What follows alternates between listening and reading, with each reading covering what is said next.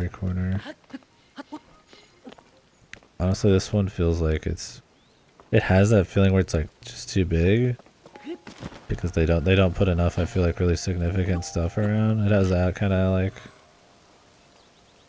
I wouldn't say it's a big issue. It's not like an Ubisoft where they just make big worlds full of like dog shit surface level content, but I think for reusing the map there really needed to be more large interesting stuff. Like that there's still just 4 temples essentially. I mean so far. Like damn. Like I want to be stumbling upon relatively large stuff in at least every zone once, right? I mean Jesus, and more than that, but like isn't that the whole point of reusing the map? Not just to do all the shrines again? Like don't get me wrong, they're fun. I still enjoy them because they're mechanically really sound, but I don't think they were dreaming really big when it came to Dusk Claymore.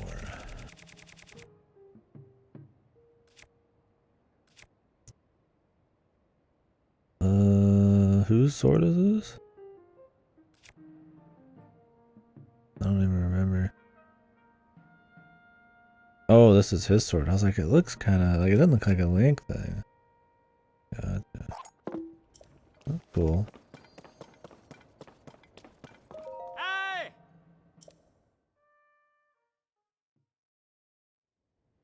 How about like a unique new sword, man?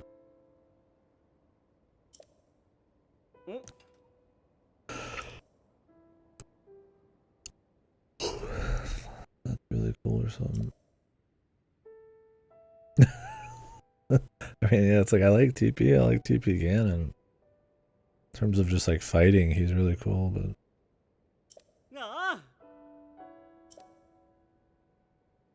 it's funny how all of the huge quests are some kind of fan service gear. The 3 mazes of God. All of this insane shit. We've got some crazy gear locked away for all fucking time. Oh, it's Phantom Ganon. It looks really cool, but it has stealth up, a shitty set piece, and you can't upgrade it. It's like, and it's just a DLC thing from the last game. Like, okay. Bisco's Fierce Deity. If you get all the pieces, you get the super sword. You know, and it's like, oh, it's fan service here. And it's like, it's good, but then like all this other shit, you know, we'll give you the Dark Link outfit for 1 million pose, or it's like, god damn, and you can't upgrade that either.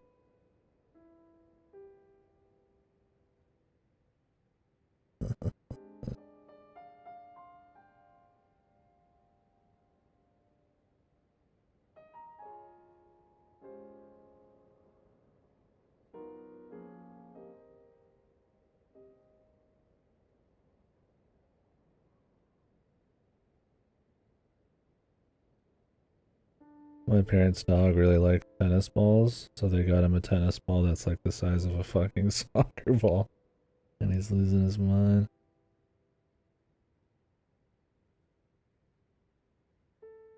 Funny.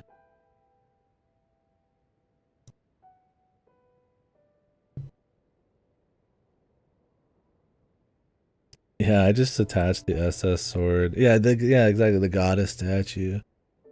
We have to go to all the dragons and remake the goddess statue and shit. And they're like, hey, here's the SS sword. I just attached it to the master sword, had it break off, and not even fucking think twice. I don't give a fuck.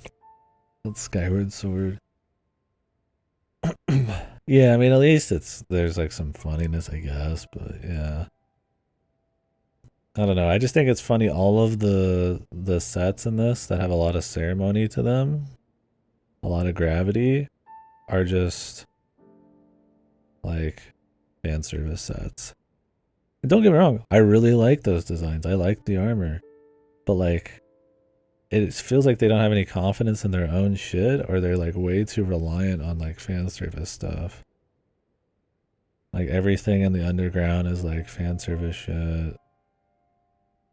It's like, man, like they're cool. I'm glad they're not amiibo, but I mean they shouldn't have been in the first place. And I'm like, what are you gonna do to make like the new thing, right? Like Like you're using an old games thing. What 20 games from now are they gonna use something from this? Like, you're the coolest things in the game are just from some old games, right? Yeah, the Fierce Stadium. I mean, I like the yin yang there. I think it's funny. Fierce Stadium, fucking Tingle's outfit, dude. They go hand in hand, man. I just think it's funny. And then that and like how bad they are, right? Right? Like, oh wow, the crazy Phantom Ganon outfit. Can't upgrade it. Stealth up. No skeletons can attack you. Like, it's like, what's the fucking point, man? Like, what's even the point? What, all that gravity? It's like, yeah, it was fun getting to it, but it's like, Jesus, could you at least pretend that the reward even matters at all? It feels like they're trying to make a statement about how only the journey matters. You can have both. You can have your cake and eat it too, man.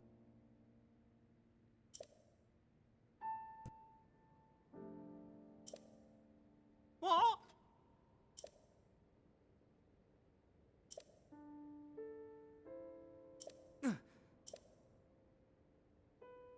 More Raru shit.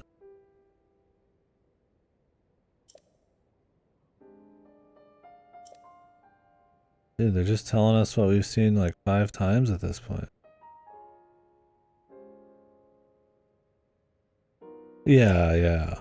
Like Fierce Deity and like Zelda history is like him actually like going God mode, and it's really hard to get, and it's super strong. So it makes sense as like the best armor set. You'd get it from really hardcore shit, right? Like it might still be a fan service set, but like, you know, it's at least fitting there. No. Wow, that was really exciting. That lore is awesome. You mean the sages fought together to imprison Ganondorf with Raru the king? In the imprisoning war with the secret stones? What a discovery. Ah. Link could ever speak. Man, you know, this wouldn't be much of a find at all.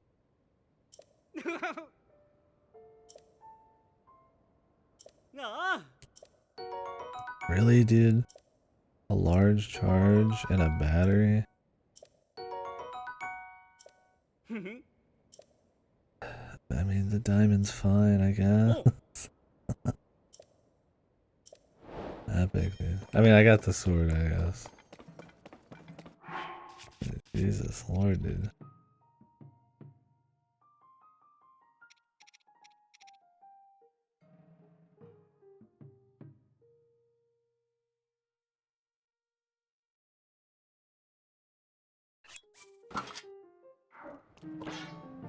So this is Ganon's?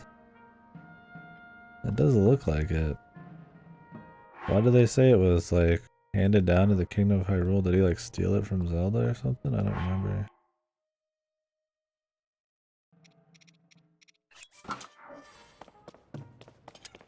Only mindfucker.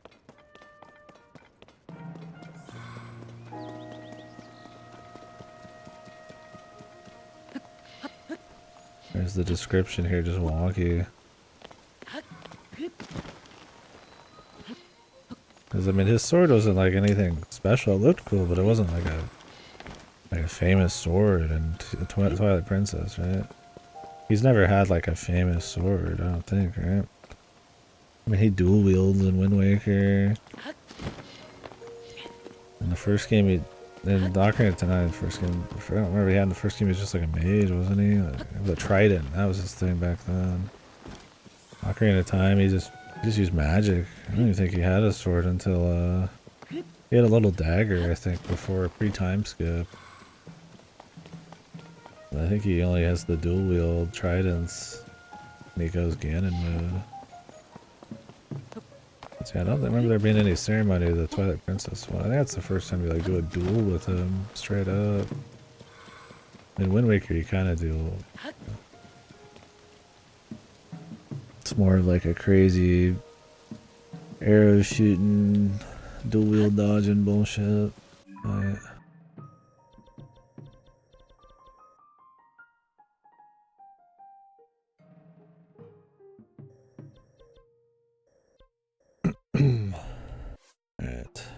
Oh yeah, I was gonna see if there's new dialogue.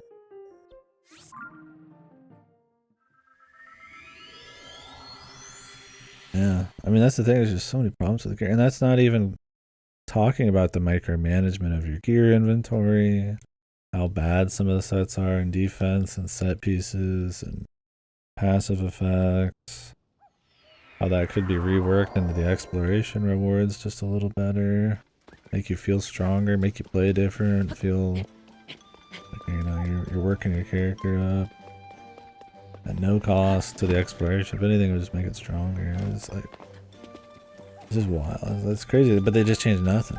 2 games deep. It's literally just unchanged amiibo gear. Down to the fucking unupgraded bullshit.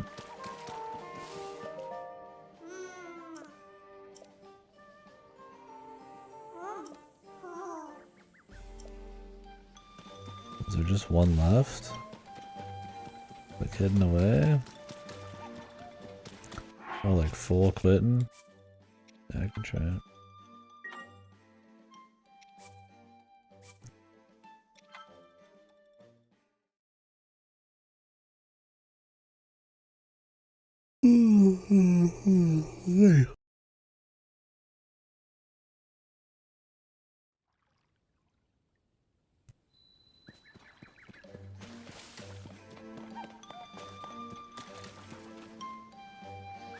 Oh yeah, I guess there could be.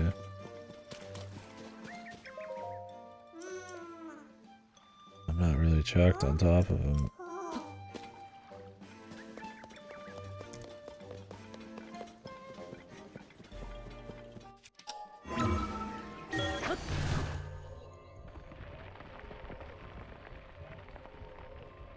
I followed the lights like the man said, and that was enough for me.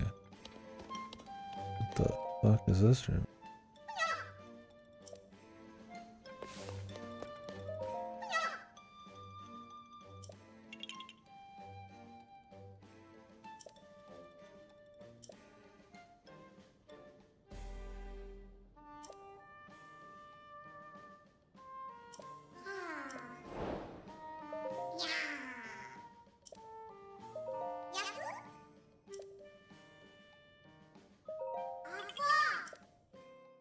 What the hell is this?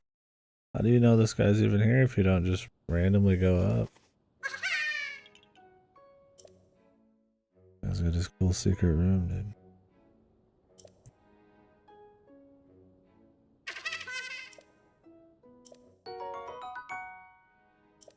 Korok fabric.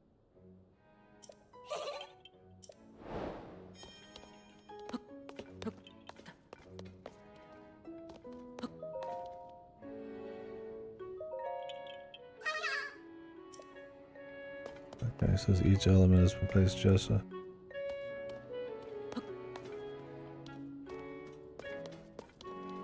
Our good sign friend? Oh, when you max them out or something?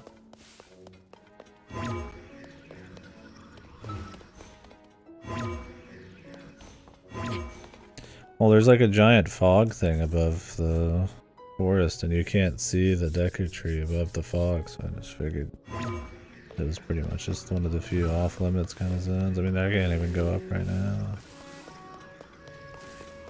There's like one spot.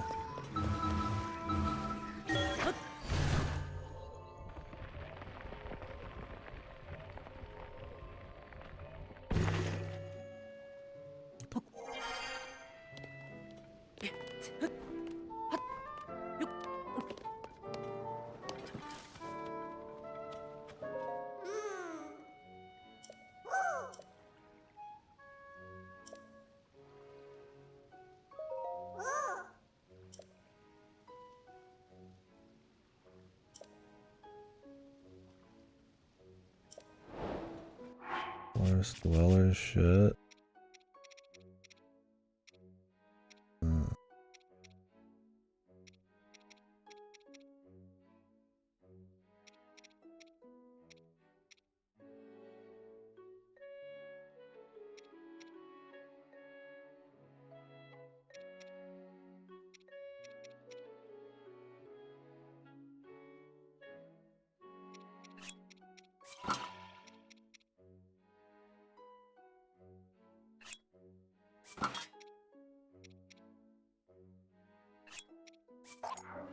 Why is the Sword of the Hero so bad?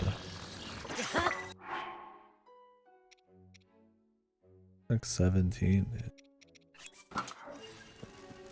Not the best the original hero could do? That's a joke. So I'm looking for some, like, some weapons on this fucking tree.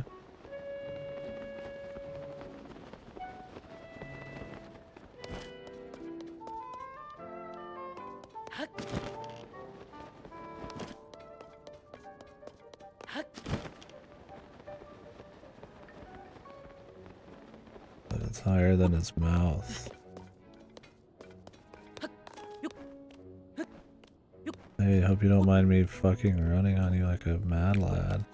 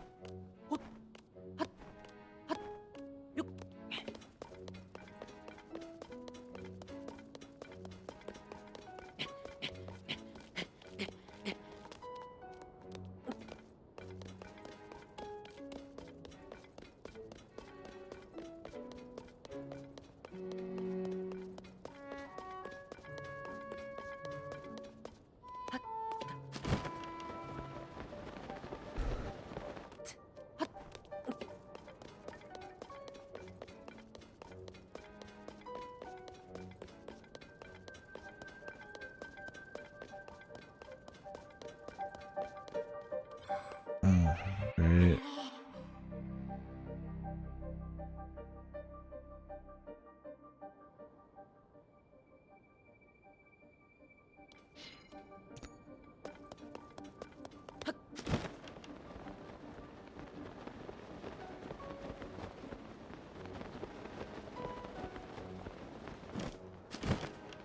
Or are they like actually on the tree?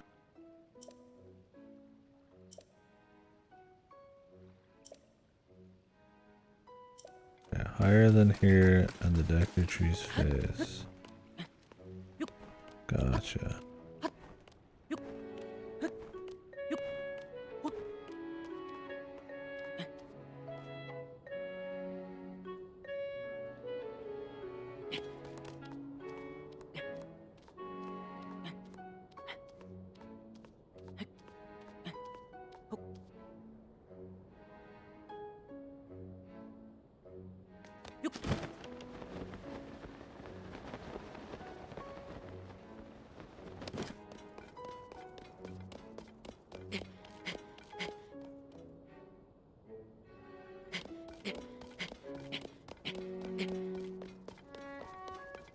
Didn't I already go up here?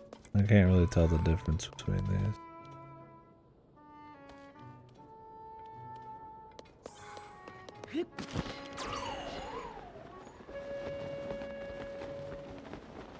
Well, if I can't use the gust in town for some reason.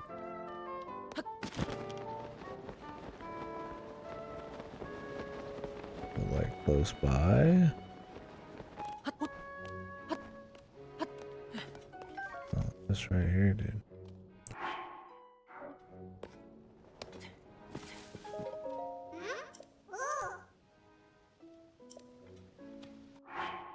Bring them both. Can I attach them together when I get in trouble? I want them to like despawn a decent weapon.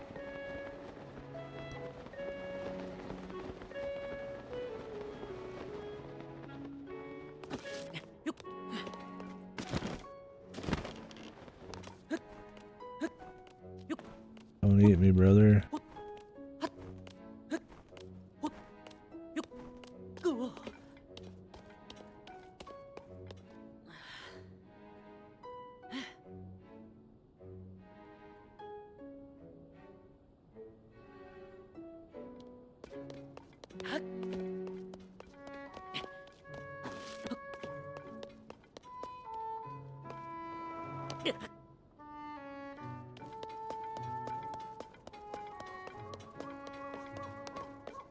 Maybe it was in that guy's room.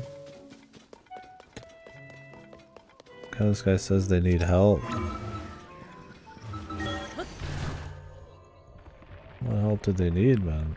They're just fooling around.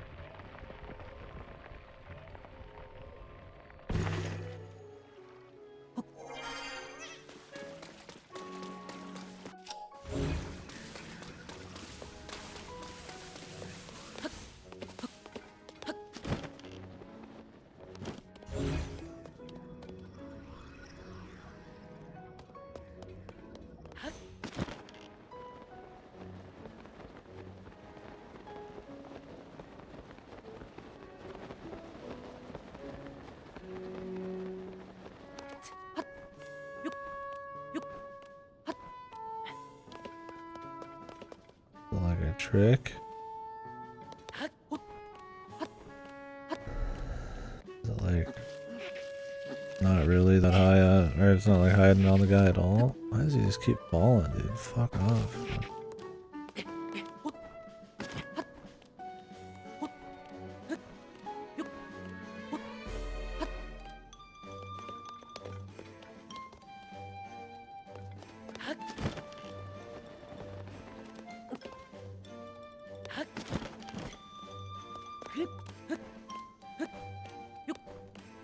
Riveting.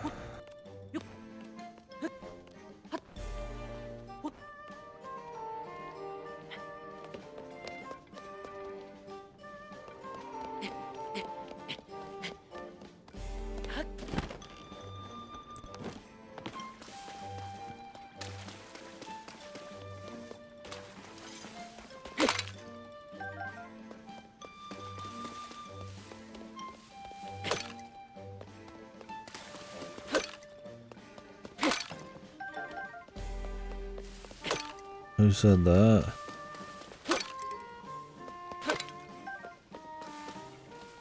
I said I like the little guys. I don't think their quests are particularly crazy. I like seeing the little guys. Their reactions and animations are fun.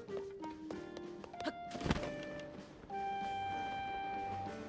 don't think I feel very strong about their quests. This one especially.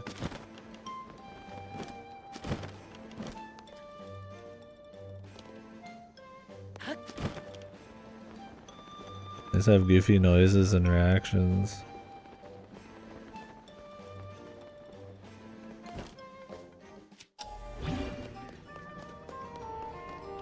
Let me highlight the weapon. Yeah, if I said I like the quest, it's more because of the animations and stuff, not the material. You just get to see them act goofy. Or they're like just surprised about everything. I think they do a good job of that sometimes in this for sure. I mean, it was something I feel like the old games did all the time. They have like really fun NPCs, but I still managed to. I don't really know how I'm gonna highlight a weapon that I can't see.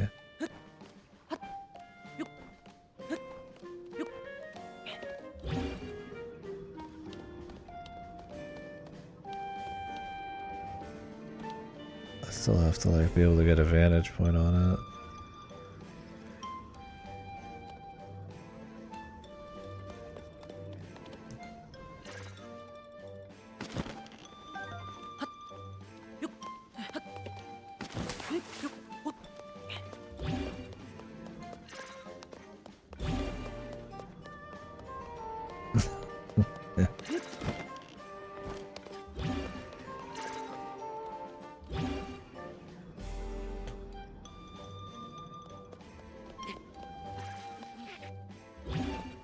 think anyone would regret their words and deeds after this one, though.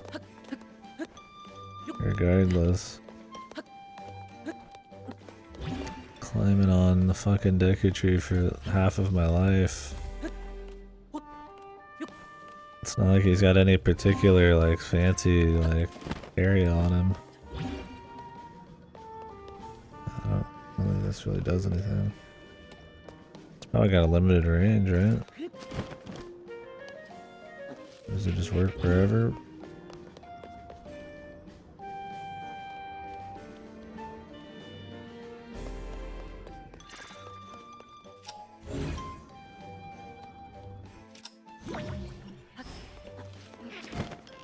I don't know if you have to highlight over stuff for recall.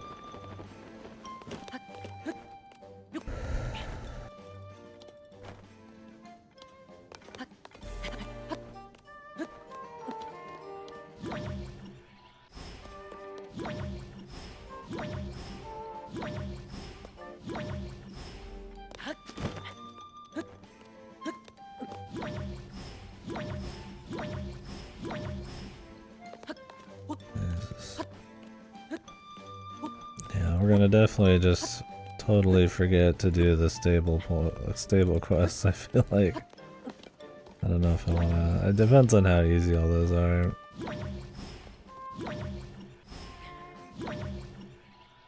No. We'll see how I'm feeling after we explore the last two zones. Probably gonna be like, alright, I'm ready.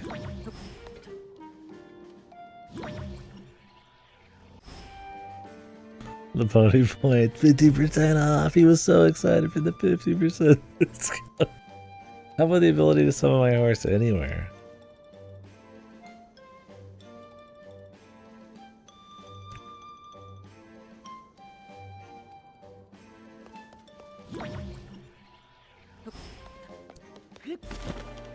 Alright, where the fuck is this thing, dude?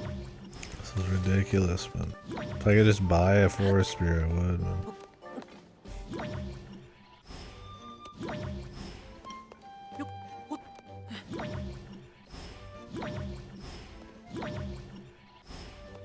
Is it in some bullshit place?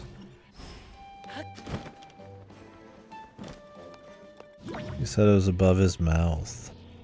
At least.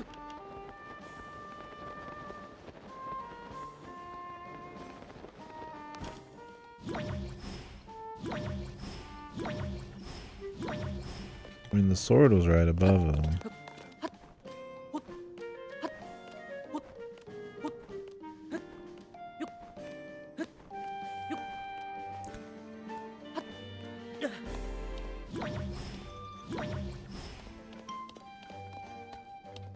But I don't think it's supposed to be higher than him.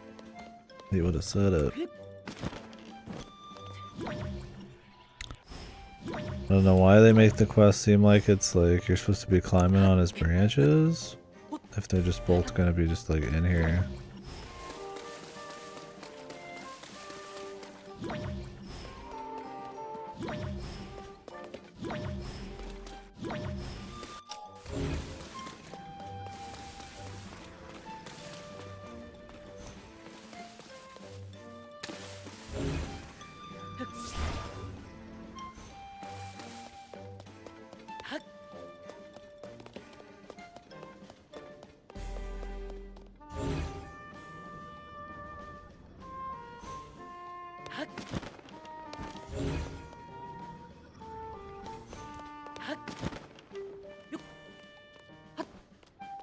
He's the Korok.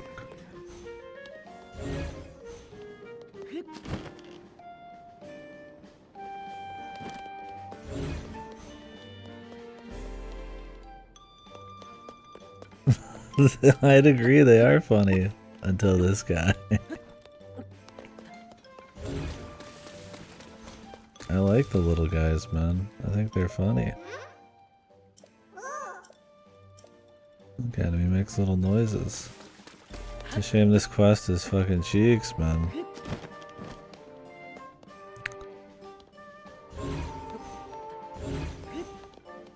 Yeah, well, what's the next step? I mean, I could fucking stand up. I have to, what, just stand there for a while? What's the next step? And I'm not gonna just stand here. Twitch delay. Turn right. Yeah. Behind the tree. What the? Why did they even bother? Did he say it was gonna be on anywhere?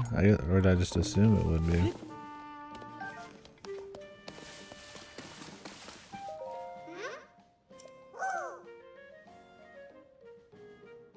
It was tough, buddy.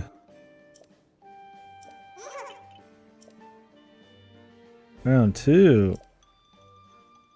Below his face. Oh Christ. I don't think the little funny guy cuteness, man. I don't think it's gonna be enough, dude.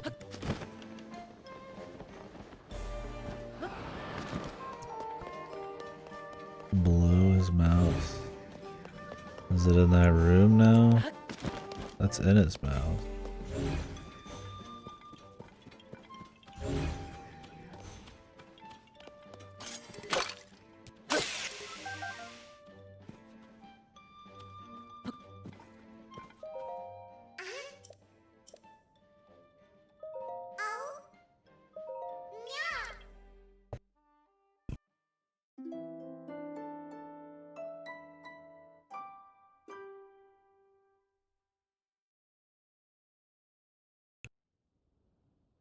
They were pretty fun and animated in Wind Waker, but I think it's one of the few things they like ripped that actually is probably better now.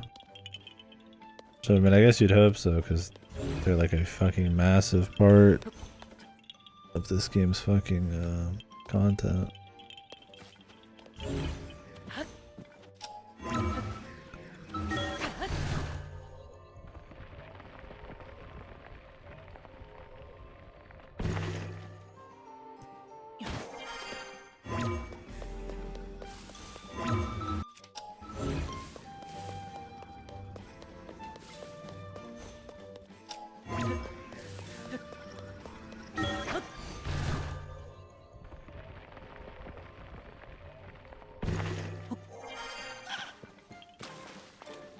Scared him shitless, man. Good. For all he's put me through, man. Good.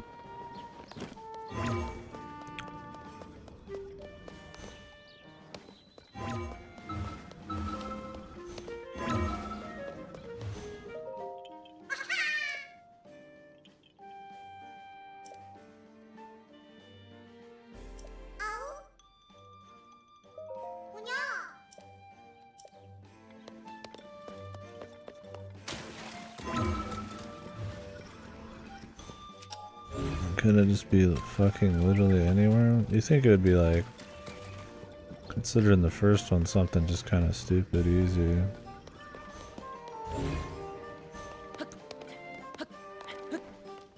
Oh, there it is, man. Oh,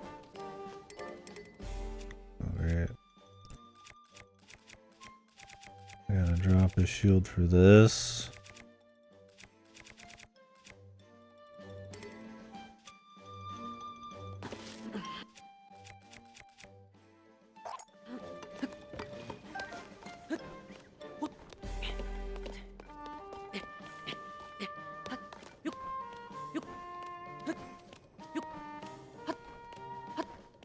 Why did I ever let them tell me about the top of the Great Deku Tree?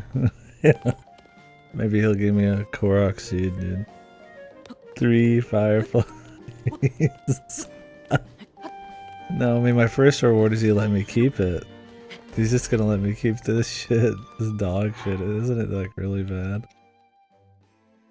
The finest hardwood. It's sturdier than it looks. Yeah, just in case I run into, you know, lightning, I guess, right? I gotta have some wood shields ready. That happens so often, I need to have special gear for it, right?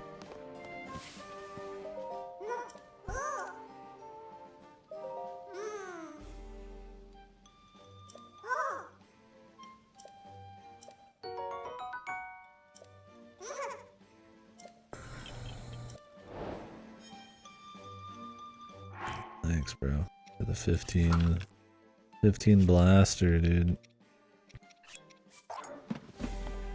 Much obliged, man.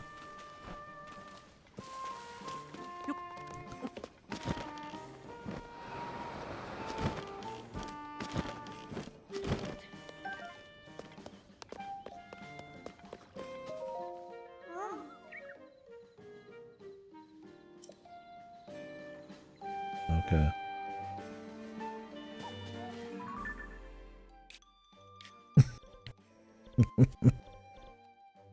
I was like, hey, thanks. I'm like, and he just turns away. The second best bow in the game. What the fuck? Not even. The Great Eagle bow is better than this. So is the Mighty Savage bow. Or the Mighty bow. It's 20. It's fourth best. Maybe. Demon King does more damage. Well, the attach-ons make it worse than Demon King. It's crazy how much add-ons do to these multi-shots. He complains, I don't want just another fucking weapon. You see how many fucking Lionel bows I've got sitting here? This one shoots 5.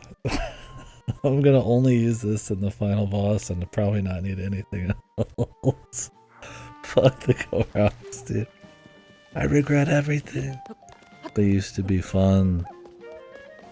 Now they're bastards. Everybody gives bad rewards in this shit.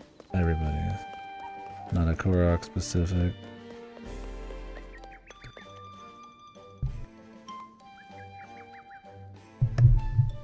Shoot a ruby at him.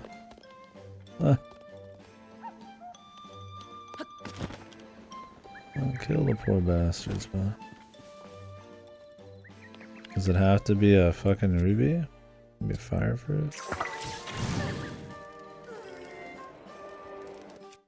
Does have to be ruby. The most expensive thing.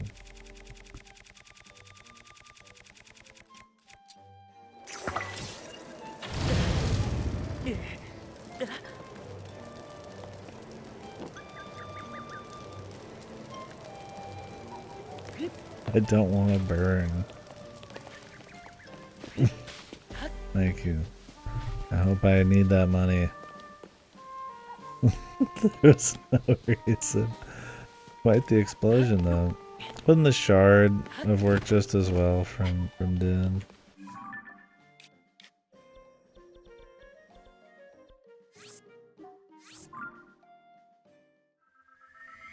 Speedrun uses rubies to kill people.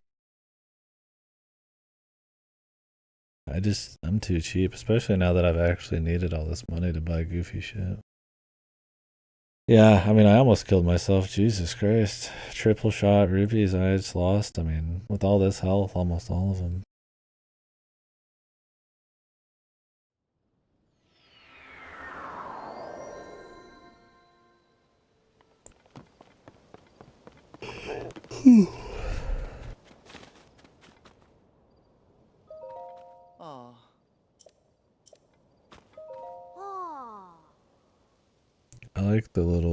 I like the kids in all these, they're funny. They all are goofy sounding and goofy looking. Like the Gorons and the Zoras and shit.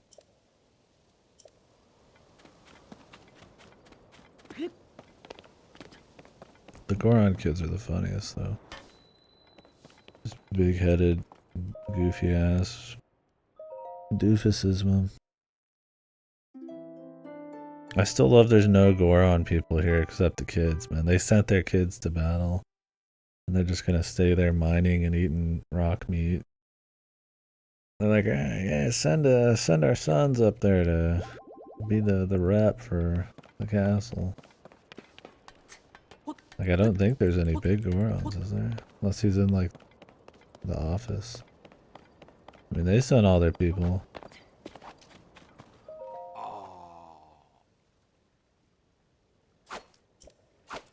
Who's there? Oh, Zelda's there? Is that what's going on? Yeah. Yeah, I'll be with her in a second, buddy.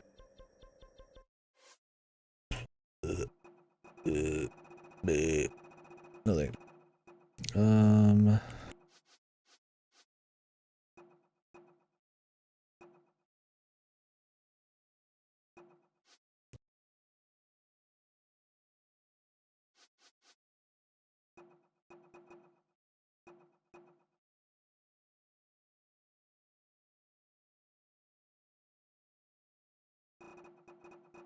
Curious about this orb quest.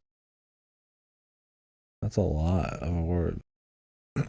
This sounds like a really long quest. These are like all over the fucking entire zone. I gotta manually bring them all back.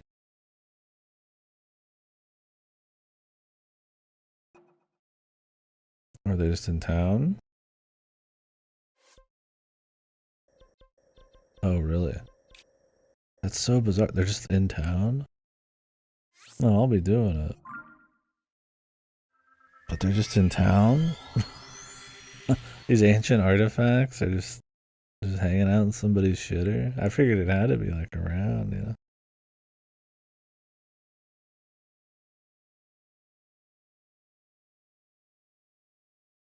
What? What do you mean?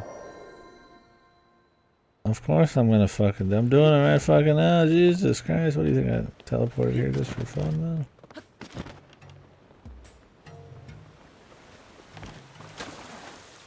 This guy's insane, man.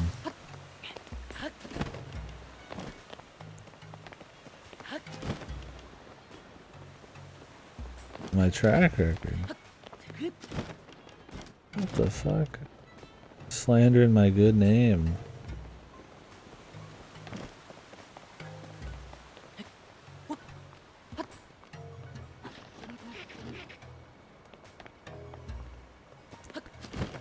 I'm Katie Killicus, man. That's my good name.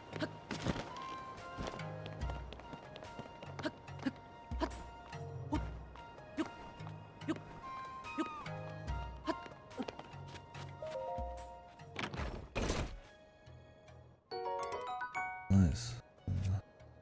Shield to go with these arrows. Oh, there's a bow there. I assume they're like in areas that would somehow make sense. There's like a water one and shit, but I mean, there's not that many fancy zones, man. And why would they be still in those kinds of places when it's like they're ancient artifacts? Not like they're like kept nearby.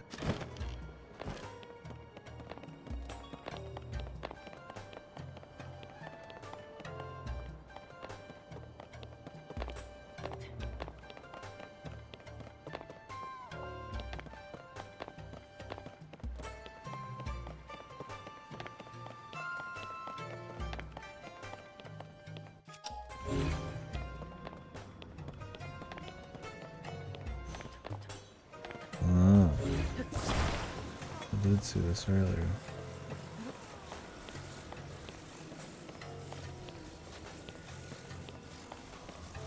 Greetings.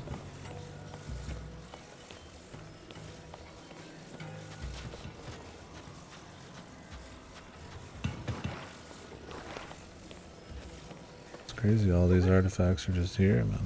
I mean, I'm fine with that. I can't say I wanted to go on the greatest escapade ever, but in terms of size. Oh, what are they doing in here? Oh, that's the teacher.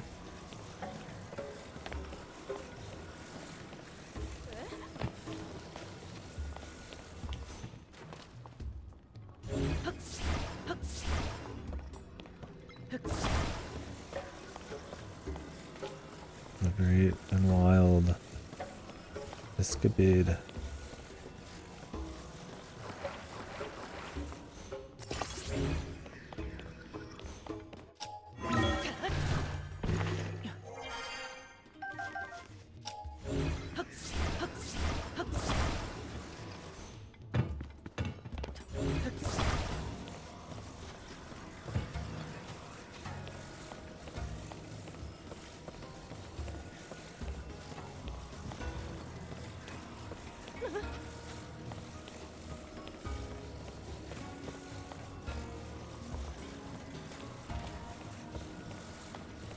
Are they in the ruins underground too? Do I go through that cave again? I feel like you wouldn't be able to lift them up high. Probably not. Where's this fucking thing at?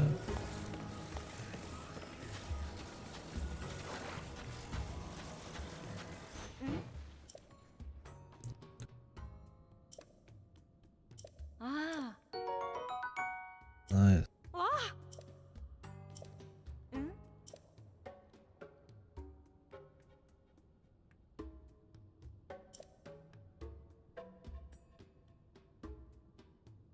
Hmm. Eh?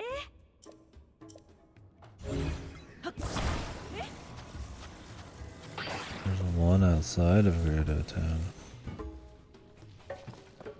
Well, hopefully she tells me where.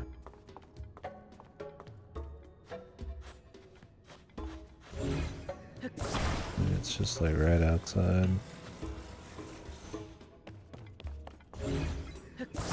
Or in the market.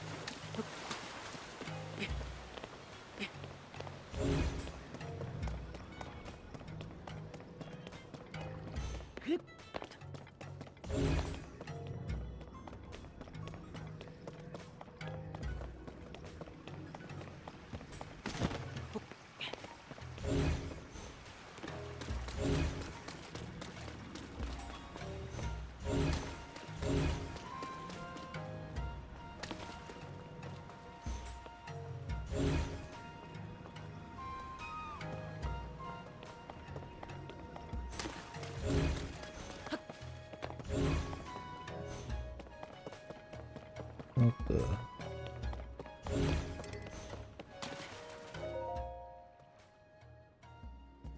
Oh.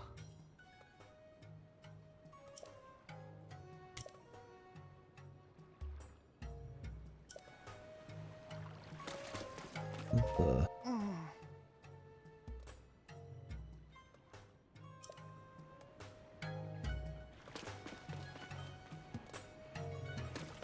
I guess sneaking in, dude. Buddy, you could be imprisoned.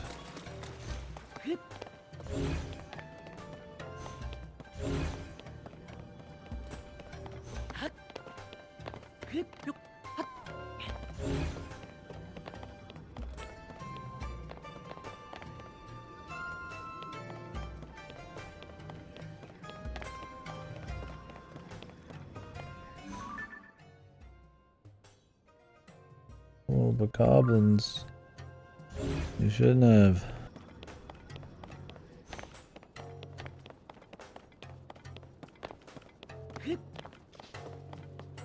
Dylan, Hey, Ripper, dude.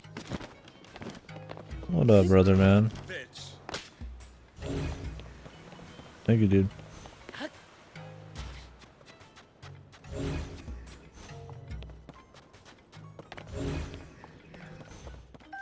Thank you kindly.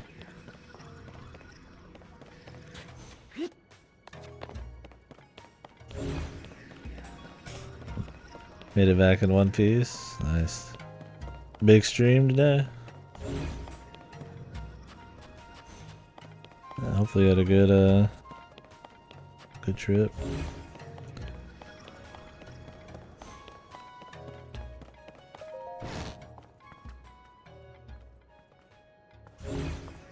So you made it back from Booze Land. Did you guys just booze, or are you about to booze? I saw the stores you had.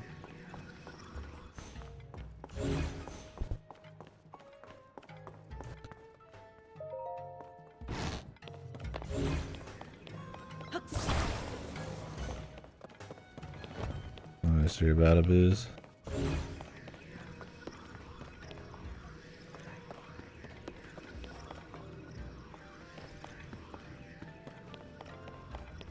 Okay, a couple weeks, gotcha. You guys usually do that at your parents', right?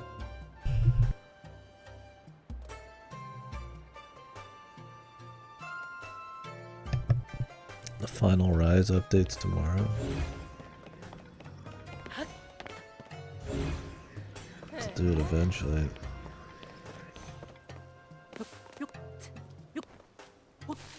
A bonus.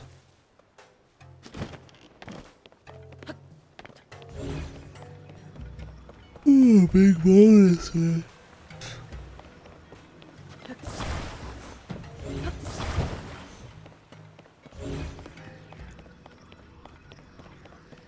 So who all ends up going with you to Estonia? Your parents or some of your buddies? Brother? Or...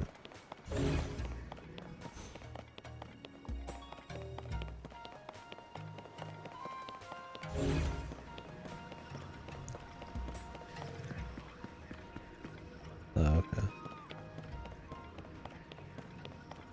Yeah, I was like, oh, it'd be quite the bill to have to fit, you know, the foot for a couple weeks.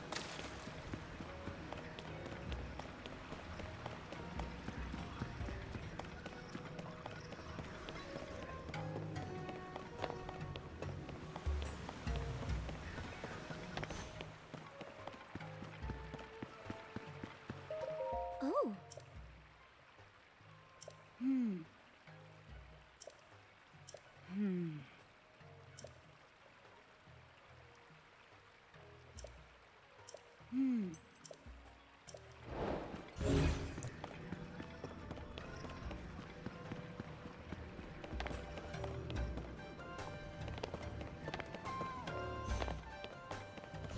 Ah, shit, the passport. That'll do it.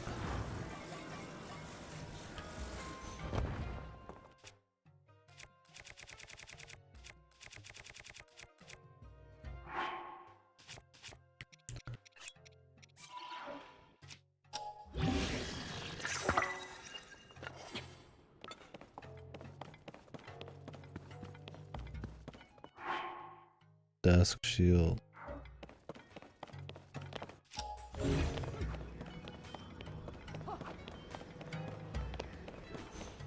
Eh?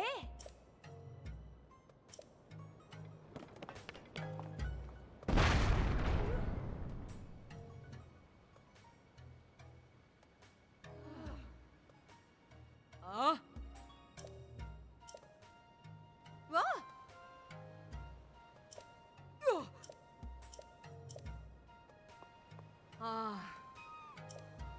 Why do you keep doing that? Why not? Like the absolute mad lad letting off cannon fire in the middle of their town. Yeah, I saw. Good on you, brother.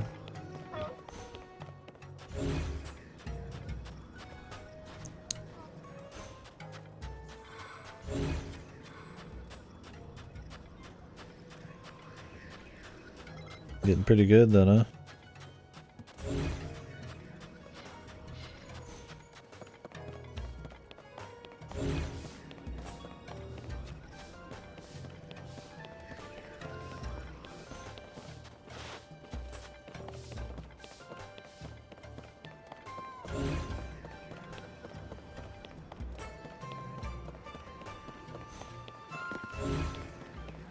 Yeah.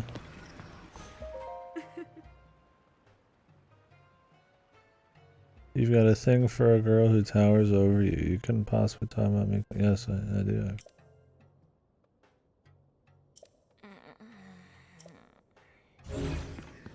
You're dreaming about me.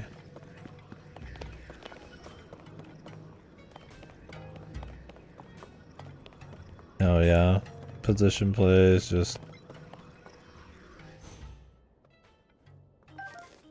Oh, nice, go back.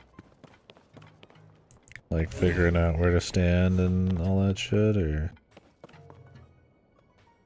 what exactly is position play? Ha.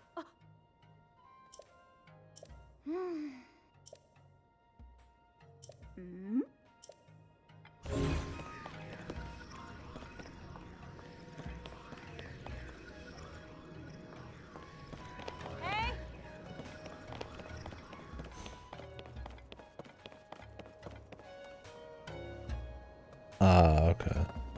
The 2 steps ahead kind of shit. It's not about just getting it in, it's about getting a good setup.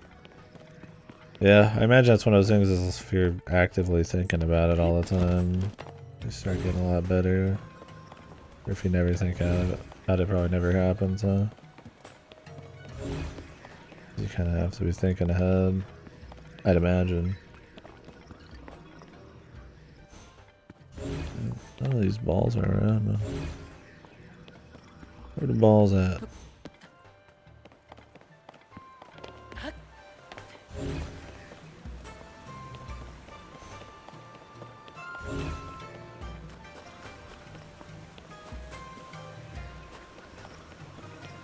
Yeah. Unless they're underground. Hi. Yeah. Not surprised. Sava. Hi. Yeah. Aw.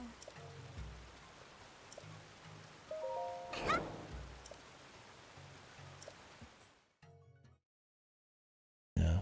It's a tough game, man. But you practice a lot.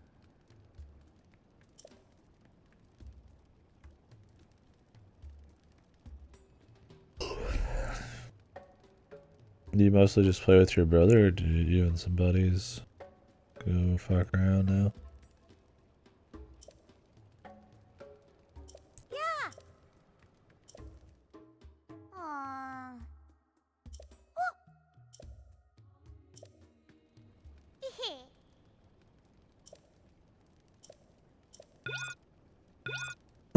Around the bed.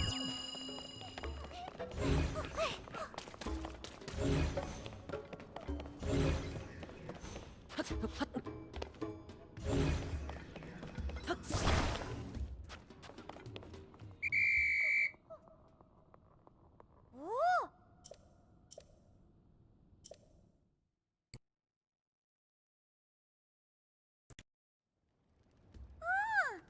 Oh, cool.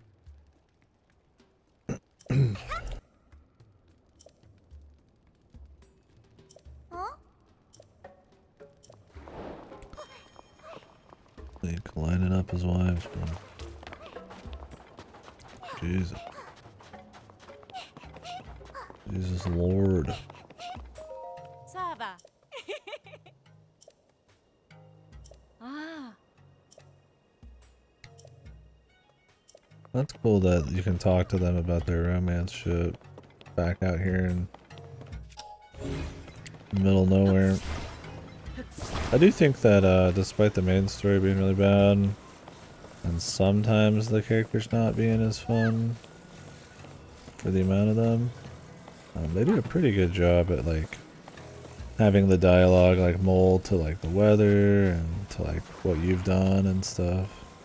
I think they've done a real good job at that.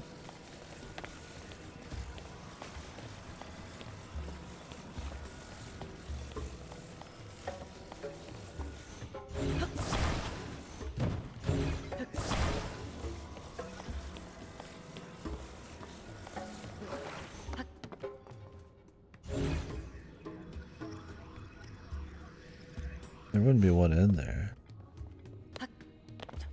Maybe.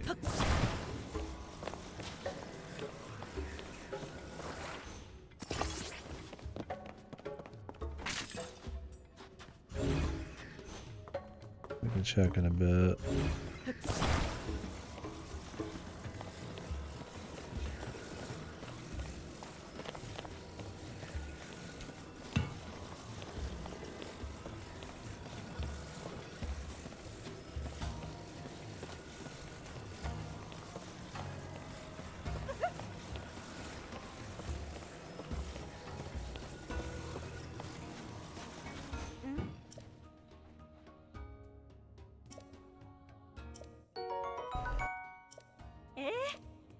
Tell you what, man.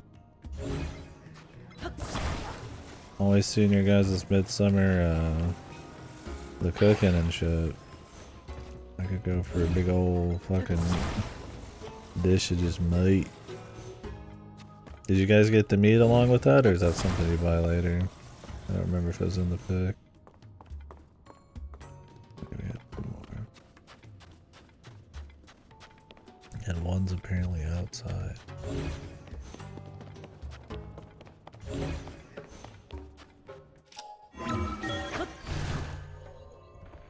Oh, I gotcha. Meat.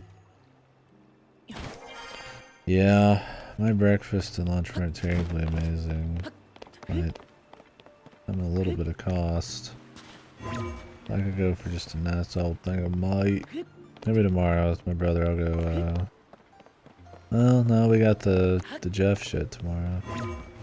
I'll probably just do rice and fish.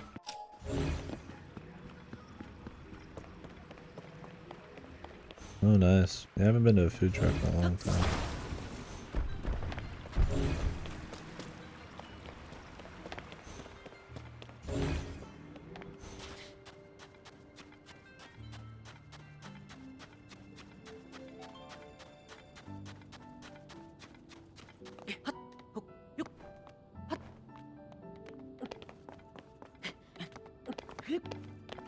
I haven't had good brisket in a long time either. Yeah. So do you guys just order it from like a proper butcher or something? Guessing it's not just something from like a generic, you know, general store.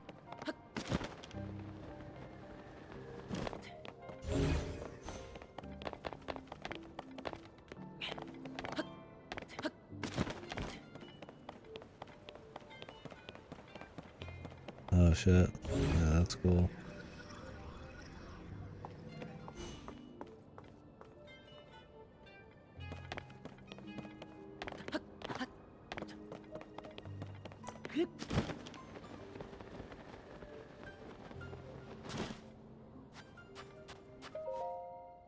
Ah. Ah. Ma.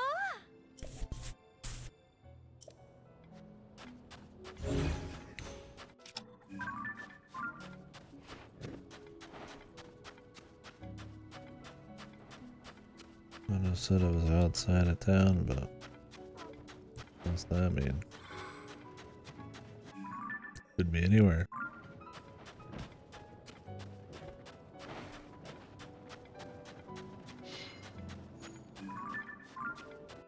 In the whole fucking desert.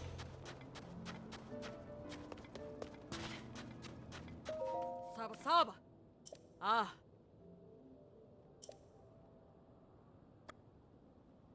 Ho.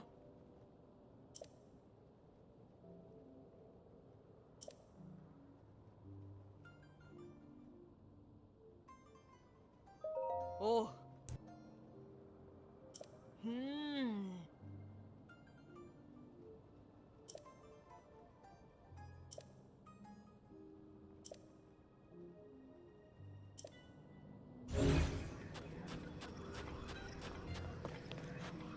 And there's still a ball missing somewhere. Maybe I should go do some other quest and see if I just stumbled upon it.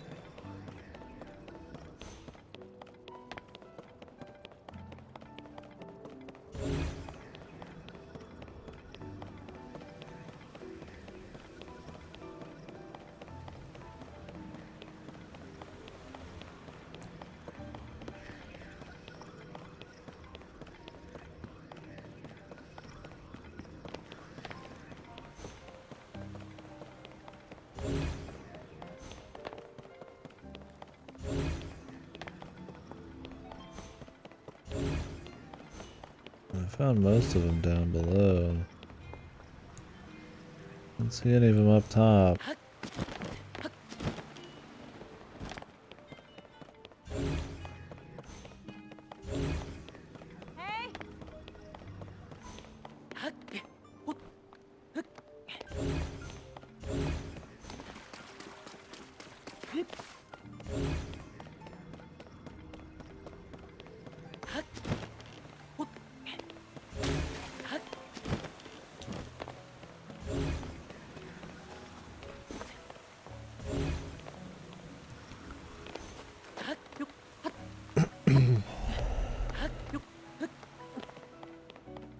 We can come back.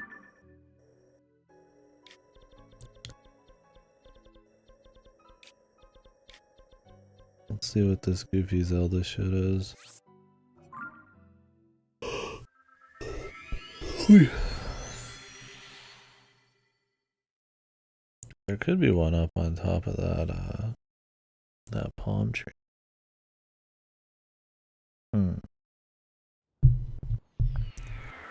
Maybe I should check that real quick.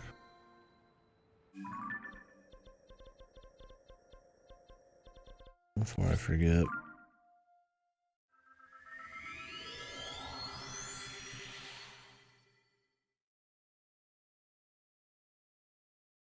Whew.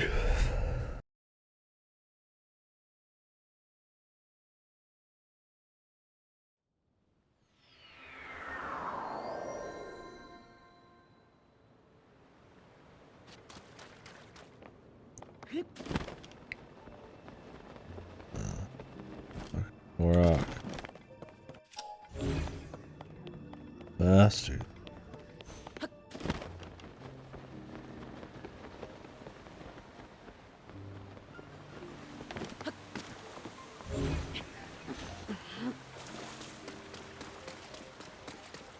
Lady downstairs help us at all?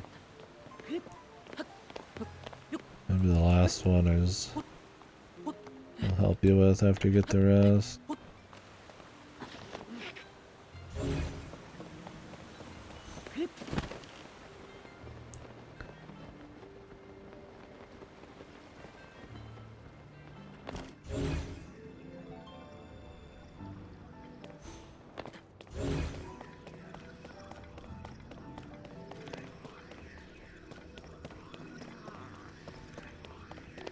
Could be downstairs. I found somebody down there though. Hi. I think they'd want you to explore the up area a little bit. Secret map.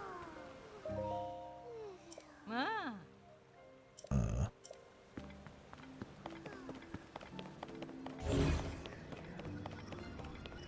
A special job phase.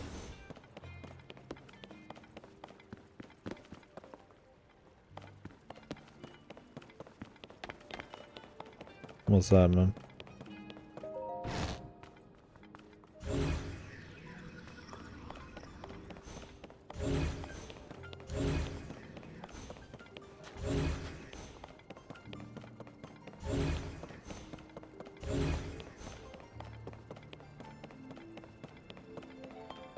In what way? I mean, I guess the implication is he's an alien guy. So he's already got some status. So he just unites the people. And calls it Hyrule. Why does he call it Hyrule though when that's the name of the goddess? Or not? No, the goddess is Hylia. What is Hyrule? Is there any? What's the implications there?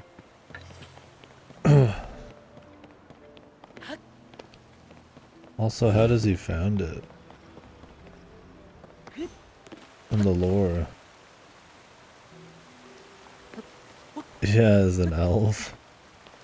Yeah. Did Hyrule exist in Skyward Sword?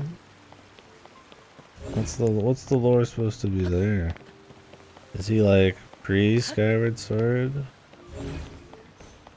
Because the Master Sword didn't exist back then? Or what? I don't know. Thing is, like, the whole thing is a bootstrap paradox. Never played it? You're not missing out. Well, it's worth playing. Like I said, it has that problem where it over-explains the lore. A retcon, it kind of feels like it's we don't give a fuck. Although it doesn't feel like it gives a fuck about its own story either. I mean, the whole thing's a bootstrap paradox from the ground up. Like, they don't even give a fuck. Zelda goes back to, like, create the whole reason she has to go back, pretty much.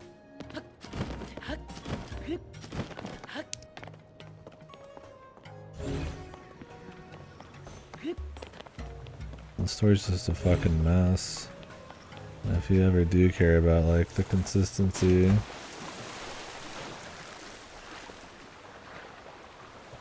of the lore or anything, it kind of throws a lot of that out the window, yeah.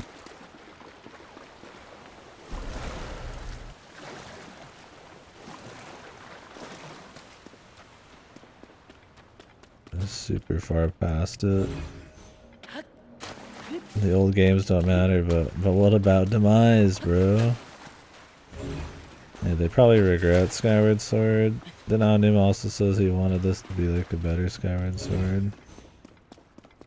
I mean, people like fuck around with the lore before Skyward Sword, but it was always just like, you know, knowingly that they're not really probably making a big plan. Like, you get your sequels, right? Like, you know, Phantom Hourglass and Spirit Tracks and Majora's Mask and stuff. But they're pretty localized. And then Skyward Sword comes out and it's like, we have the answers to all of the lore. And they release the fucking Hyrule, you know, timeline thing. The Hyrule Historia and shit. Man, the Hyrule Historia doesn't even, it probably doesn't even mention its founding in there, right? How would he found Hyrule the exact same name of the kingdom? He's from space, and Hyrule was the name of the kingdom beforehand. I mean, the more questions you ask, the more just dog shit it gets, right? On a small scale it's shit, and on a big scale it's shit. The games really are just best when they're just doing their own thing, man.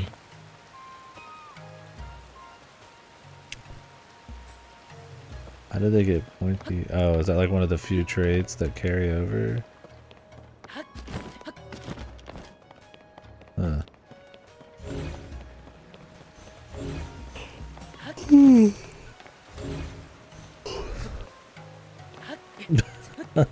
Base. They were mingling long beforehand, dude. There were humans back then.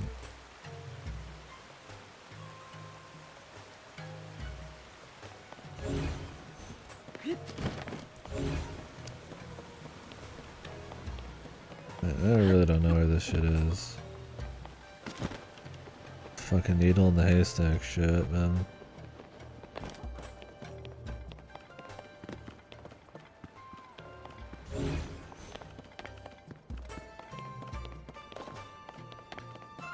And then one of them's magically not even in fucking town. Hi.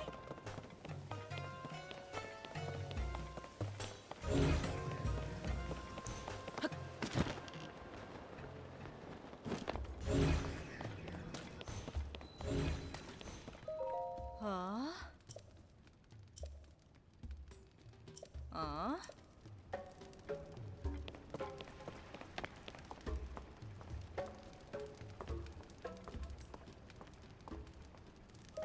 Huh?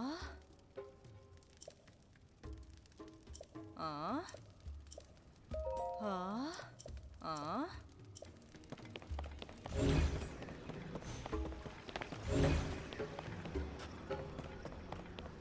Why am I not the Velvet Dreams, bro? Ah. Ah.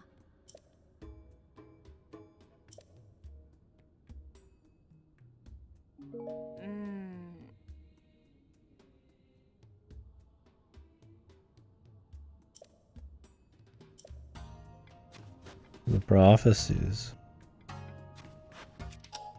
Does the sand seal tell you where these are as well?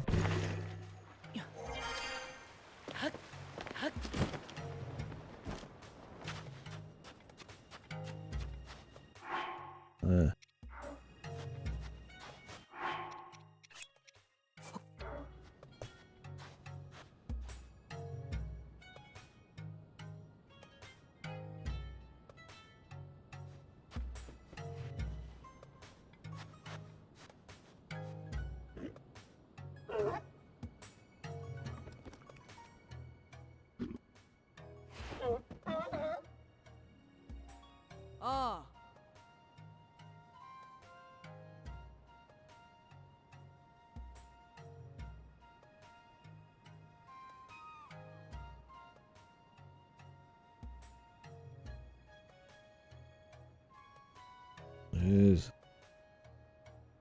The seal.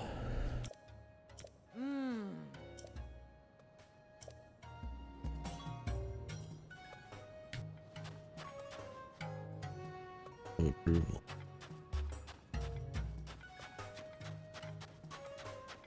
Yeah, 3274 is like really far away, man. Also, you can't even like see these on the map, can you?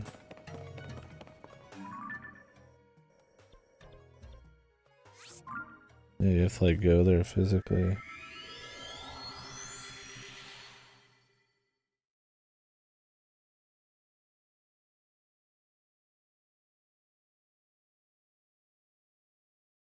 Three two seven four 2586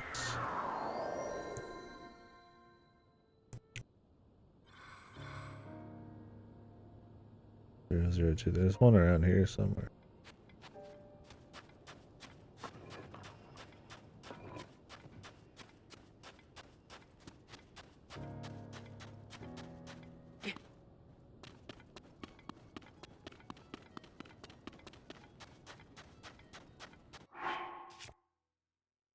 They are walruses, yeah. Should have called them the sand walrus. I guess sand seal comes across better. I guess.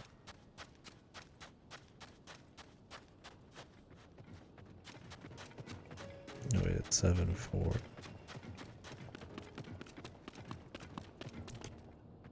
Two 586.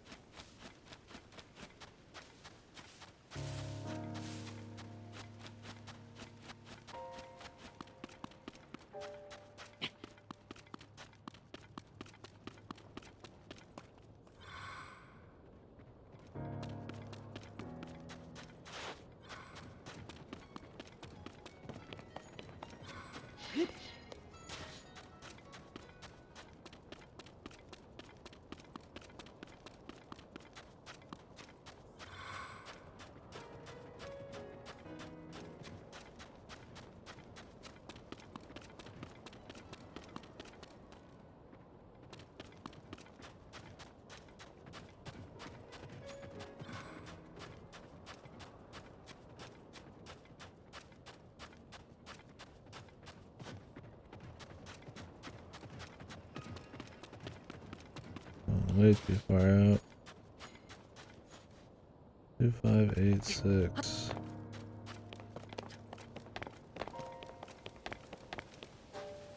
Probably underground. 3274. 23.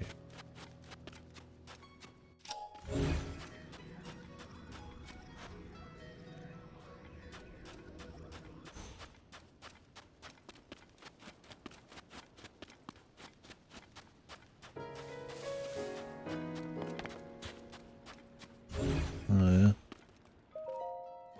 Now I don't know if she actually brings you to quest because there's a quest here, or if she brings you to the orbs. I assume she always brings you to the orbs because that one person mentioned it. Oh.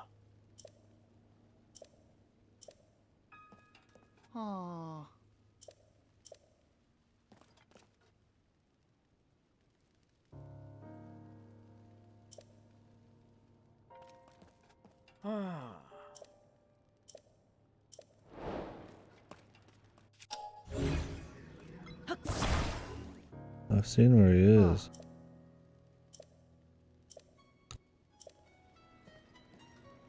Fuck yeah.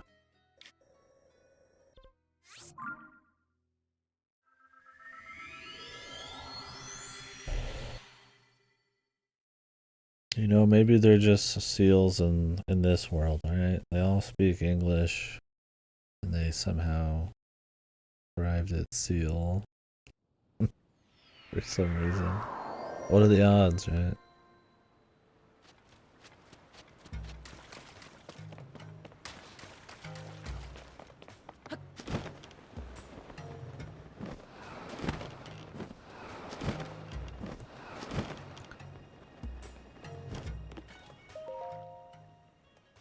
Oh.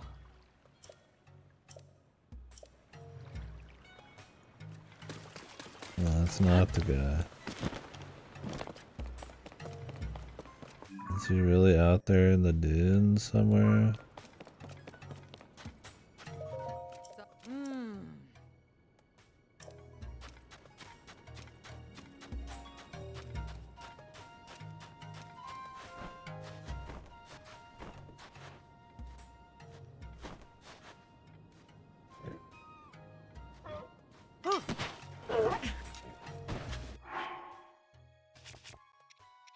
Because of this shitty shield I got.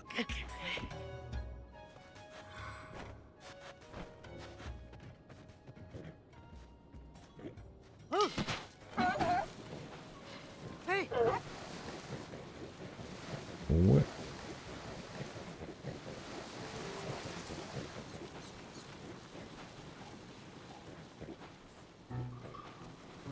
We Hey. went west.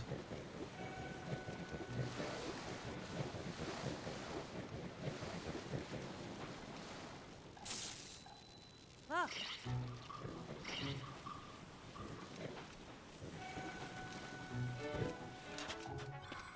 That's enough.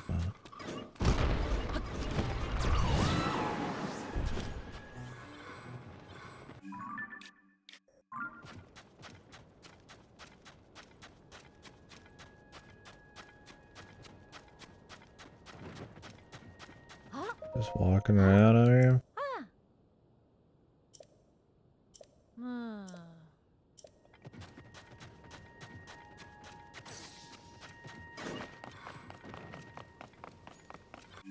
Where is this guy at?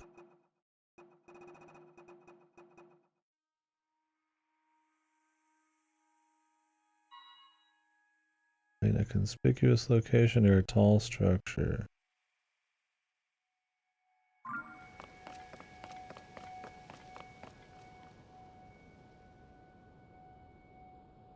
And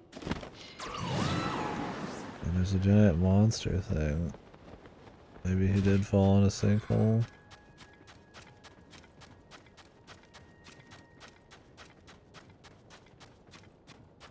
What is it, dude? A sinkhole or a tall thing? They're both very different. I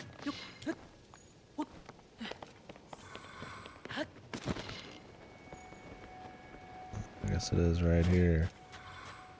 Oh, shit fell. Just put it down. Guess it's the double whammy.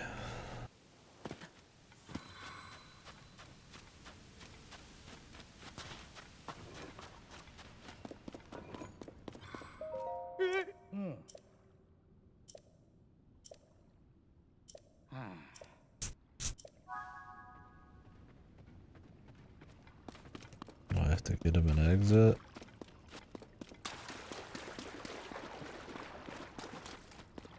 Haven't I already been down here?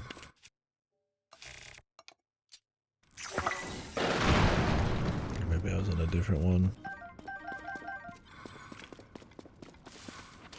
Or maybe you just have to shoot this open again. Yeah, I've already shot the other side, so it's probably just to justify him being trapped here. Huh? Oh. Oh.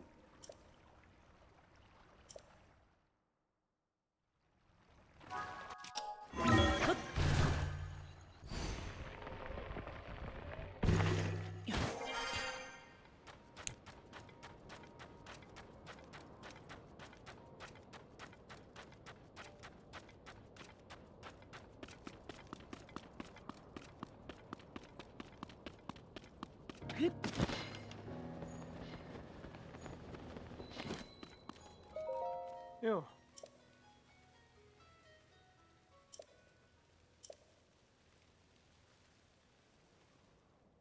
Oh.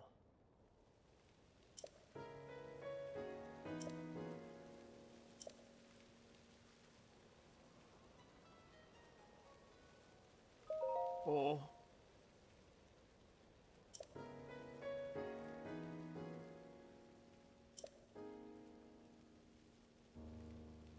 Ah. Oh. wife, but he just lives away from her? Okay. Maybe he visits.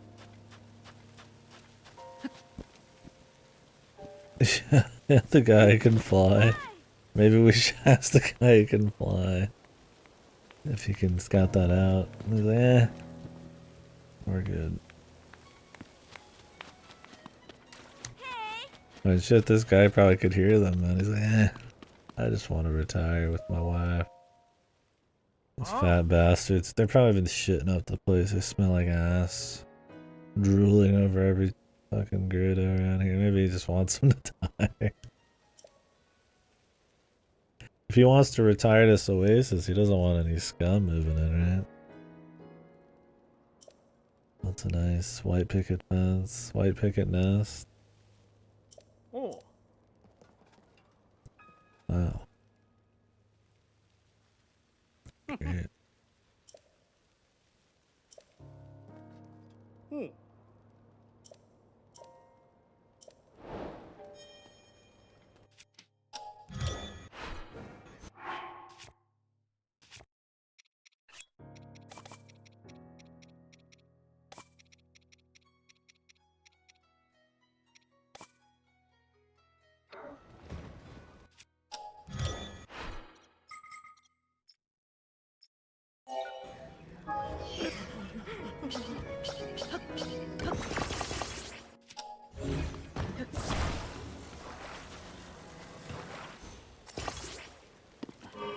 It was cool when I was getting to use these for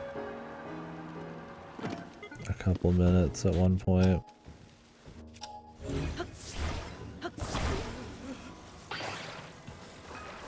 I actually use them.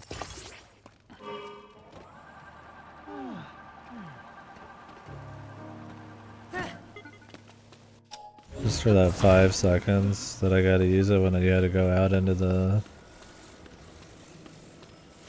desert and without any mini-map. I was like, damn, I'm like RP in here. I guess I'll get to use it right now,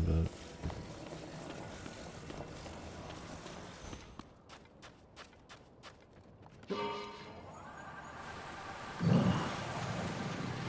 I just wish there was more like reasons to use stuff.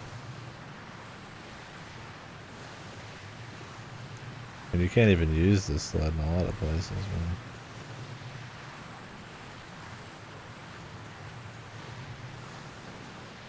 It feels cool when there's like a set piece or some kind of just environment or something that really makes use of the vehicles. What I said is like maybe the depths should have been in like different locations and like you were hard limited on what you could use, and instead of just a dark world, the depths was like completely designed around like certain parts. I don't know, just something like that.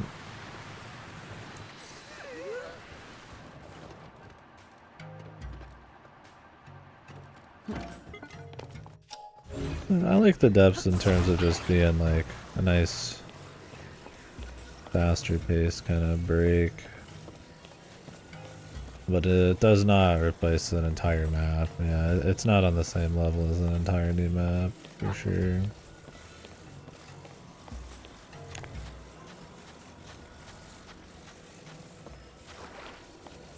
There's just not enough significant stuff. Like, clearly they don't want you to look over the map with the magnifying glass because they give you, like, the locations of treasures down there with, like, treasure maps and shit. Like, they want you just to kind of move quick, and it's cool as a nice little break, but I think that's more because the overworld doesn't have anything, like, significant enough, and it's the same thing, so you kind of need the break. More than it is that the depths is, like, ultra interesting. It could have just been a lot more. But I don't know. I mean, I've got all sorts of shit to say about most of the game.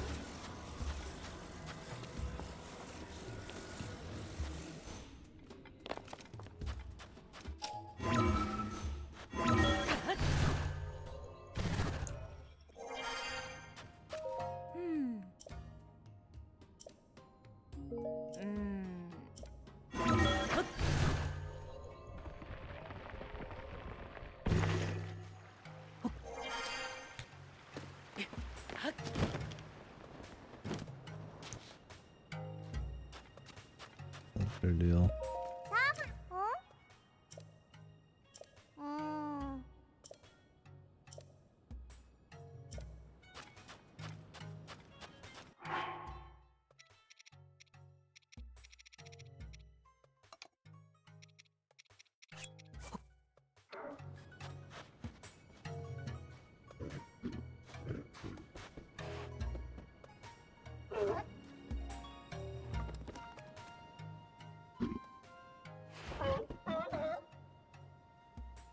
Oh.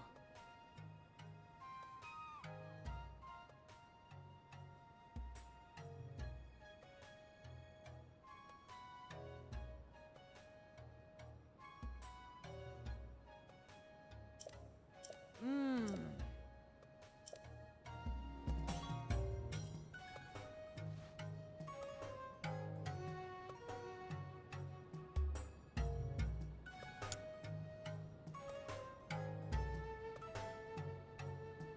$3,800. 2,969.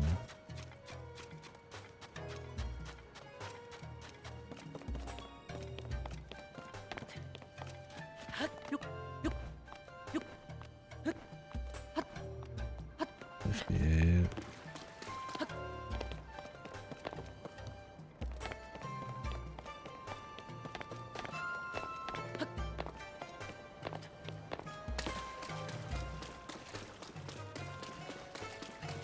Hut. Hut, hut, hut.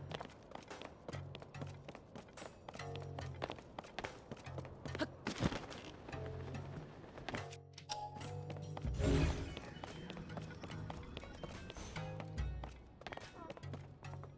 Hut.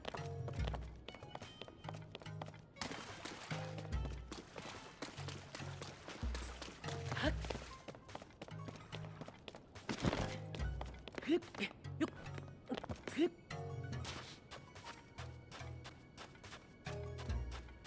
Hut. Yuk. That's on this. 3,800.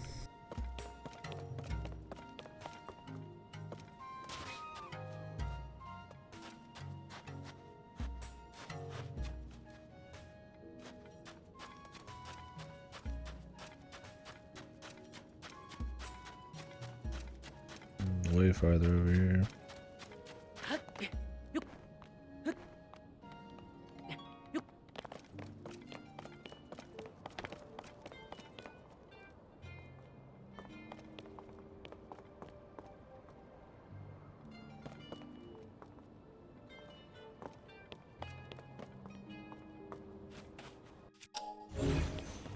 Mm.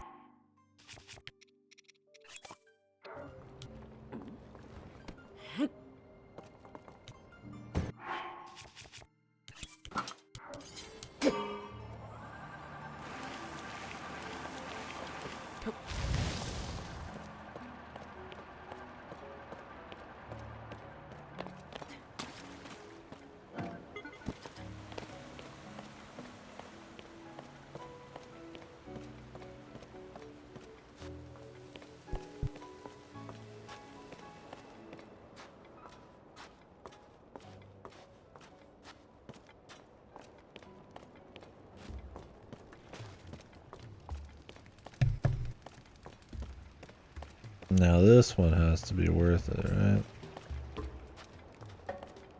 This is a big quest line, right? A lot of time, a lot of secrets, right?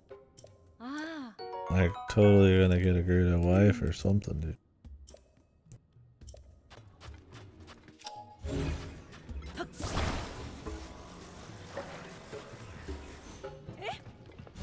Yeah, it's probably gonna be some fan service gear. 2 pony points. Yeah, 7 hydro melon. Whoa! Eh? Nothing unique. Something you could go farm yourself faster than the time it takes to do it.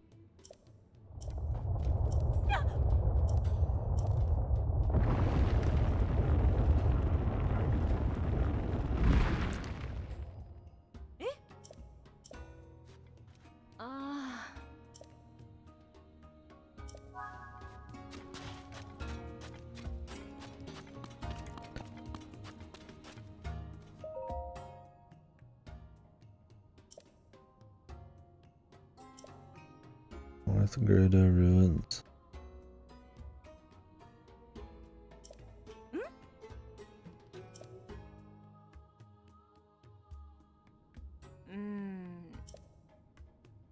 Ah.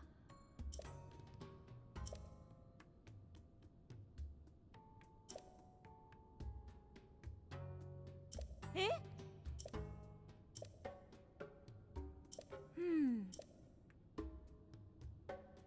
Eh?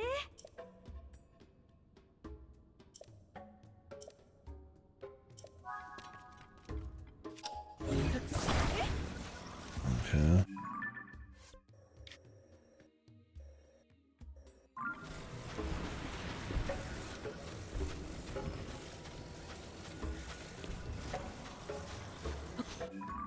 I've played with the idea of just not playing it. Like, it seems like it'd be fun, and I mean, I like D2 and 3, but I'm not like just fucking just frothing at the mouth for it. Really, so it's like, and this one's like, people seem to like it, but all the negative I've heard about it sounds like the antithesis to everything I enjoy. like a map that's way too big, that's full of really surface level samey activities. And I'm like, well, if the core gameplay is just that fun, I mean, I don't have to do all the side shit. But a lot of the positives I read are like, it's really fucking huge. I'm like, that doesn't mean it's good. I mean, you could make a game that lasts thousands of hours and it's just super boring. I'll just carry this over here. So I'm chatting. Yeah, for sure. I mean, for me, it's like, I don't gotta really pay for it, so it's more just time. I mean, I think it'll be fun to chit chat and talk about Blizzard and stuff. But yeah.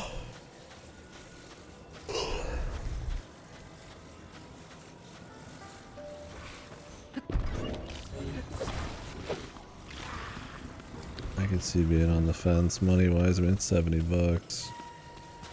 For a live service game with microtransactions and battle passes.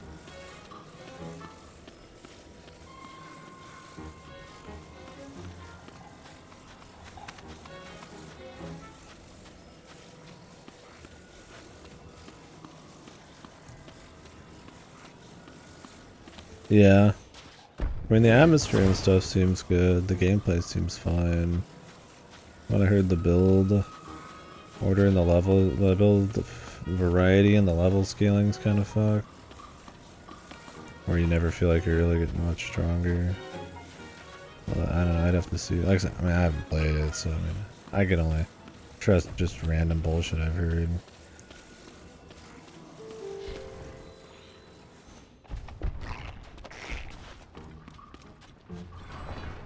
Right, every time. Yeah, I don't know. I mean, I'll be playing it for sure. Like I said, I plan on doing it after this. Assuming I have it in the mail in time. What the fuck is this thing?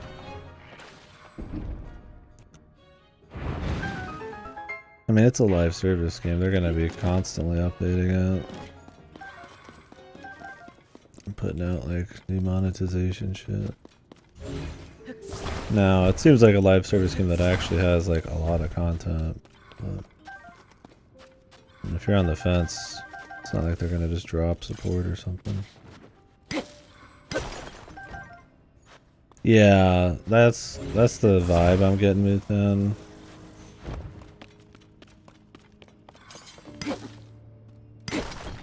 Is like, some people say the campaign's like 30 hours long, and then I'll see some people say they haven't even gotten out of Act 1 in 30 hours. Depending on how you handle it. And the problem is, since it's all procedurally generated, a lot of it feels samey. So it feels like a game I'm not gonna like want to do everything in. I'm just gonna bust through with like a reasonable amount of side shit.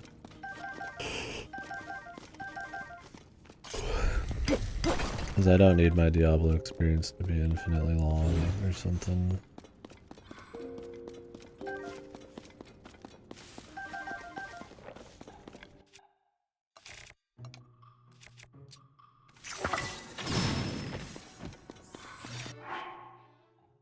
We'll see though.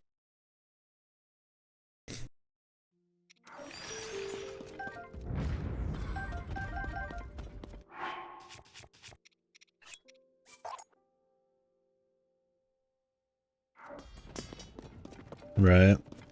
That's good. How's the online stuff built to you? Is there like cool, like semi-open world shit, or is it more just flavor?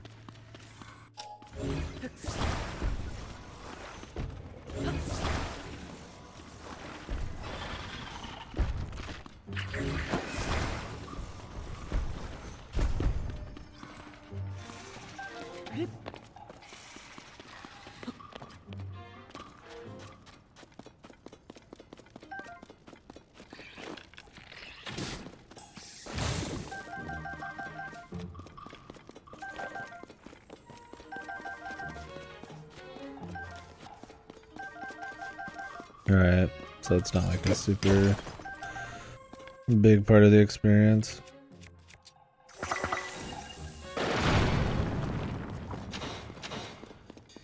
Yeah, it's just kind of sounds more like a flavor thing.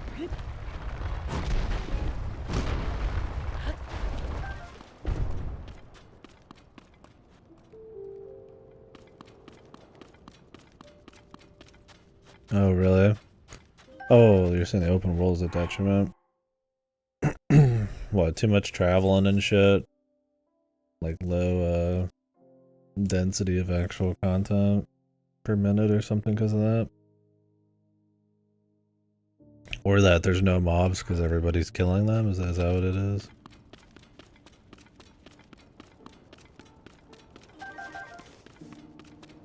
Yeah, that sounds kind of shitty. That works in games where like there's crazy atmosphere and like exploration agency and shit, or you know, like Shadow of the Colossus has a lot of just moving, but it's like got the atmosphere, and you could say like these have a lot of moving around, but maybe they have like, you know, the landscape or fun movement, even if there's nothing really happening. They just don't exist. Weird. Yeah, I wonder if it's got some server related thing or if that's just like what they decided would be good. I mean, then I think they said you'd see more and more players the closer to like the sanctuaries you were or whatever, and less as you went. So maybe monsters are like similar. I have no idea. Find out.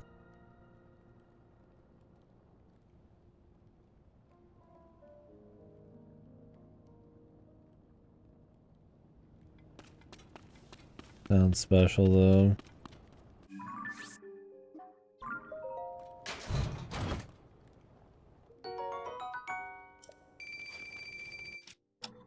Oh, some rusty old bullshit.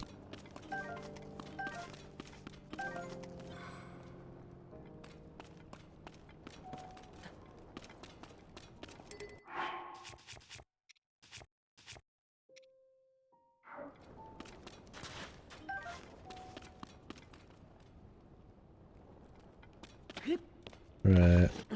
Well, I think it's fine to have that like contrast to make the ambushes feel good, but just running around for like 10 years with nothing, that might suck. It's a kind of wasted time. I don't know, I guess we'll see. Dunno. Yeah, it'd be cool if these were like all pristine.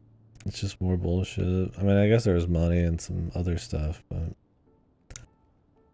this is the problem with a game that has no permanent upgrades except clothing, which is one of the most flawed systems in the game. Because every reward's just gonna be like so weak. Like I would take 1/4 heart in a fucking old Zelda game over anything in this room, dude. Thing is, they do hand out like hearts in this game. One time they gave out a full heart container for doing the plateau quest. This would have been a good one. I mean, there's definitely a lot here, but it's like, man, dude, these shields and weapons are like really low tier at this point. And yeah, if they're pristine, at least that'd be something. I mean, yeah, the journey here was like somewhat interesting, but it's also kind of tedious. So.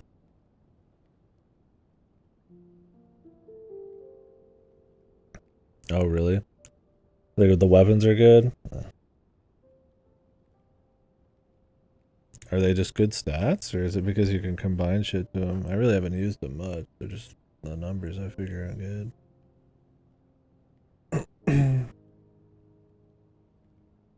Dungeon bosses did too, yeah. I just mean more exploration. The rewards are just kind of weak.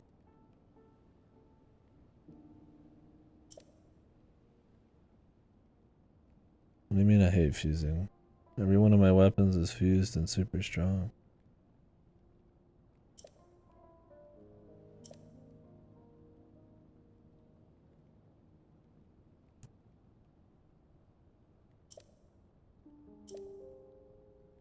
Is it because I don't like fusing what you fuse?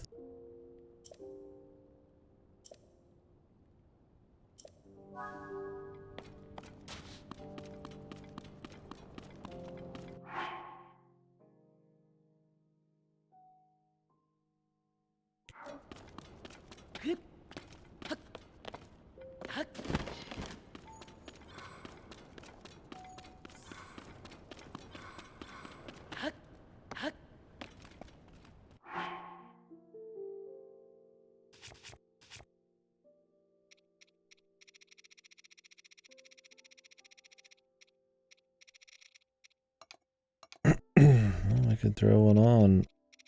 Something decent here.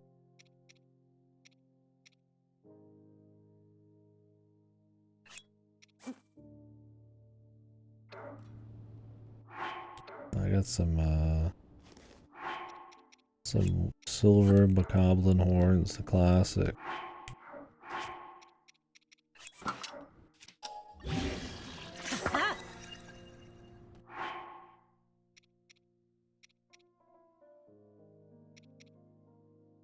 So they just have low durability, but they're really strong.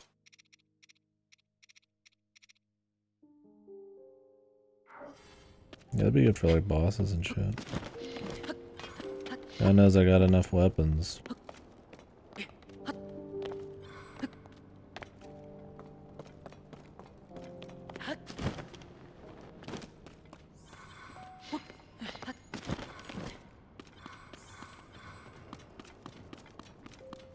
Yeah, that sounds pretty good.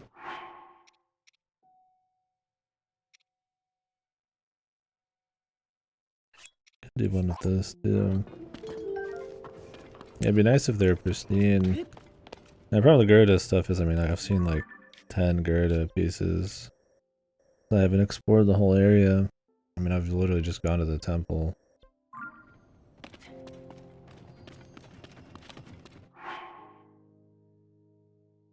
Not exactly a reason to fuck around with them.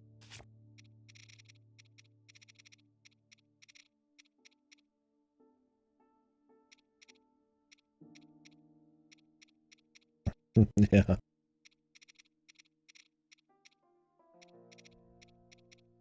It's a pretty involved quest for, yeah, not really getting a whole lot out of it.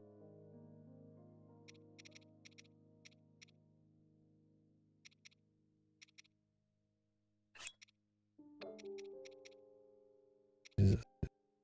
Fucking 40 on the Gibdo bones.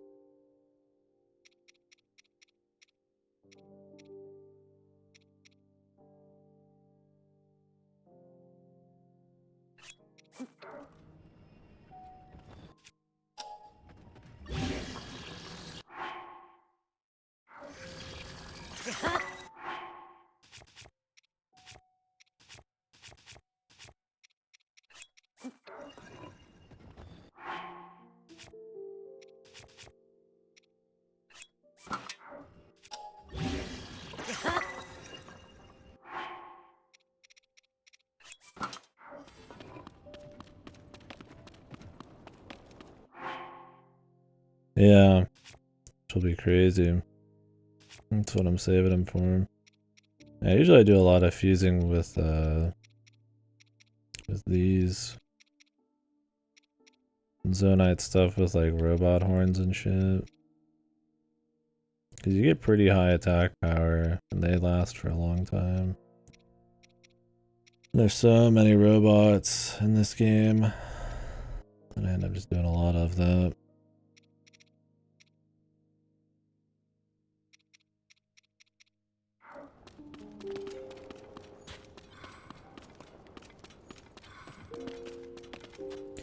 Some of them probably,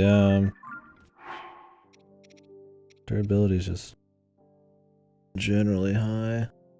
I mean, I've swapped some of the stuff I've had from early times. I've got sitting at the home.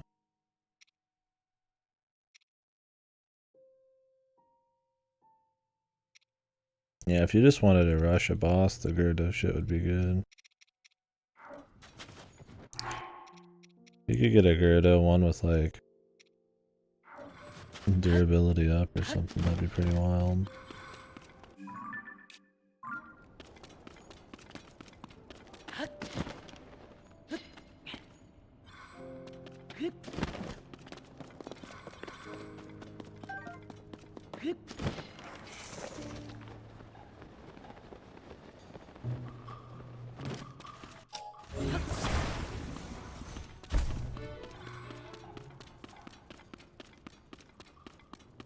Yeah, I mean, I ran through that whole area and I never saw anything Gerdo. I mean, I'm in the air a lot of the time, but... Oh, really? You've got to grab him? Because I got plenty of the Rudo shit. Back when I was, up in that area, but maybe it's because I went through there first. And then I went to the depths, so they already had new shit.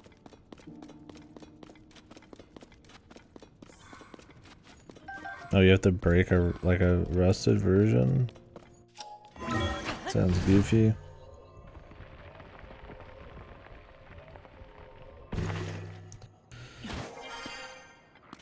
I guess that's just supposed to like flag the game to let you know like it's okay to spoil the weapon exists or something. I mean, I've probably broke most every weapon. The only ones I haven't used yet is the Gerdo ones because I've just not really had many of them. There's not really even many in the temple.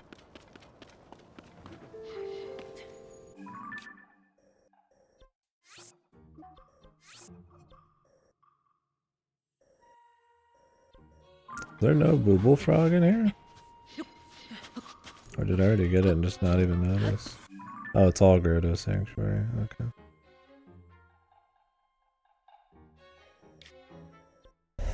Like fuse them together? I feel like that would be...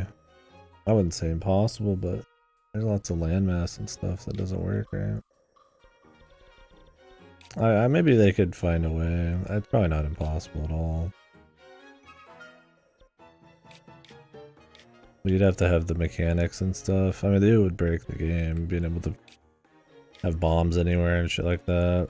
I just wouldn't break it, but it would definitely change how everything feels.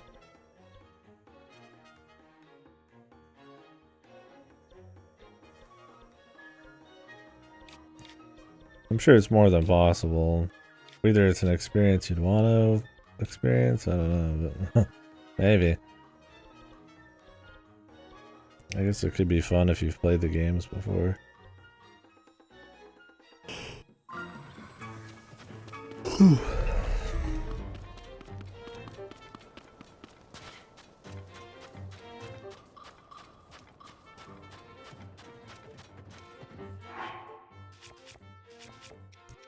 Searching the yellow circle, the MMO style quest. Where you have a circle and you've got to find something within it.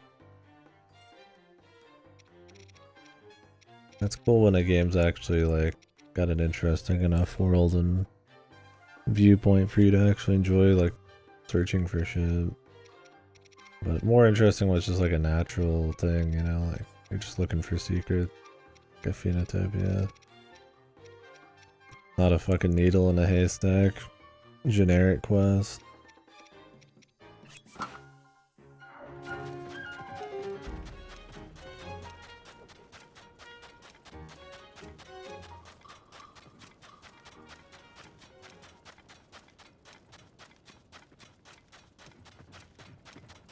So are these Gerudo weapons, do they just break in like 2 seconds?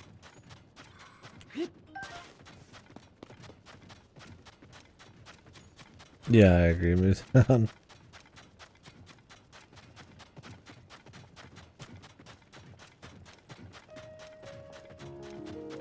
Yeah, just the idea of like finding stuff is fine, but yeah, those generic quests, the throwaways. Is there a lot of just like collect boar asses kind of quests in that game so far? 25 durability. Huh. I wish we had the numbers for like what that even means, but so you get a little durability, it's just not as much.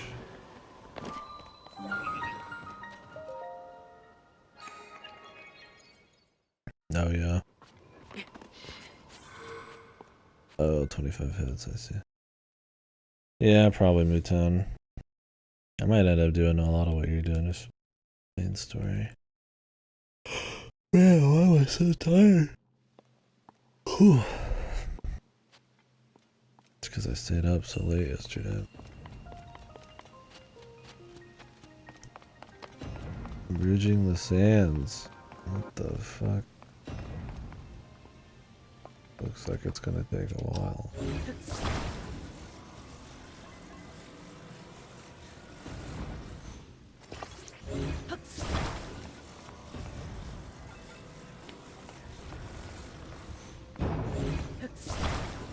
I don't think this is quite what they're after.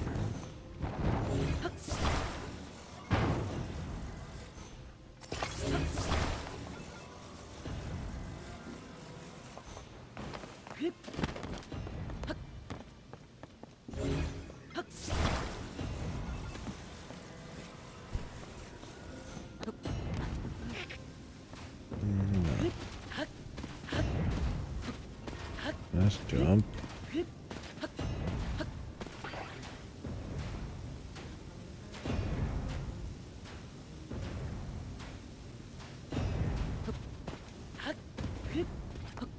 Yeah. Is this your first time playing it? I remember exactly.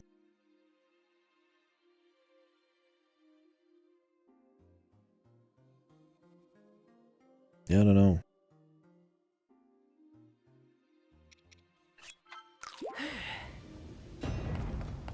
It might just be Death Stranding, man.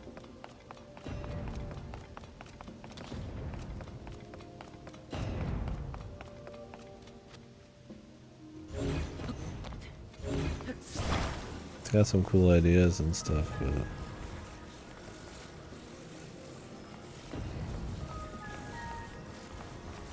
not always the most riveting thing in practice.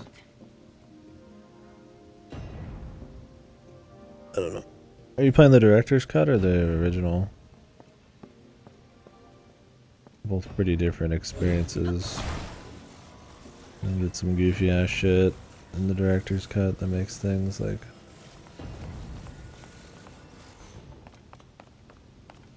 pretty trivial.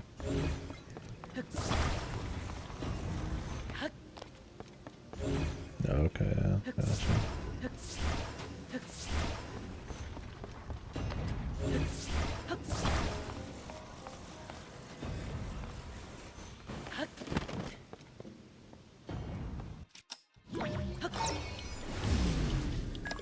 I'm just gonna make a bridge over the top. But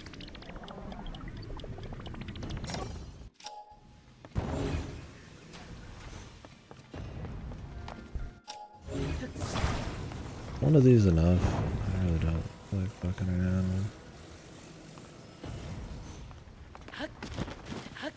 Okay, it is. Okay.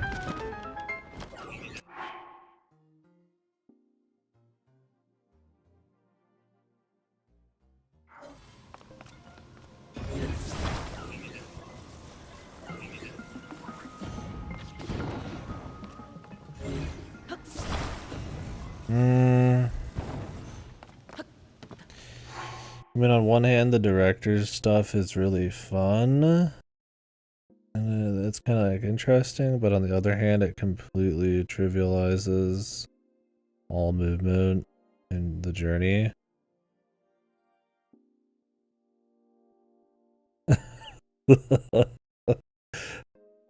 Well, you gotta enjoy the puzzles, man. You gotta pace yourself, bro. I mean, I can't blame you. I'm just skipping them, dude. Some of them I will. I've used a bomb once or twice. A couple puzzles, I'm just like, this looks tedious, and I just zoom. But usually I try to play it out. But yeah, I've got a bunch of pocket shields waiting. Yeah. I don't know. It really, it's hard to like hard say. I watched all of Director's Cut. I don't have firsthand like feel on gameplay, but if you make the right stuff, which there's a lot of it, I mean, you pretty much fall damage doesn't matter. You can just zoom across everything, skip through all sorts of shit. You pretty much don't have to think about terrain or moving around much at all if you play it right. For the original, you're always doing that, and I feel like that's some of the better content. That's kind of like the point of the game. But on the flip side, yeah, it's fun to be able to like, you know, pretty much have superpowers whenever you want. I don't know.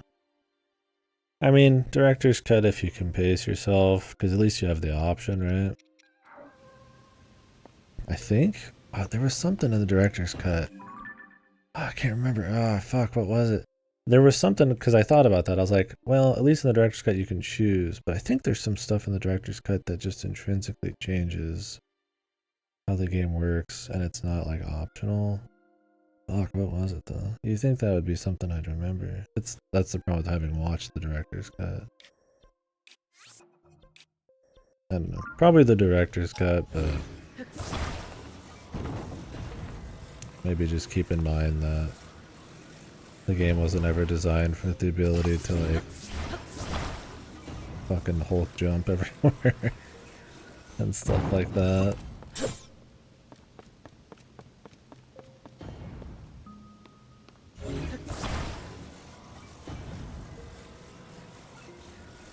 I guess if you're someone who can't like base themselves or control like how you play, maybe not the Director's Cut, but yeah, like it's fun for sure. The game was designed around you looking at terrain, like watching out where the rocks are, putting ladders down, and taking it kind of slow. So just like not doing any of that ever. It's one of those things that's like maybe cooler for like a replay, but like I mean it's not.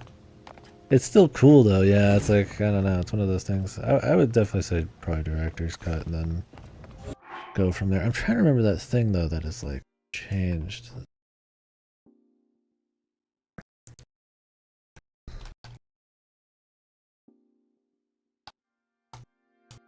I mean, you get more content in the Director's Cut too. There's more quests and shit, but it's not really crazy.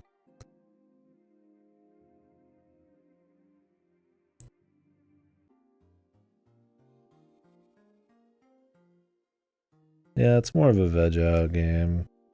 I mean, I ended up being kind of wishy-washy on it for a bunch of reasons, but it being a AAA game that tried to be something different, though, I can't fault it for that. Yeah, yeah, I have the original on Epic, but I just played it when it came out.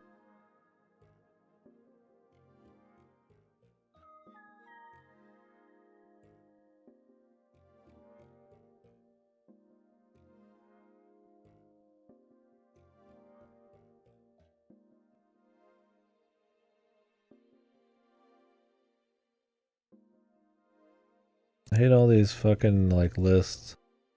Oh, 13 of the biggest changes. Everything has to be in a list because we can't fucking enjoy things without it.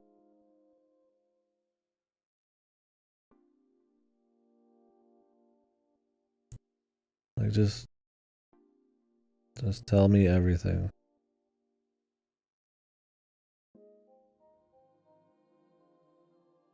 Yeah, Monster Energy's gone. That's a downgrade.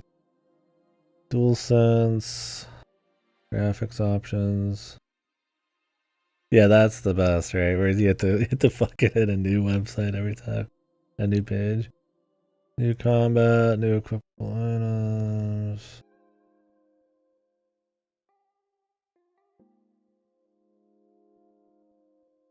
Yeah, it's like Bridges drink or some shit. I forget what it was. Some generic thing.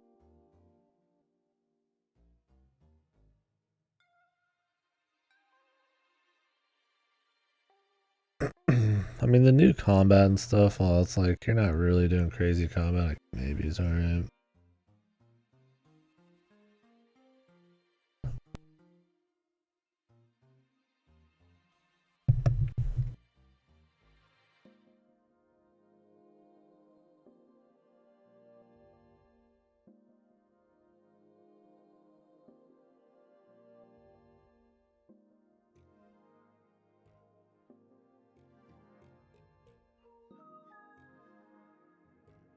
God, they don't even list all the shit.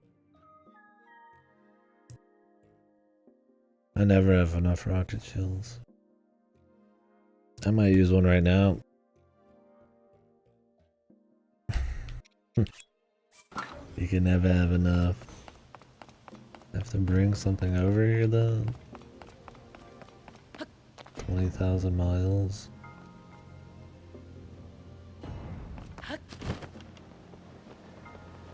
I don't know. I mean, probably the director's cut. I think it's just something interesting to keep in mind. Like, you might end up just having a way better time. But I think it's funny how they just made, like, a different version of the game that completely changes the entire balance. Like, when I was watching the person do director's cut, like, yeah, like, everybody in the chat's like, what the fuck? You can do all this? It just totally changes everything. Yeah, maybe for the better? I don't know. Probably, I would say it kind of depends on what you like about Death Stranding.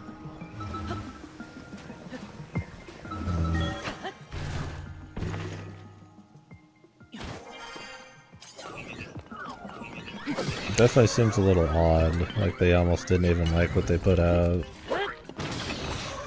Or maybe it's just for fans, right? Like, it's some shit you'd expect like a modder to throw in, right? What if you just like had to not worry about the game's mechanics like at all?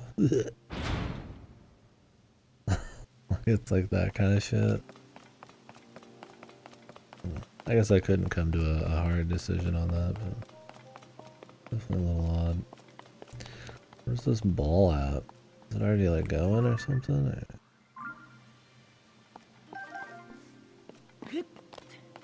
Is it like out there somewhere?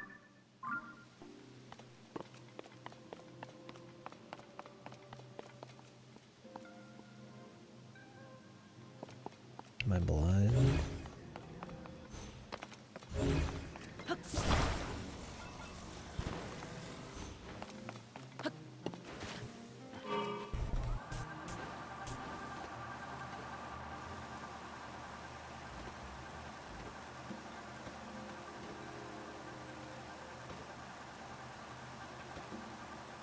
You know what about it? Wasn't really gripping you? Were you hoping for like maybe a story or?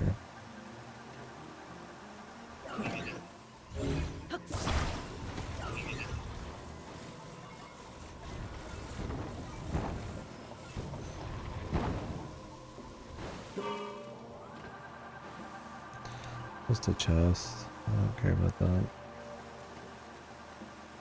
I don't care about the chests. Feels like there should be an orb here. That's the whole point.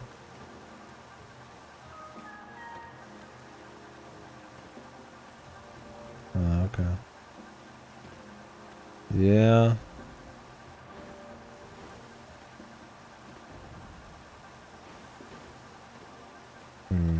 I see.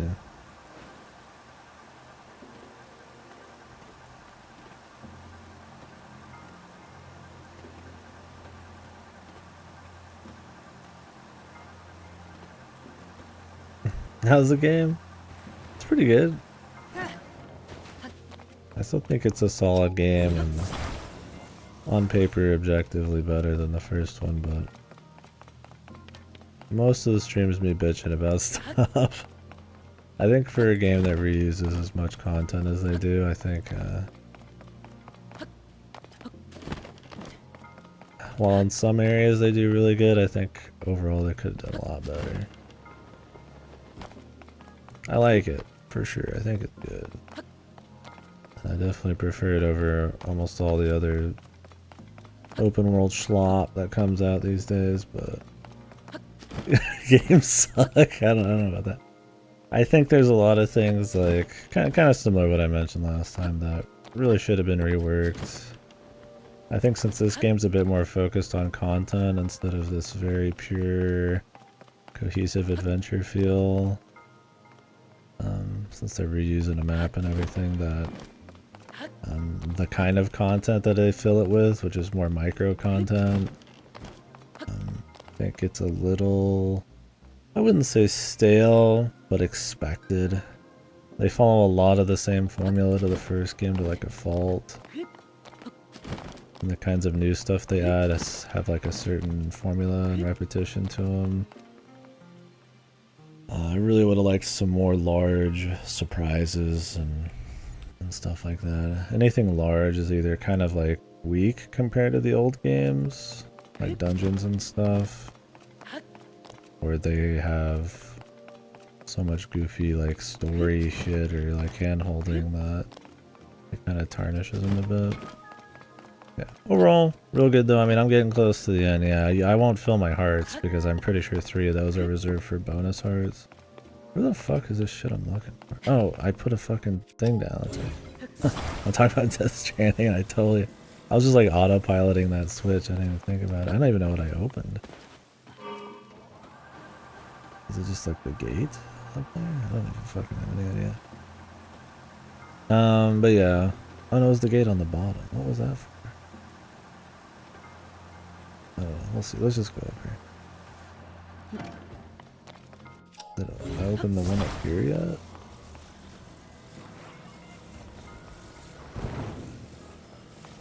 Yeah. It's solid though, for sure. I think if you've played the first one, I would say this one is lacking in a way. Not in a big way, like it's still impressive. I don't mean to say it's just like fucked or anything, but personally I feel like I expected, well, I'm okay mechanically what they've done outside of like the superpowers. I think in terms of the kind of content they filled the world with, I think people were expecting a bit more.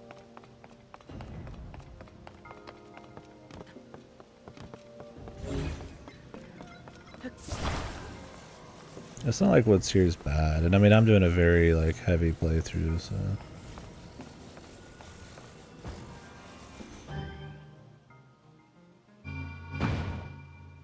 Oh, I forgot to fucking do that apparently. Oh.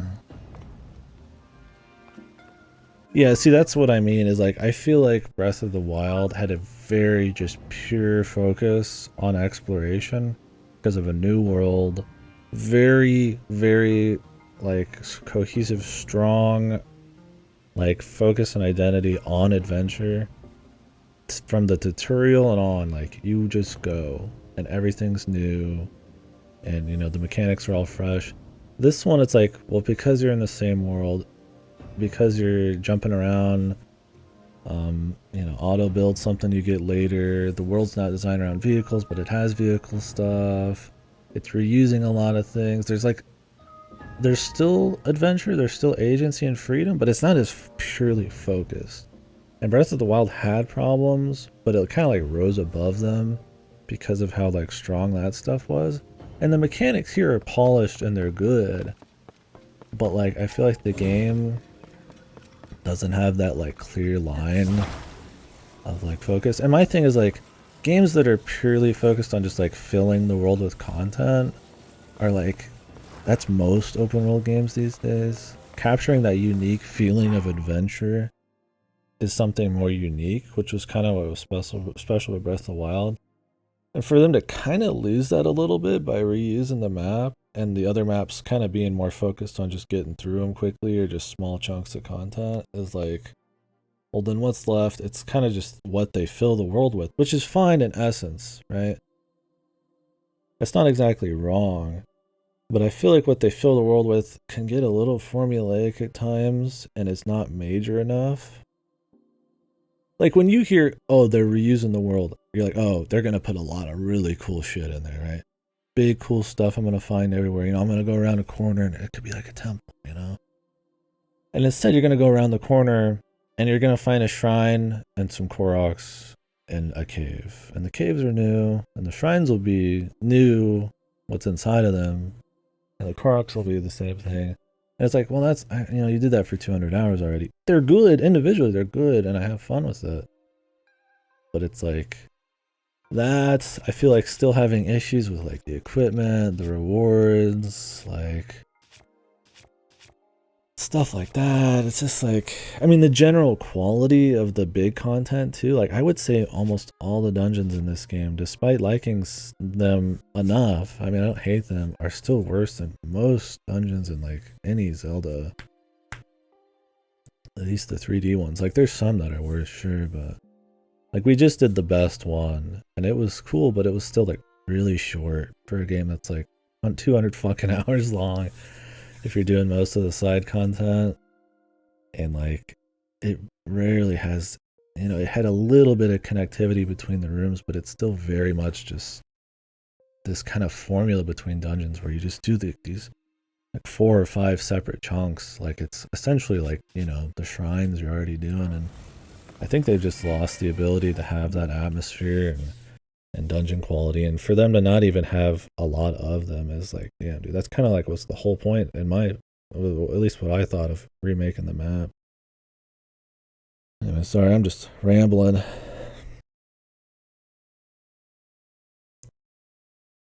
Breath of the Wild leads to explore different looking areas. That's gone now. I certainly don't think to get fixes that there was nothing to find problem. I only felt it more here since I already knew the map. Yeah, that's kind of my thing. I mean, I think it depends too. Some people don't like the adventure thing. There's guys like Silent Wolf where it's like it is all about what the content is, from up and down. But I think that's just somebody's ability or not, or care to even try to go for those kinds of feelings. Like if that kind of thing matters to you. But I think if you did like that kind of thing, Breath of the Wild pulls it off really well, right? There's not a lot of games that really go for that thing. It's a very careful blend of player agency, side content. If you know every main thing is like optional, it feels a little more special because you're choosing to go do it. You know, how much you're into the visuals, the atmosphere and stuff like that. And I think when you like start reusing shit and like the formula is a little too familiar, there's a little bit of that like mystique that's gone. Right? And like as soon as you lose, I feel like some of that mystique and you're just focused on getting through the content, yeah, it can get a little boring there. And since this is a game that is using that exact same formula to in a lot in more ways than one, it's not just, you know, oh, it's the same world, it's shrines, it's Koroks, it's the same, you know, a fighting system, it's the same. I mean, most things like the Zelda memories are the same, right? Like things that don't even need to be the same are the same, right? They didn't even like change like a lot of the armor's like stats or just like anything, right? Just to make it work. You know, how you upgrade is the same, right? Like all that's the same to like almost a pointless degree. And it's like when you're gonna reuse all that content in a game that's about adventure, it's like you'd expect a lot of those things to get really transformed. Like Ascend and Rewind and Fusion and vehicles, they're cool. They're good, and they're used in clever ways, and they're shrines, and, you know, a little bit less in the main world. Like I said, I don't think the world was really designed for vehicles in mind. I would have preferred, you know, the depths or something to really go in on the vehicles. Like you really need, like you have to use these kinds of parts if you plan on, you know, and only these kinds of parts in these different areas, and that's how you're going to be able to move around and do shit, and maybe make the vehicles, I mean, you can do creative stuff, but you know, vehicles have a bit more utility than just movement.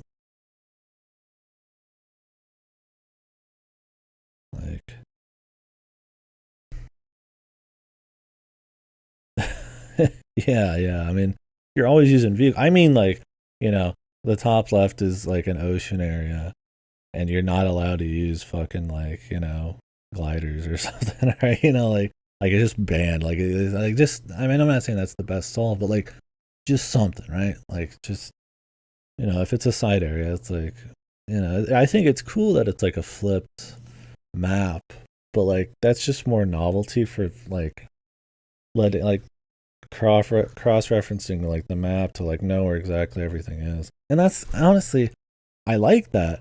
But on the flip side, then you know where everything is, and like you could just fucking turn the screen off as long as you could see the map. You just know where to go. It's like, so kind of like, in a way, that's kind of what I mean. Is like it's not as like cohesively focused on this like adventure. Like I feel like the antithesis to adventure is knowing everywhere you're already going, in a way. Like the mystique of adventure, right? Like the, you know, I'm gonna explore, you know, a foreign land. You don't say I'm gonna explore like my town that I've lived in my whole life, right? Like it's kind of, you know, like it's kind of the antithesis to the whole thing in the first place. So it's really about how they fill the world, and I just don't know if they filled it with like enough really significant shit. Yeah, you're re-exploring, looking for content like you would, you know, in a Yakuza game. And while the new content is fun, I don't know if it's like big enough or if the experience is truly like transformative enough to justify it. I think it's still fun. I still like it. And if you didn't play the first game, this is just the better game.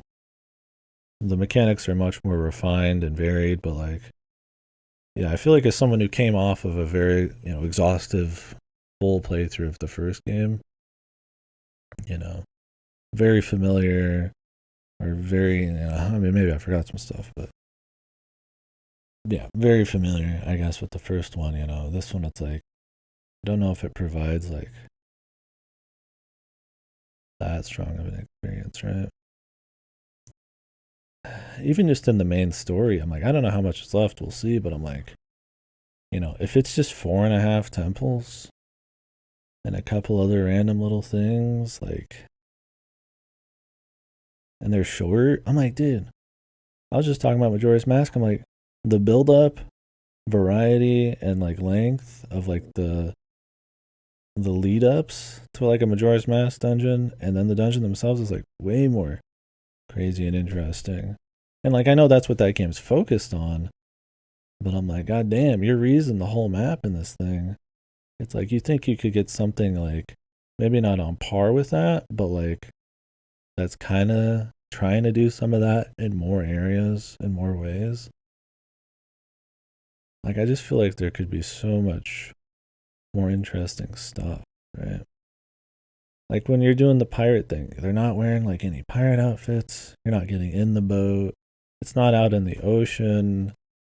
You're not using your vehicles to do any cool like cannon stuff. Like it's kind of just like the bare minimum in a way, right? Whoa. I don't know. I'm not like down on it. Like I like it. But I felt very strongly about Breath of the Wild. I thought it was really good. I still liked, you know, my OT, my Wind Waker, and Majora's Mask better. I think they're just a more condensed, just non-stop experience. But like Breath of the Wild felt very strong to me. It was one of the few games, you know, Elden Ring's done, Outer Wilds has done, you know, maybe Subnautica and stuff, that's really given me like the adventure, just an agency vibe, you know, just, you know, like you can get it a bit, but it's not just focused on, you know, it's focused on freedom, it's focused on, you know, just traversal and just enjoying the journey. And like, you know, I'll get that in some games, but I got it really strongly, and it was a unique feeling. Like that's kind of the experiences I like, innovative, like things that feel different. I just don't get that same feeling. It's not that exact feeling, but like I don't get a feeling like that. Like there is innovative stuff here. There is like strong content, So it's definitely like a feeling of enjoyment and quality, but I don't get like that. Like we're really pushing it kind of vibe. I think it's a little too safe in some ways. Obviously, because you could say, "Oh, it's not too safe. Look at this. I could do this." Like, yeah, sure, it's not safe there, but I'm in a fucking shrine, and I'm gonna walk outside, and there's 50 Koroks, and I'm doing the same quests in the same areas and the same. You know, it's like, so in some ways, it's really not. Like, it is very safe in a lot of ways. You know, I'm gonna go in here, and there's the Zelda fucking flashbacks, just like in the last one. You know, like. You know, it's like mostly, I mean, it's still weapon durability. Like, yeah, there's fusing, but I'm like, it's a cute way of fucking around, but it's not like, I mean, it's not that interesting. Like, I don't know. Like, it's still very safe. The gear's the same. It's unchanged. The amiibo shit's completely unchanged. It's mostly fan service stuff. It's like, yes, there's really cool stuff here, but on the flip side, there's a lot of stuff that is far too overly familiar or just flawed. And a lot of your new shit, like your Sage's powers, are just really bad, really poorly implemented, and are not even just ignorable, they're a detriment sometimes. It's just, and you know, if you're gonna reuse all this shit, it's like you expect a little bit better than that. Genshin, I'm gonna say the Forbidden where I use versus Pokemon Legends Arceus. Genshin, they designed 1/4 of the map Breath of the Wild per year, and it's had 6 years. Yeah, I can't speak on Genshin. I don't know what they fill their world with. I mean, I'd imagine one of these shrines is more interesting than most of Genshin's content, but that doesn't mean that the shrine is like that justifies it, but like, yeah, I see what you're saying. Just pure size, yeah. I mean, you could, then people would say, well, they did put a lot of new shit. The depths is there, the sky is there. The sky's cool, but it is not like a whole new game cool. Same with the depth. I like the depths as just side content where I take a break from being tired of an overly familiar overworld. And I just go to the depths and I uncover some map and I go quickly and maybe I'll find something. But like, they are not like, wow, this is a whole new map, kind of, a whole new game kind of thing. They're like, neat side content. There's not much sky stuff. Let's be fucking real, man. Like each zone, I think I spend like an hour doing sky shit, and that's doing everything. It's pretty sparse. It's a nice little thing, but it's a very, very small part of the game. So like it might say sky here, like it's a whole new map, but it's really not. And a lot of these are pretty samey. There's some cool stuff here, but yeah. And this is massive, but I mean, you really don't spend that much time here. Like you spend probably maybe like a fifth of your playthrough. But I mean, you look at how like you normally move around it. This is the intended. Well, you're probably supposed to go a little slower than I did, but I mean the way, because they have old maps, you have to, treasure maps you have to find, you know, that tell you where the loot is, because you can see things very clearly in the distance, but not, you know, other stuff because it's the darkness. Like they want you to just beeline it. It's a very goal focused thing, right? It's not about just running around and meandering. So it's like, it might be big, but like they don't really want you to spend a whole lot of time down there. And it can be fun as a side thing, but it's not a new map in the same way that Breath of the Wild was a new map. It just doesn't have the content density, the unique like encounters you're gonna run into, just big enough content. It's mostly, you've seen what the depths has to offer outside biomes. And a few fights and like the Yiga questline, essentially in the first 2 hours, right? Nothing, there's no shrines that are gonna like be like, oh, here's a new little mechanic. Like, I think if they focused harder on the vehicle stuff, they could have made this place something that really provided something unique. Like I said, I liked it enough as just side stuff, but that might be because I've just sometimes tired of the overworld.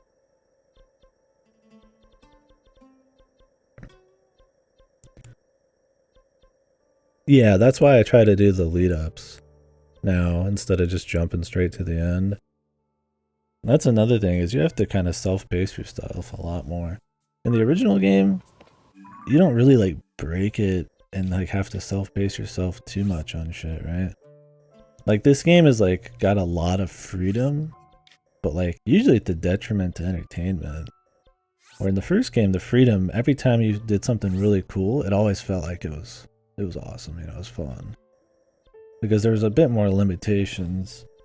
This is one of those where it's like, I don't know if they were really designed, like, working within the boundaries of their systems that well in this sometimes. Like for the shrines and stuff they do, because you're not allowed to do a lot of shit, although you could still break them if you want. But like in the overworld, it's like, you know, I will walk to the story, I will get on the sled because, you know, just flying to it would suck. But it's also like, you know,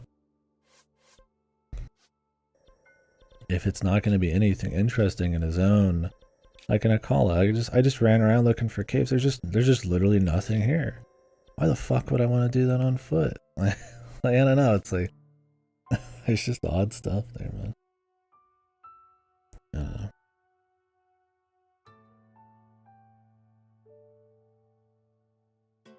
Shrine, gotcha, spinny block, Korok floating. Yeah, they're very formulaic. I don't know. I'm ranting here. I've got a lot to say on the game, I guess. People have been here probably heard it a million times from me, but I just can't fight it. It's like I don't like want to hate it or something. I definitely don't go into it with a chip on my shoulder. It's just like it's fun. I like having fun with that. I mean, I've definitely been bored sometimes, but I've cut a lot of that out because I've got everything I need. But it just feels like a very just whelming experience. Not underwhelming in like a really damning way, but like, and not just because it's got so much to live up to from Breath of the Wild or something, but like,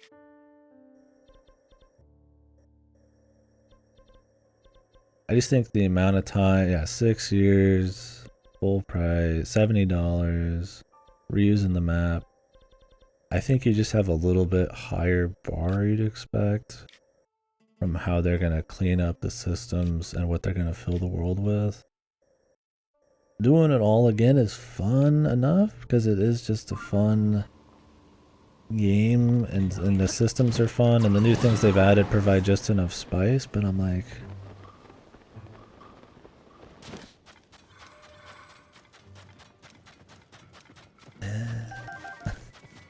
it's not quite there, you know. Honestly, I feel like I was comparing it to an Ubisoft game earlier, like just very lightly. I much prefer this over any Ubisoft bullshit I've played in recent years. I used to play a lot of their stuff. You know, just that it's very content focused, like what the world's kind of filled with. And I feel like that's kind of like a lot of the shittier ones these days. And while the content they filled it with is good, it's like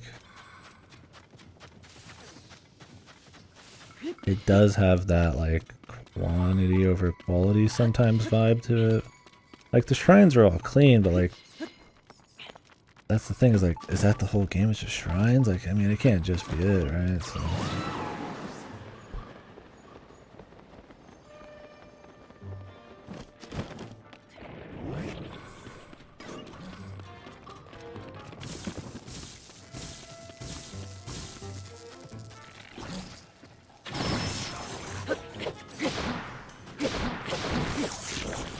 because, I mean, you could argue the first game, if you really don't care about the adventure feel, was just about the shrines, essentially, right? Like, people don't like the Divine Beast, they don't like the story, they don't like the bosses. So it's like, it's mostly about, you know, shrines. And in this game, it's like, you know, if you did care a lot about the adventure in that one, then it was fine. But you get to this one, it's like, well, the adventure's not as strong. So it really is just about what they fill it with, and like, it's still mostly shrines. Like, yeah, there's caves too, and there's new mechanics and stuff, but like, in terms of just like filling the game with stuff, it's just No. I mean, I felt it pretty well. I mean, is there an example of something you've played that does give you like that feeling? It might just kind of depend.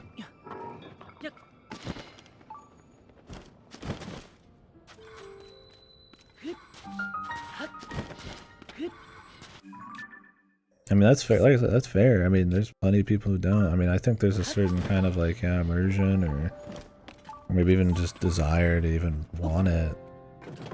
I don't, you know, maybe, or maybe it just, yeah, just didn't hit the right points, hit the right stuff. Like for me, yeah, it worked pretty well on that front. I think it got boring at times and had lots of flaws still, but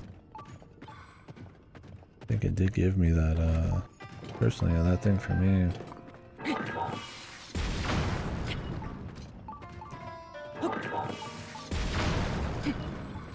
But it's not really like a focus for a lot of people. Like some people don't care about that or...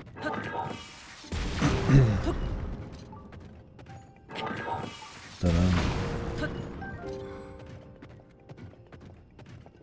I mean, regardless, then I mean, you probably have an even worse time in this one. I have no idea.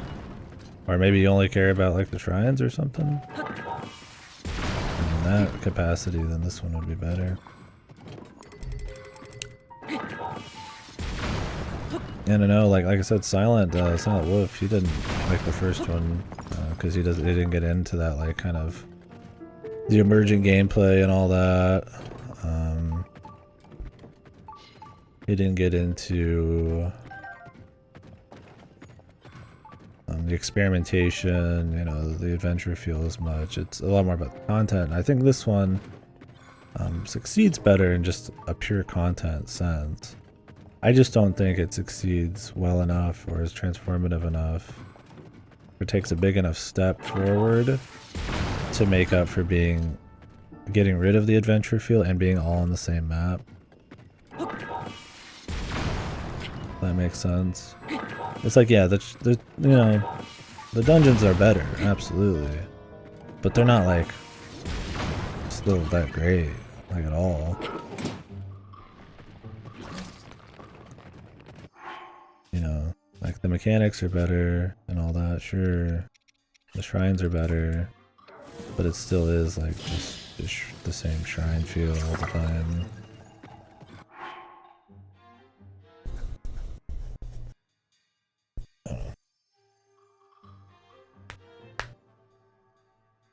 I'm not trying to like say you're wrong or anything, Cora. I just don't know where you want to go with it. I definitely could see people not being into the adventure. I think it really just depends. I think one of the reasons people might not be into the adventure is because it is just kind of shrines, right? I mean, it's really about how you, I feel like, immerse in the emergent gameplay. You know, if you like the experimentation, how clever you think some of the mechanics are, and if the world itself is just kind of immersive. And I mean, it doesn't have a great story, so it doesn't do a good job on that front to get you into it. I mean, the main content's not terribly great. It's mostly just kind of the shrines and just general movement and shit.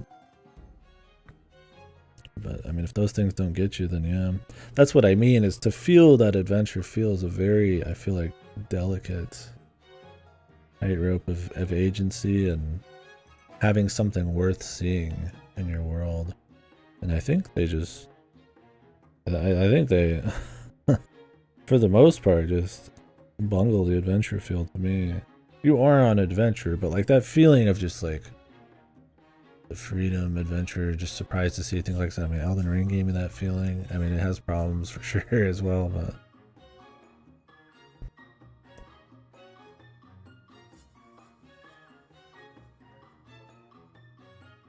yeah, fast. That's my thing. Is like if this was the exact same content in a different looking world, you know, it'd be just like Breath of the Wild. I'd be like, oh yeah, there's a lot of problems, but whatever, right? It just hits where it needs to for me. But like it doesn't.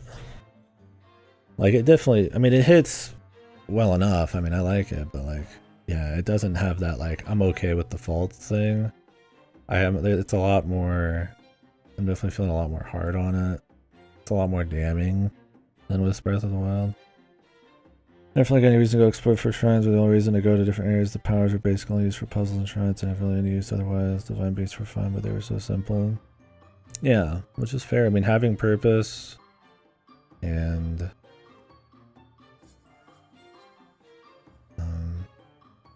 maybe not feeling like you're improving or that there's not enough variety of gameplay. I mean, that's for sure. I mean, there's not much improvement you get in your character in the original outside health and shit and stamina. Like I said, the main content's not terribly great. There's enough cute stuff you can do with the powers and stuff if you want to fuck around with it. This game's much better on that front. The problem is if you did play the original a lot, like the desire to like fuck around in this for all the menuing you have to do and all that, like it's like kind of lessened. Like maybe I'd fuck around with it a bit more if this was the first game, but because I'm fighting the same guys and I know the rewards are shit and it's in the same areas and I gotta do all this menuing, like there's enough tedium involved where I'm like, do I even want to attempt to like do something goofy for 2 seconds? Like I'll do it sometimes, but like there's definitely still like your emergent gameplay there, but a lot of it still hits, like it's still the same shit from the first one. Like despite all these vehicles and stuff, it's like there's just enough systems in play to kind of push you away from some of it despite having a lot of options. I think like the easiest one to immediately feel the effects of is like arrow fusion. Like that one's fun. You can do all sorts of crazy shit, which is cool. The enemies, I mean, you never need to do it, of course. It's purely just to fuck around. But like even just making a goofy vehicle, like you have to have all the parts there. You know, if you need like slabs of wood or stone, they gotta be there. You know, all sorts of wacky shit. And it's just like there's just enough in there for such a long experience where you're not gonna want to like do that kind of stuff all the time. Like maybe if that user end was a little bit, you know, like if the game just went off the rails and it was about just really wild vehicle creativity and just totally just busting, you know, the game all the time, like maybe, you know, that would be cool. But I think it tries to ride that line of like balancing an adventure game with all of the creative stuff, and I feel like it just doesn't hit that balance right. I don't know if I'm the only one who feels that. Like there's a lot of cool stuff here, but it's like unless you're just doing it to do it, which is totally fine. Like I said, I've done it myself. The game doesn't do a good job at like really putting you in situations where you kind of need to like mess with some of it. And also there's a lot of systems in play, like the cost of things, the minimal favorites, not being able to pull from any kind of database of stuff that isn't Zonai gadgets, you know, having to rely on stuff that's just there right in front of you, despawns, you know, not being able to control certain Zonai equipment separately from each other, they just all auto shoot. You know, that kind of stuff all coupled together, it's like it kind of like almost pushes you away from even wanting to fuck with it sometimes. And I feel like that's kind of the whole point. Like if you're going to reuse the map, you want to be like playing it a totally different way, right? And in a way I am. Flying over all sorts of shit, right? You know, I am making little sled gadgets here and there, but you know, I feel like it just doesn't happen all that often. It doesn't feel like, you know, like I want it. It's not like I don't have a personality where I'm fine with that. I spent like 20 fucking hours making a like a roller coaster minecart in Dragon Quest Builders 2 for no reason. I just played Besieged and just made goofy shit for hours that was bad for no reason. Like I got it in me. I just don't. It just doesn't feel. It doesn't feel right. This one, man. And so what happens is a lot of the time the big new thing that's like supposed to be, I feel like, you know, justifying this reuse of the map just feels almost unused. I don't know exactly on that. Maybe I'm just rambling. I mean, it's a complicated thing because it's like, you know, I consider Breath of the Wild like a really good game, but then like I get into this and it's just like it's still good, but then it's like not sometimes. Like it's this warring battle of like good things, remembrances of good things, innovations against stagnation, all in just this one fucking experience, man. It's kind of hard to be like, what exactly do I feel on it?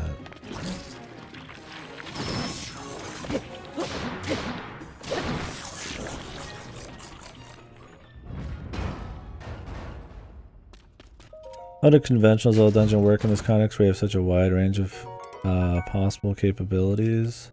A conventional one?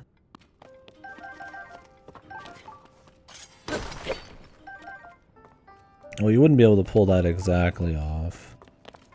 I mean, I think one of the things they would do is like, I mean, you look at this dungeon, right? So in this dungeon, you have a core area where you actually have to do some puzzles and stuff to unlock some of the side areas. And they allow you to climb around a bit and mess with like parts and stuff, but it's got its limitations and all that, and some of the rooms are interconnected in a way that doesn't feel super formulaic. And then you compare it to like the water one where there is no interconnectivity really, it's just 4 separate like kind of shrine rooms, and it's less more about having like, you know, exactly locks and keys and like a new item and all that, and more about just like I feel like the flow of the thing, the interconnectivity, like the atmosphere, stuff like that. Like, yeah, you could have small keys, you know, the challenge of it, you know, not letting you know where everything is, stuff like mid bosses to spice it up, new enemies. I feel like stronger music, not having, you know, just a bunch of robots and stone walkways and stuff every time. Like, those are things I feel like the old games would do better. Like, you're not going to obviously get exactly the same thing, right? You need to still be able to use your recall, you need to be able to use your ascend. Yeah, you could just turn those off, but that could be kind of bullshit to people. I mean, that's like the gameplay, right? I mean, I think one thing is like, you know, the sage powers could have been like abilities that were somewhat more interesting. Instead, they're just lock and keys, and they're a pain in the ass to use. You could use those. I mean, you could just have things where it's like you're using gadgets that affect stuff on the other side of the dungeon to unlock something, to get a key, or to just to go to a different floor, or just, you know, have it be this more interesting, you know, mix of floors and rooms and flow between this dungeon while keeping like much stronger atmosphere and enemy variety and stuff, kind of like the old ones. It's like you can still pull it off. It's more that the dungeons in this are very formulaic. They're always about turning on 4 to 5 doohickeys. They always like have some central thing that you gotta like branch off to.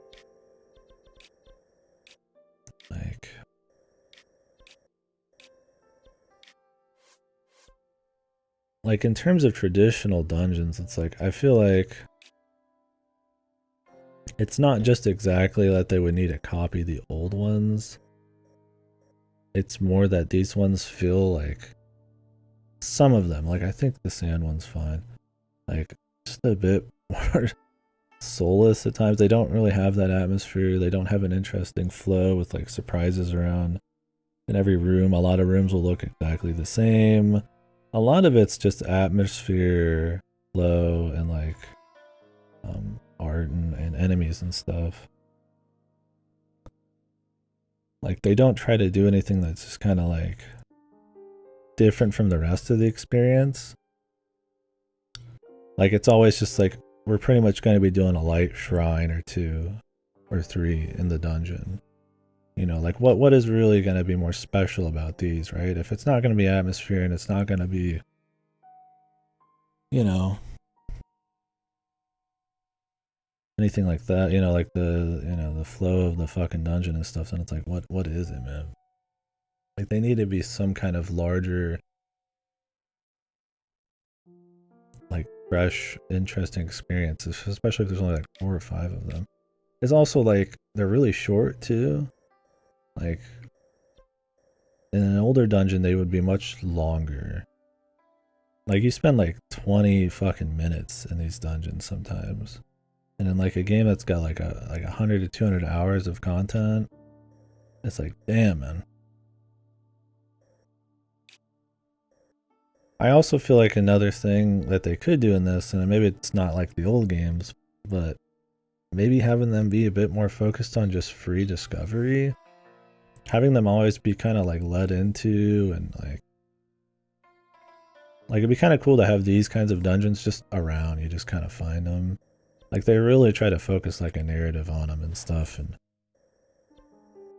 I think in some ways, especially when the narrative and the set dressing is bad, especially like in your Goron ones and shit, or the water one where it's just like the goofy sit on shit. It's like it kind of like ruins any of the mystique, like the dungeons and stuff. Like a little narrative's fine and stuff, but I think they bungle some of that.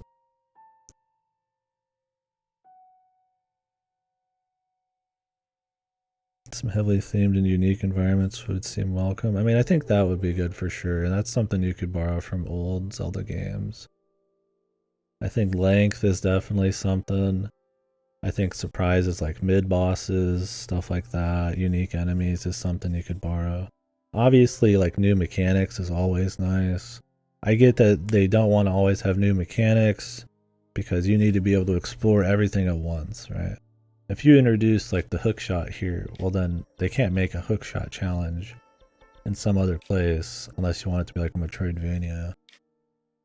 So like it made sense more in the first game because it was way more about freedom and all that stuff. It's like you need to be able to do everything, otherwise it's not really all that free. There's an order, right?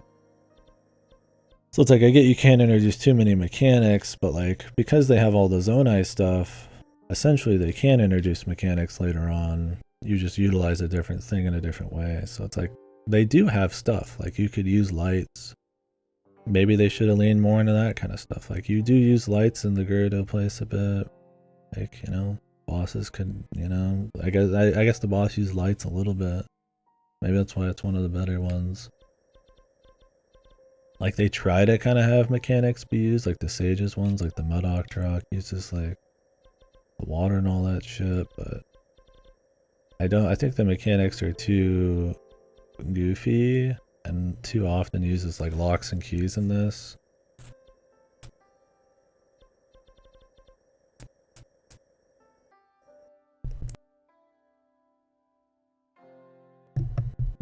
So I mean, maybe that doesn't help the dungeons either. It's like, yeah, I don't expect to be able to get the bow or something, or the hook shot, you know, like in every dungeon, but like, I mean, you did in the old games. I mean, you get like, you know, like the rocks fight, you get like a jump, you know, like that made the whole dungeon kind of interesting. Then it recontextualized your whole adventure before.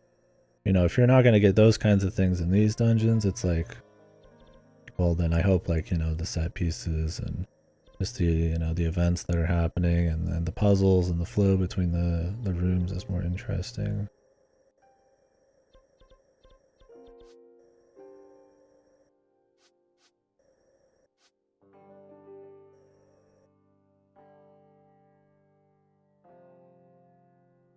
Yeah, the sages work well in the other ones for sure, or well enough. But...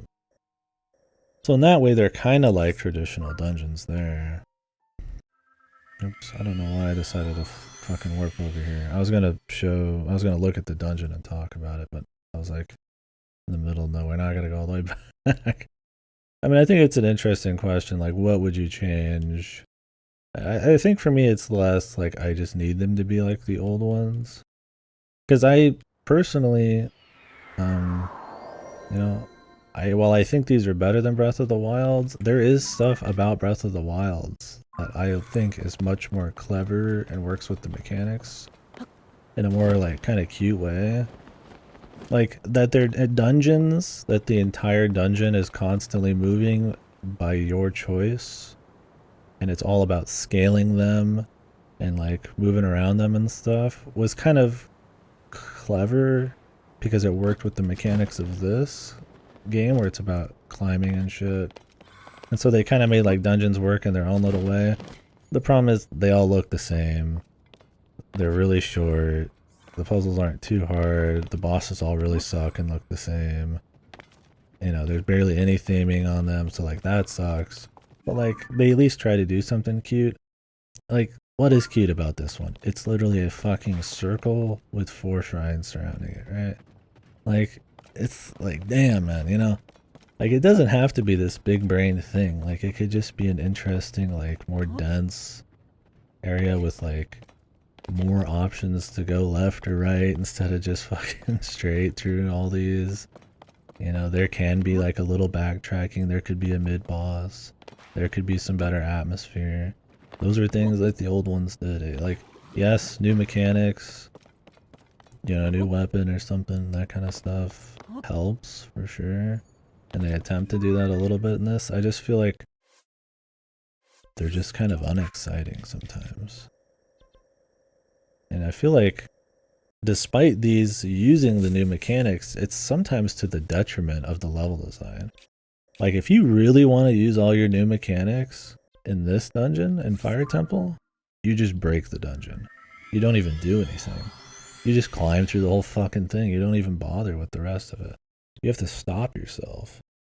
It's like in that capacity, they should just turn off your fucking abilities and make it like an old game, because the new shit doesn't work with these anyways. Yeah, like I have to stop myself to play, you know, to get some kind of enjoyment from it. So it's just like, it's a hard thing. I don't know. I guess I'm not answering that question very clearly. I'm just kind of going off here, but you know, it isn't the old games, so you can't just do that. But I don't think they've found a something that necessarily does work with it very well. And I think there's things they could just borrow from it, just general things, right? Exciting rooms, surprising rooms. You know, pace breakers like bosses, mid-bosses. New enemies you have to fuck with, you know? New abilities, right? Like, it's not exactly like, you know, it needs to be locks and keys. It needs to be, you know, rooms with just like enemies just in chunks and with doors that you have to walk between. It can be free flowing and stuff. They tried to do something like that with Breath of the Wild, but they tried to backpedal on it, and I feel like they've just lost the ability to make these kinds of things. Yeah. Yeah, sorry. And I'm not trying to say anybody's like wrong or anything about it. I think it's a great question. Yeah, I think it's a lot of things, right? Like it's the music. I mean, that's one thing about the old ones. Koji Kondo was pretty fucking good at nailing like a fucking atmosphere, man. But not having the music just sound like it was generic or anything. Like, you know, that shit helped pretty hard. Like the visual theming was really cool to walk into a dungeon and be like, damn, this is something I've never seen before, you know? There's gonna be some cool shit. All sorts of unique like assets in there. Each room maybe had like a totally different little kind of puzzle, right? Or, you know, even in something like the Water Temple, right? Like you do something in a central area or in a different room, and now it's gonna affect how you get to a different room. Not everybody's favorite dungeon, but like there's very little interconnectivity between these places. It's mostly just how you're gonna get there. Technically, this one doesn't have as much of a central thing. You're just taking minecart rides up. But it has the problem where if you actually like try to use the mechanics, like it just breaks the fucking game. I could just build a vehicle in this, literally, and just fly through the whole fucking dungeon. So it's like, in a way, it's like, you know, you have to make yourself try to enjoy the thing correctly. And it's like, that doesn't feel as like cohesive or as clean. Like I said, in Breath of the Wild, when I was breaking a shrine or something, it felt cool because there really wasn't as many options. So when you could break something, it was like a smaller, like range of possibilities. Like, oh, you know, I just skipped everything. It's like, oh, I could just spawn a vehicle, and it's like that just doesn't feel like very good design. So I think it's a lot of things. Well, I think these are still better than Breath of the Wilds for, like I said, atmospheric reasons, for boss reasons, lead up to the dungeon, which I think is important too. You know, it's the set dressing, it's the context of why you're there, it's the momentum that you come into the dungeon with. Majora's Mask is very focused on that. Majora's Mask has got so much lead up to each dungeon and story and activities. Like I was mentioning earlier, you know, the water dungeon and Majora's Mask has, like, you know, the pirate stealth thing. It's got the underwater eel thing. It's got the entire Great Bay Area where you're learning about, you know, the dead dude's wife and the band, and, you know, you gotta get the eggs, and then you have to mess with, like, the fucking, you know, the fisherman guy, and, like, you're doing all this shit. And in this, it's like, you know, what's the water temple of this? And then you have the dungeon, and, you know, what's the water temple in this? It's like, you know, I climb up a cliff to go talk to this Sidon, and he gets chastised by his wife. And then, like, we go down to, like, a mini dungeon, sorta. And then we just climb up to the water temple. And it's like, it's still got a fair bit of stuff going on, but, like, the atmosphere's not there. There's not as many activities that are really different from what you're normally doing. You're just climbing the mountain you're gonna climb anyways. And this time you get some, like, kind of crappy dialogue to go with it. Like, I think the build-up matters a good bit too. And that's not exactly the dungeon experience, but, like, it can be a way to kind of make up for stuff, right? People generally don't think Majora's Mask has great dungeons. It's only got 4 dungeons, and, you know, they're not all amazing. Some of them can be a bit more hassle than they're worth, but, like, it makes up for it with good side stuff and, like, solid build-up to these dungeons. You know, Ocarina of Time doesn't have a whole lot of build-up to dungeons, but it's got good dungeons. A lot of theming, a lot of unique stuff going on. They come fast, there's a lot of them.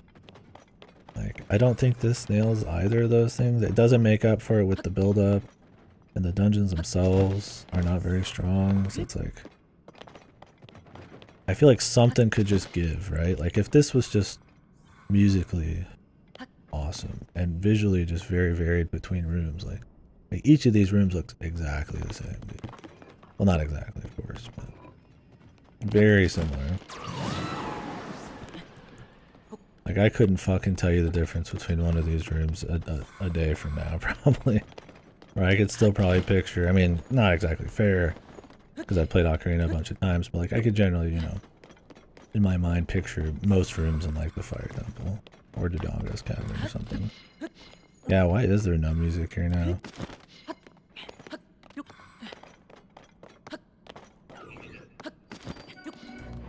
So it's like just atmosphere, just, like I said, build up, enemy variety. There's just so many things that you could take pieces of the old ones, and it's fine. You don't need them verbatim.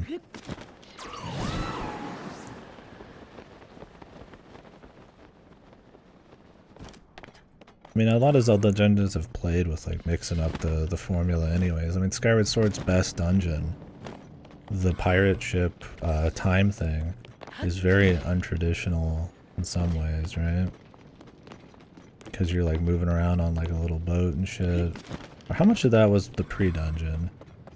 Where it's, like, more open and you're, like, fucking around and you're, like, you know, it's not just, like, inside of, like, one little area, right? Like, it doesn't have to be, like, this looks cool from the outside. Sorry, I'm going a million different points. Like, when I walked up, I was like, damn, this looks cool. You know, the setup was cool. You're jumping down Death Mountain. You fought like a boss thing. I mean, the Gorons are goofy, whatever.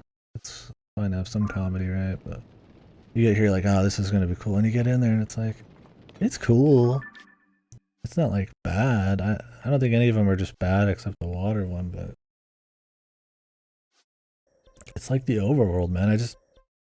Just something more. Just something a little more exciting. Just something where it felt like, oh, you know, they were trying to do something fun here, right? Something clever, something interesting. It feels like a lot of the time they're just kind of hitting the basic notes that, like, it's quality, it's fun, but it never feels like it's, like, really going beyond, right? I don't know. And I feel like in a lot of old dungeons and some of the other games, you know, I mean, not every dungeon was good, of course. Like they at least tried to have it be surprising or fresh or fun or just there's something going on, right? I mean, in those games, that was the focus of the experience for the most part. There was a lot of side stuff and there's always a world to explore, but I mean, the dungeons are, you know, to a lot of people what those games are, and that's not this game, I guess, right? This game's much more about exploring and kind of seeing all sorts of stuff and fucking around, but you say that, then why are they reusing the map? You know, and all that. Why are they focused more on what they're filling the world with this time than, you know, exploring and seeing different things and the environments and stuff? That's what I mean, is I feel like it's just kind of like sometimes at odds with itself. Like it's trying to do like better just base content and like, you know, they're trying to do dungeons and they're adding all these new mechanics and they're filling the world with more shit. But it's a game that's honestly succeeded at most on just exploring like a map with freedom. Like most people don't think the dungeons and all that were good in the first one, but they still love the game, right? So it's like it's like if you're gonna try to fix that shit, then it's like I feel like I expect a little bit more out of like that content, like the whole justification for the thing. Because if it was just they wanted new mechanics, then they could have just done it on a new map. Like, specifically wanted to do these mechanics and everything on this map. It was like, it was really all these shrines and stuff they added. Like, they just couldn't have done it with these mechanics and these shrines without reusing the map. Like, the budget just wasn't there, right? Like, I just kind of doubt it, man.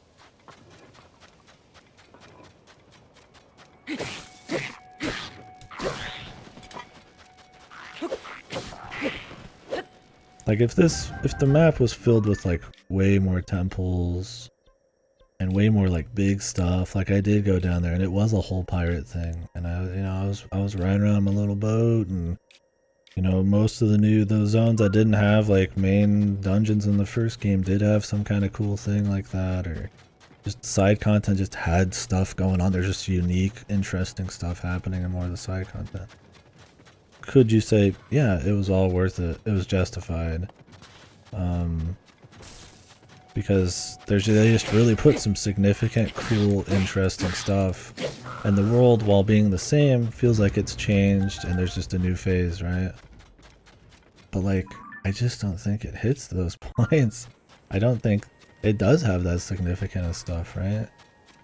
Like, the only time I've ever been like kind of wowed, like, oh, this is interesting, there's something cool going on, outside the initial just mechanics, was when I accidentally stumbled upon, sadly, main story content early. I was like, whoa, you know, I'm going up into this crazy place and it looks crazy and I can't see, and then there's the mysterious person telling me to go down here, and then I'm going down elevators and there's like atmosphere, and then we're starting a new quest. I'm like, oh, this is cool, like more shit like that. And it's like, is the map just too big to pull that kind of stuff off? Can they only do micro content, right? Like, is that it? Like, then it's just too big. Or you need to always focus on adventure, and then you don't need to be using the same map again, man. I feel like Breath of the Wild can get away with more aspects that didn't land perfect because it was the first of this style. I think that's true too. I think that's absolutely true too. I mean, it was more fresh, right? Like, everything was new. The map, the mechanics. I mean, obviously where it lands in the industry, these are still far more interesting than some kind of Ubisoft generic open world game, you know. I think that's a part of it, and that I think that kind of feeds into it though. Is like, yeah, they are, it isn't the same, you know, it is the second one with this formula. You know, how do you freshen it up? How do you iterate? How do you transform it a bit to still make it feel like, you know, it's justified and being there. You know, maybe you can't hit that exact same high, but like I just don't know if they've made enough. If they jumped enough to even like, I don't know, get close or make up for it, right? It's like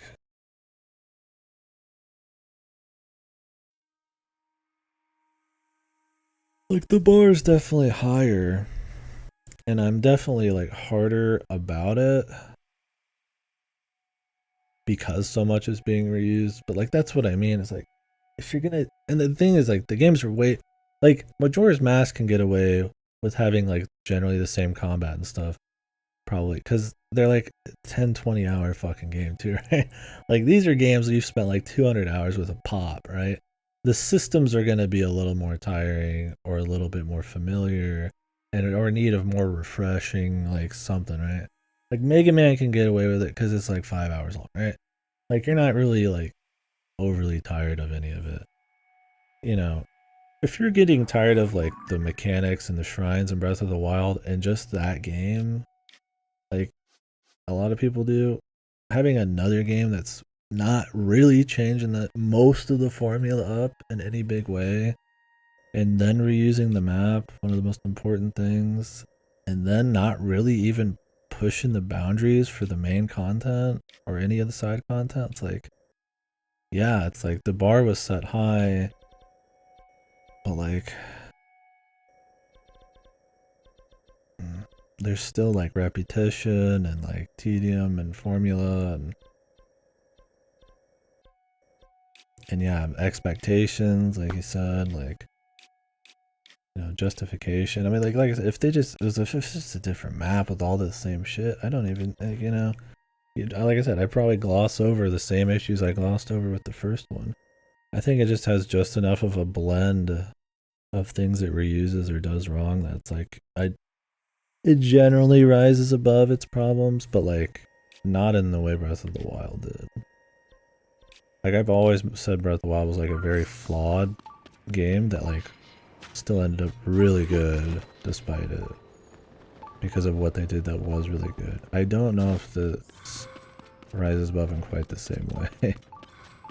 like I think it still does, but just not to the same degree. I don't know. I'm all over the place right now. Death Mountain was improved. I'd say they replaced the lava with areas you can walk and explore. Sure, yeah. I mean, they've changed the map. It's not the exact same map. You know, that would be disingenuous to say it's, you know, exactly the same. The thing is, though, to someone who hasn't played Breath of the Wild in 6 years, it still feels super familiar. Like, they've changed a lot of details, but, like, I'm not going to remember all those details. It doesn't feel like it's full of, like, it doesn't have the same the stuff that's familiar is the stuff you don't want to be familiar. Just the general feel of the areas, you know, the general like topography of it all, like you know, the feel of the atmosphere and stuff is pretty much unchanged. Like I think the Gerudo area gets some nice touch-ups with the lead up to the new stuff. It feels like a different thing. I mean, we'll see if it does after now, but like, for the most part, it doesn't. Like it feels like it's just the same old, and like while some of the details are changed, like I'm sure the devs noticed, but like I didn't notice all the details. But the you know everything else feels super familiar. And I think the new stuff, like I said, the different maps, they're not really like a whole new map. They're not like a replacement. When you're spending 80% of your time on the overworld fills. I'm all over the place. It's like I said, it's a hard one to talk about. I should really be writing. I might write some kind of notes or guidelines just to guide the flow once we're done with the game. But there's just a lot going on. I mean, that's what the first one was a tough balance that they hit just right to capture that kind of like adventure feel for me. And this one has so many systems that are really good, but then not good. Like they do improve on mechanics and are innovative and creative, but then in some ways they just don't change anything. And then in some ways they kind of lazily almost like stick to their guns on some of the formula. But in other ways they try to improve like main stuff like dungeons and then kind of just fail. Like it's all over the place. There's earnest like improvements. There's earnest attempts at improvement that don't pan out, and then there's just like things I just don't give a fuck about. It's so many little things.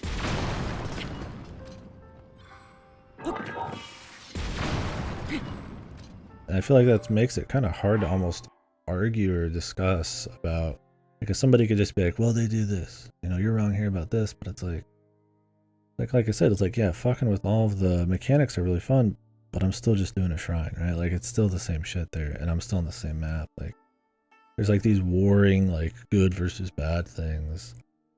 And so it's hard to really say like some definitive thing about how I feel on it. Yeah, no, I appreciate it. Sorry, it's just fucking all over the place.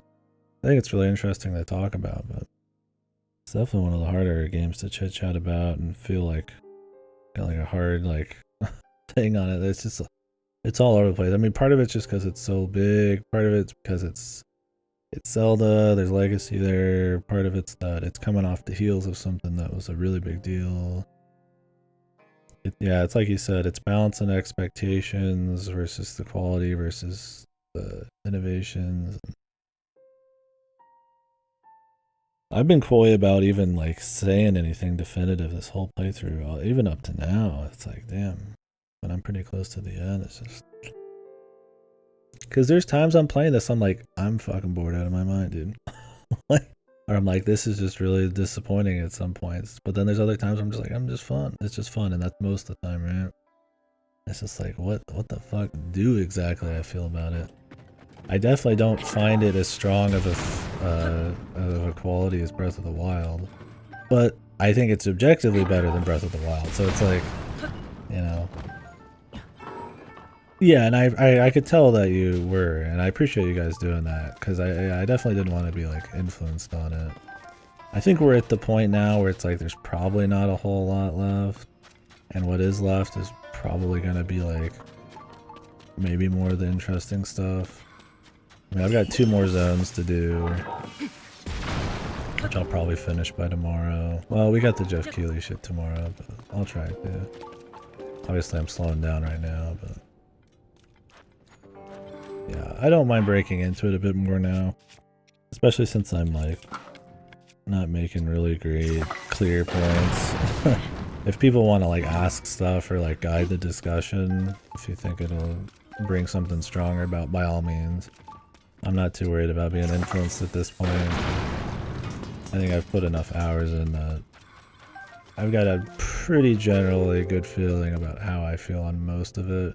Might not have the details knocked out, but like I don't think how I feel about the adventure, the significant content, like the big content, whether it's side or main content, I don't think a lot of that's going to change. How I feel about the creativity, I don't think that's going to change at this point, right? I think what could change, probably not, but maybe story. Obviously the dungeons, there could be more dungeons, you know, so how I feel about the main stuff, you know, that could change, but I think for the most part, a lot of that has a very small chance of actually being any different.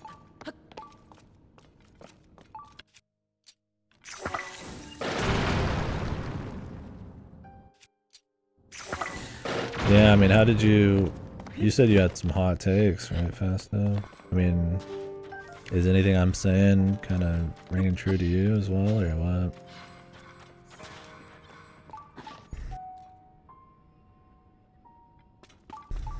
Yeah, oh, I appreciate, obviously, yeah, those kinds of questions. I appreciate it. It's always fun to chit chat about it.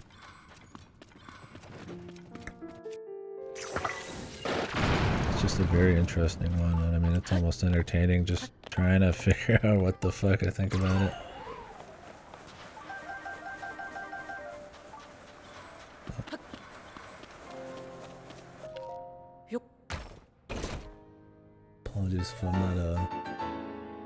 be given answers or something to the level you guys might want, but yeah. I do have fun trying to figure it out though. It's a tough one. I think this is definitely one I would want to see some pretty long form discussions or kind of analysis on. And I'm very curious to see what the discourse is on this game. I have not read almost any people's thought. Obviously the critics really like it, but I would not be surprised if I started reading some more user-based stuff, if there was some mixed things going on in there.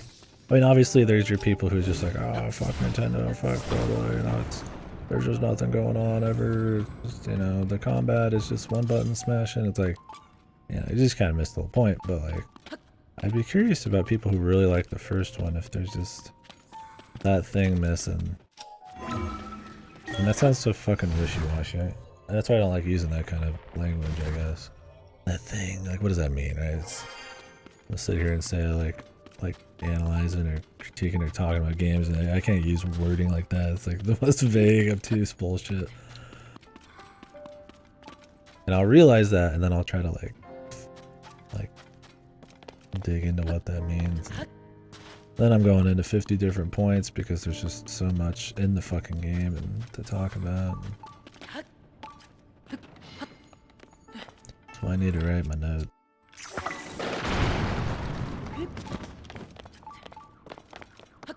I think part of me is like not wanted to write them for this one because like there's so much coming out. Like, do I want to sit there for like 2-3 hours like forming like super coherent thoughts all written down? Because I usually spend quite a while making like an outline of my thoughts and shit if it's something worth doing. And I feel like I'll probably do it for this. And I'll take a break tomorrow before the Jeff Keighley thing and start hammering some shit out. I've used a lot of bombs in here, man. What do you guys think about exploding rocks and shit? Do you think there's too much of it? I don't know how I feel on that, but the thought that it's crossed my mind more than once or twice says maybe there fucking is a conversation there. Too many fucking rocks. I think in the caves they over rely on breaking rocks, and it's just not an experience you're really gonna do a whole lot of different ways. You start out doing it with swords and shit. Then you start doing bombs more. You might lay off the bombs because you don't have enough. Then you might start doing triple bombs, and then maybe if you're feeling crazy you'll use this construct lady, which most people are gonna get so late it doesn't even matter. And like that's really the whole bomb rock experience. So I feel like having them occasionally is fine, but having this where it's all exploding rocks and doing this a lot like in the Hyrule Underground, I'm like I mean, yeah, that would work too. I think if I could make a vehicle, that would be cool. I'd wanted to do that, like just some kind of like goofy vehicle that could just crunch through rocks, but like it's so expensive. You're limited favorites. You don't really have like space for it. I'm like, I think they're fine. I think the idea of blowing up rocks is fine, but there's a little too much of it. I think. I guess I'm not bored doing it, but the thought crosses my mind, and I you know, or I feel like if I'm even asking the question, there's something a little off. Yeah.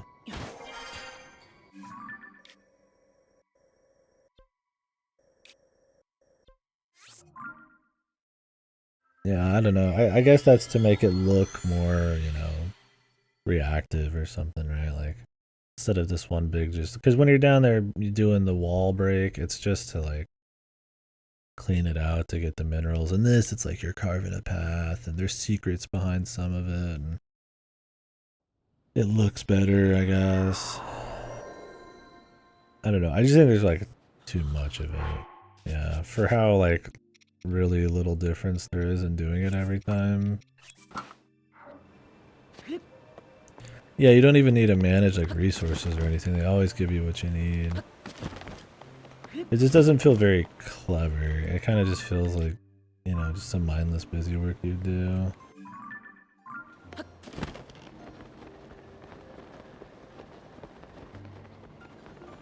And that it populates a lot of the caves kind of sucks.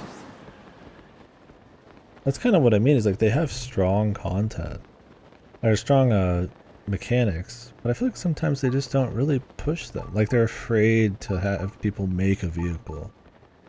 Or they're afraid to just like say, hey, I hope you have the parts for this, or you know, here's a you know, a gacha machine. Just make something with that, you know. They always like give you everything, or they always have like an easy alternative, or that's just not necessary. And it's like, that's fine if I feel like the raw creativity is super freeing. But because of the zonite costs, because of the limitations of the build system, I mean, it's 45 degrees only. You can't even fuse two things to one thing at once. You can't control most of the tools separately from each other.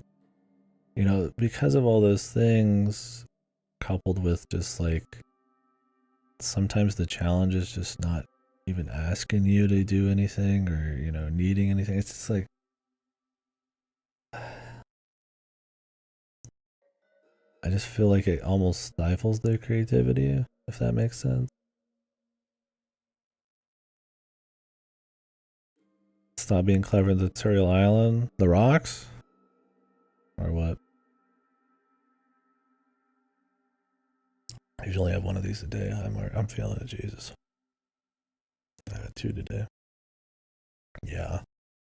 How do you guys feel about the creativity angle? Do you think that they facilitate creativity enough in this? Do you think they really use the systems to the utmost that they could? Like with the builds and shit? Like, I think clearly they don't ask you to do much. But do you even think there's like room to really like fuck around often enough? Like technically you could, right? But I feel like there's so many things pushing you away. Like I like doing creative stuff. I also like sometimes efficiency or creating, you know, things for, you know, based on goals. Like it just depends. I feel like,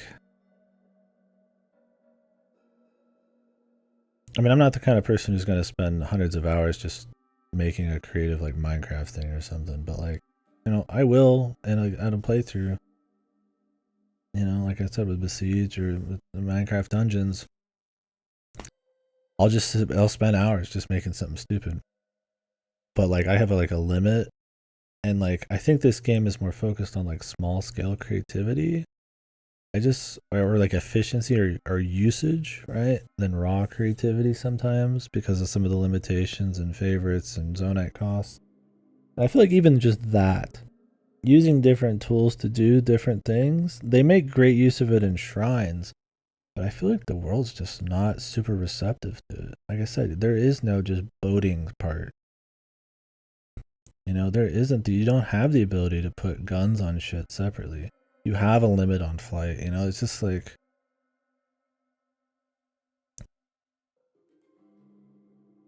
I've seen all these videos building crazy machines and I just think, what's the point? Yeah, I mean, like you can, that's the thing is you can. If you just sit there, but that's the thing, the game isn't about just making one crazy machine, right? It's about exploring an entire world full of like 300 hours of content. But like to meld that adventure with creativity, you need to have, you know, lots of reasons to make really varied vehicles on a small or big scale really often, and I just don't think it happens very often. Like, yeah, I've sat down and made some goofy vehicles in this myself, but I'm like, how many times do I want to do it?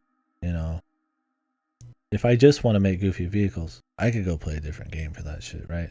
It's about how I feel like they blend it with the adventure, and I feel like blending it with the adventure well means I'm making lots of different machines very often, or making like tools I can bring back that are really efficient at handling lots of different problems, or just I'm summoning some goofy shit that I've made for fun. And I don't think there's that many problems that I need that many fucking tools for. There's too many like catch-all problem solvers. And then summoning goofy stuff, which is cool, cost way too much, and I have limited slots. And I have to have all the parts there to make them, and I'm working with 45-degree angles and all that stuff, and there's just enough problem where I don't feel like I want to fuck with the creativity like I would in another game. And I'm not saying it needs to be fucking Besiege, because that game would never work as an adventure game, because I spend 3 hours making one fucking boulder launching vehicle, and it has 200 macros on it. But like a little bit of that, right? Like it feels like it's trying to make it really tight, simple, like if almost efficiency, creativity, and obviously like you can go harder, you can do goofier stuff, but it's just the incentivization and the reward for it, and like the effectiveness and stuff. Like it's just, I don't know if they work that in well. I haven't seen enough to say, but did you find a lot of utility in the constructions that warranted their cost and time and resources? No. The strongest thing in the game costs 9, and it has 2 fans and a fucking seat. My most expensive vehicle is a piece of dog shit. But that's like why it's funny. Because the problem is, Zonite stuff, the gadgets, cost 3, but stuff like planks of wood, I think, and stuff like that cost like just as much or more sometimes. I think the opposite needs to be the thing. I think there should be a database of anything that you could possibly attach if you want, which would give you so many different options for just goofy shit, and have the things that are not essential tools be like fucking cheap or almost free if they want to push creativity. I mean, within reason, some things probably could bust the game open, but like, I mean, you already can, so it's like, who really cares? Like this is 18. It's a fucking just wooden raft, right? I can make a flight vehicle for 9. It's like one of my goofiest vehicles is this one. It costs 27. It's 2 wheels with a fucking like a fucking handmade grinder on the front that looks stupid as fuck, and I just sit in between. It's horrible. It doesn't work at all. I mean, it works, but it's not very effective. But it's funny. I'm in a fucking giant like slab of like spinning bullshit. But it's expensive, right? And it's like, so I'm like, why do something goofy? You know, it feels like you're incentivized to be efficient, and you can get really fucking efficient.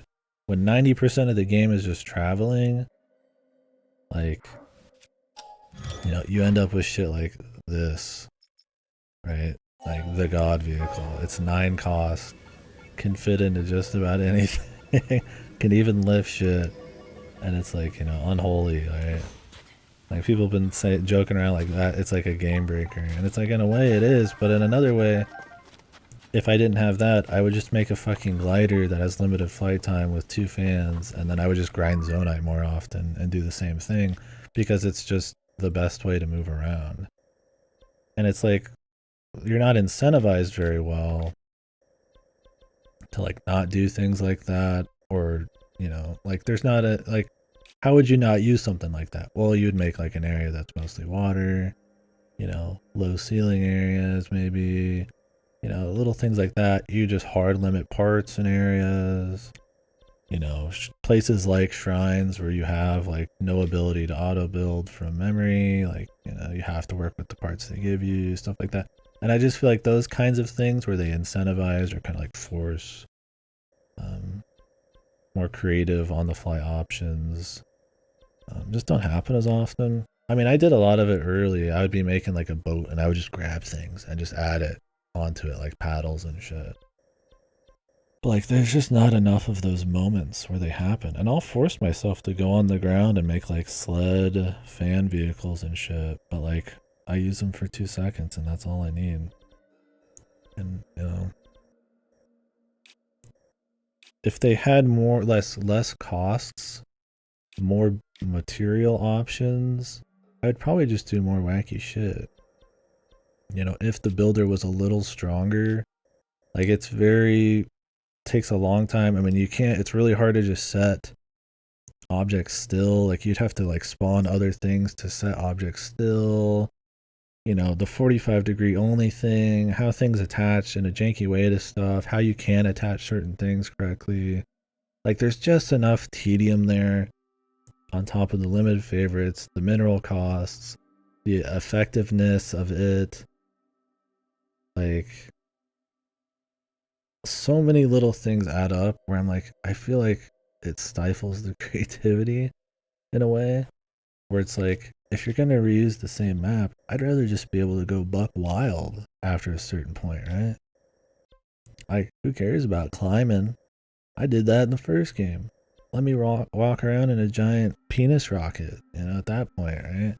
You could argue that would be good. Like, I would just take, you know, better crafted, more plentiful options that kind of push the creativity that aren't just shrines. I think the depths would have been a great place for that. But I don't know. You have some crazy planks making circular motions on water can move you forward physics, but you can just put a fan on top of a plank and achieve the same functional boat. Yeah. Yeah. The little hover flower looks super useful. Yeah, that's the thing. Is, I mean, you know, you definitely have to like just fight efficiency. There's times where if you want to just enjoy this game, you gotta just not think efficient, which is totally fine. That happens in all sorts of games. Sometimes you don't do the efficient thing just because it's more fun. You know, players will min-max the fuck out of everything, right? But my thing is less that, because you can do that no matter what with the way the vehicles work. And more just like, there's like so much you could do with the vehicles, but there's just enough limitations, right? Like if I could just like make vehicles cheaper or save more goofy vehicles, or there was more areas where like I could just make boats and just fuck around. There's not even really any areas I could fuck with boats except like the bottom right, really, in like a big way, right? It's mostly like little caves where you'll do micro boat shit. You know, like robots to fight with. It's like, I mean, most of, you know, like bosses and shit just immediately delete your robots. Like Lionel's just roar and they're all fucking gone. So it's like, it's just, you know, and it's like at that point, it's like, yeah, it's fun probably seeing your robot kill a bunch of shit, but I'm like, I can kill a guy in one hit. It's just, I just don't know if there's enough I don't think there's enough situations where you're really either need to work the systems, they're emboldening you to mess with the systems, giving you the freedoms and stuff like that. I think there's way too many like times where the stacking of tedium and all these other things coupled together end up just making you not want to give a fuck. It's not a 20-hour game, right? Where you just fuck around and do all this goofy shit. Like it's a really long one if you want to do everything. Like all that, a lot of that stuff wears off. I don't know.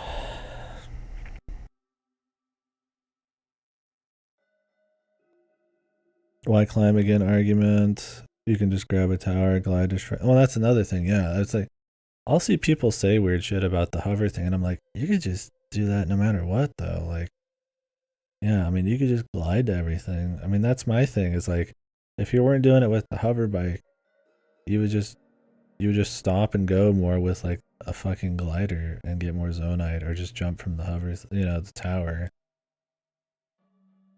So it's like at that point, it's like, you know, obviously that maybe isn't as fun. So you're focusing on efficiency. It's not as fun, but I'm like, well, what other fun really options am I getting, right? Like, I mean, I climb, I ride my horse, which I try to do.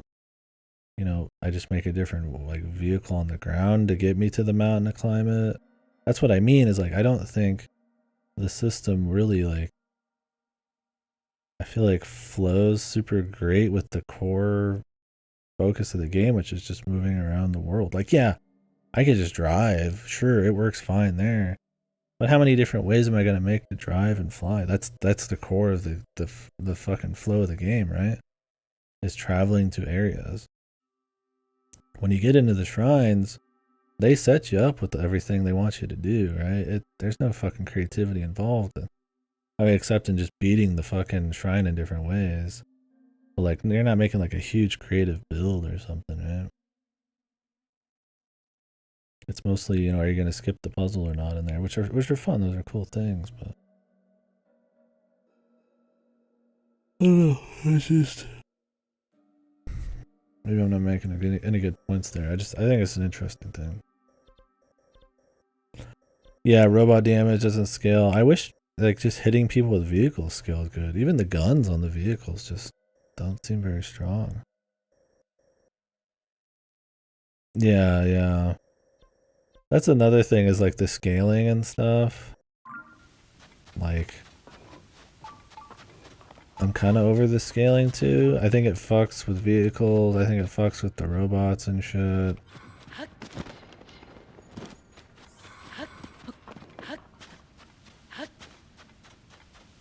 Like, yeah, it's not like probably the worst thing ever, but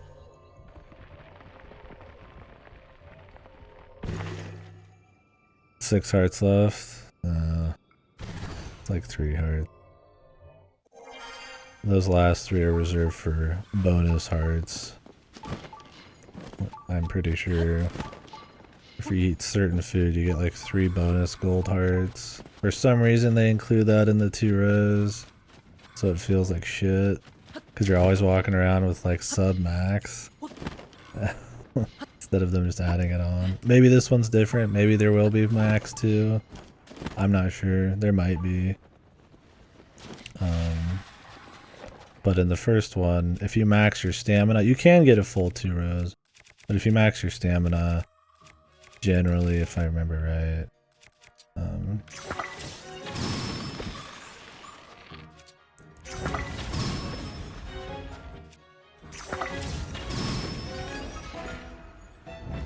can't even see this nerd back here. Where is he? Yeah, I'm really digging the sages in this game, dude. I can't even see the enemy. How did that ever get past, man? I have no idea. I would say no matter what we're talking about, the most baffling thing is the sages. They just feel like bad. Like they should never even have gotten through testing, but they're here. Yeah, there's a lot of hearts. I mean, thank God, really, though. I mean, there's no permanent upgrades in this. Almost at all. Just like the first one.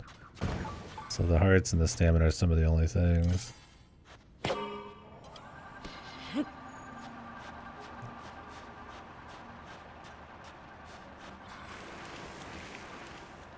You get permanent gear, I guess, but you have to like, I mean, you can only hold 3 pieces on you at once. Yeah, there's quite a bit of hearts for sure. But you take a lot of fucking damage in these games. I die more in Breath of the Wild and this than I've ever died in any of the old ones. Not that these are hard games, mind you, but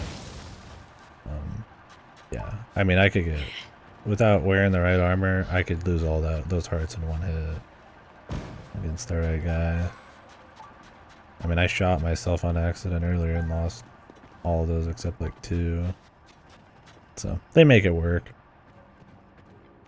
But it does look good. It does look insane if you just like compare them.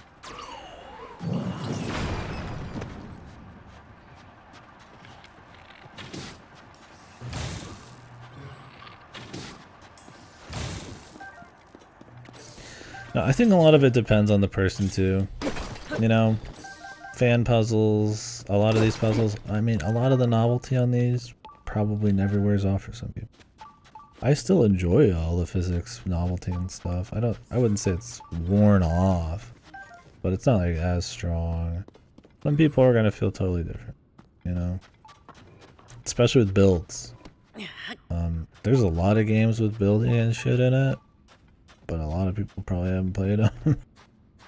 Like, so I think a lot of that, just even that they exist in any way, is probably gonna be really special to a lot of people, and that's totally fine. I'm glad to see things that, you know, maybe you don't see as often, or especially not in this format. It's very innovative in that way. Just full build, like builds and creative builds and stuff in an adventure game, you know, that's not something you see. And, you know, hats off to them for attempting to balance that line and do, you know, do both. But yeah, I don't know if they quite hit the mark. I didn't make a giant penis, but I did crucify a Korok and roast him alive. And I made a giant sarcophagus grinding machine for myself to stand in sometimes. It's this thing. It just spins spikes and I sit in the middle in between it. Yeah, it's pretty comfy.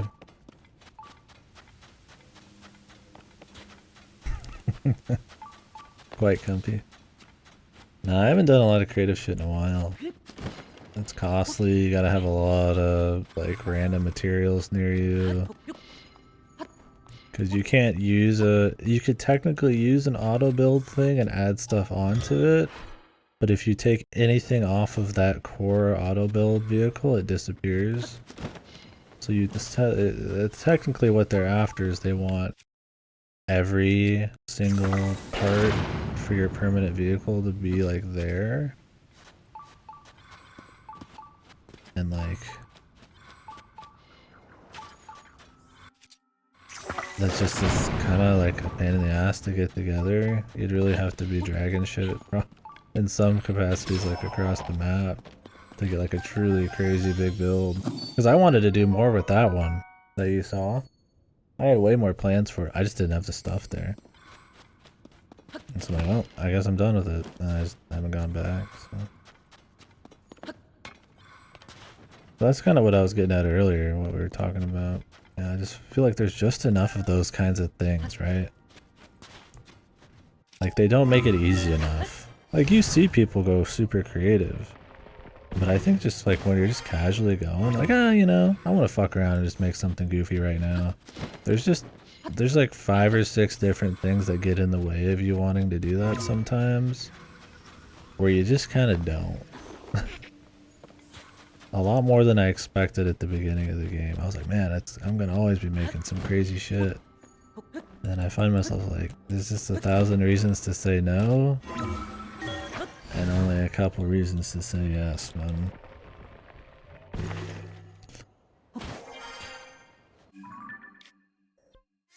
It's like, from the overall structure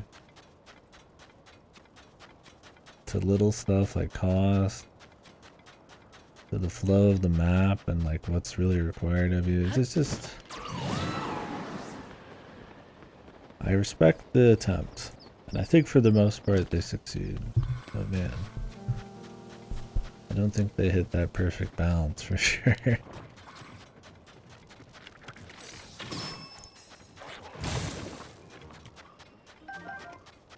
Be hard to do. I mean, a lot of that's just player freedom stuff. Personally, I think they could have pushed the freedom angle a bit more since you're already reusing the map. I think if you weren't reusing the map, I would say, yeah, you know, have a bit more stringent costs and stuff so people can't go too buck wild. Or, like I said, have more restrictions on what you can use and then requirements that you do need to use something, right? Like I said, like zones where it's like, you know, realistically you're gonna want a vehicle and you're gonna want a certain kind of vehicle and then have enough options there to really have somebody create their little dream boat. I just don't think that happens often. The map's just not really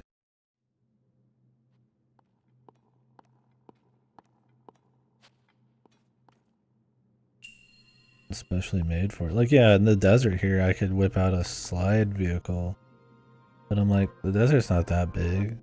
The snow area, what am I gonna spawn a whole sled vehicle and make one? Just to slide down like a mountain that I could do on my shield? I'm like, not really. Like, it's too small, right? Especially when I have to climb a mountain. I think a mountain climbing machine would be the best thing. And I tried making one. With like spikes that would go into the walls, but they don't come back out really, so like I can't. It's like you just fly then, right? Like just something creative and stupid. It doesn't need to be ultra efficient. I'm fine with just having fun with it, right?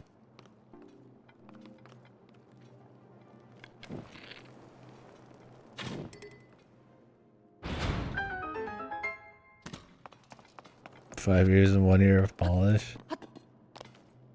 I'd love to, yeah, like sit in, be a fly on the wall there. Very curious what going on here.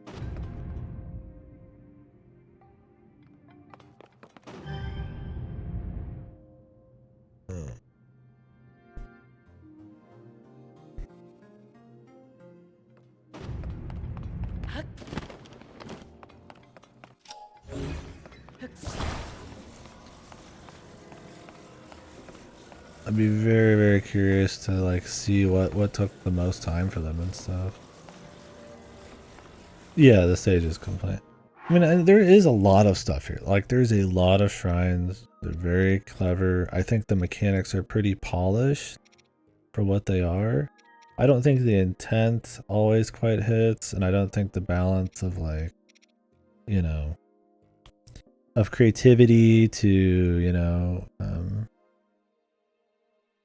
efficiency and stuff like that quite hits right. But I think like the raw mechanical side of it is pretty polished. Like, I mean, I could see a lot of that taking some time, but like, you know, they do remix the map a lot, but I'm like, you know, there's only like 4 or 5 dungeons. I'm like, what exactly, yeah, took all that time?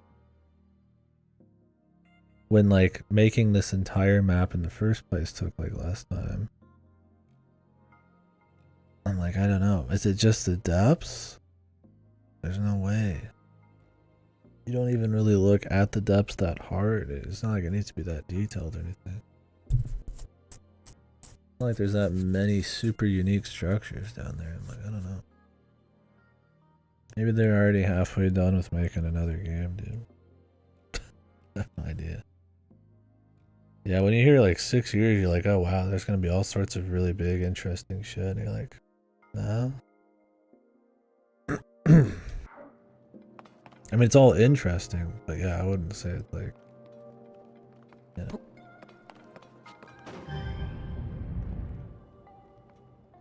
I think they want me to do some like, I don't want to say tedious shit here.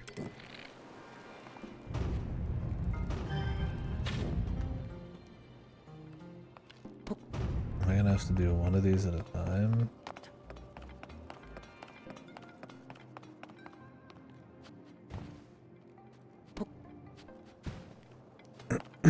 I still think some of the most like goofy fun creativity is just fucking around at some of these, despite having the build system, just working within a limitation and making something work.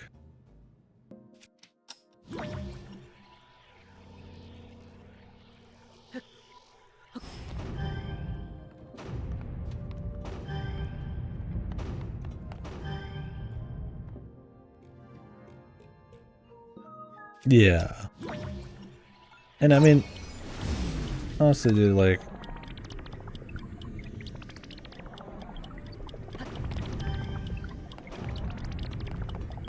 I mean, in my opinion, like, it's still lit.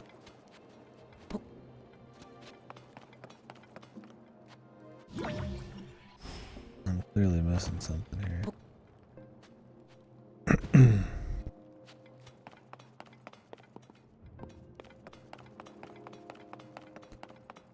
I mean, yeah, it's like, well, all that stuff's really impressive. It's more what they do with it. Like, yeah, I mean, the physics and everything, it's really cool, but I'm like, I mean, I'm still spending 200 hours doing shrines and Koroks and shit, you know? It's like, in subpar temples. I mean, they're all fun. Like, I mean, like I said, the shrines are good. You can, I mean, you can justify it. You could have a whole game that's just these shrines in a row, and it'd be fine. But like, you know, and spending a lot of time I'm just climbing too is another thing. I guess you do a lot. It's like, you know, like there's only so much like a really crispy, you know, physics system is gonna be able to like fight some of those like problems.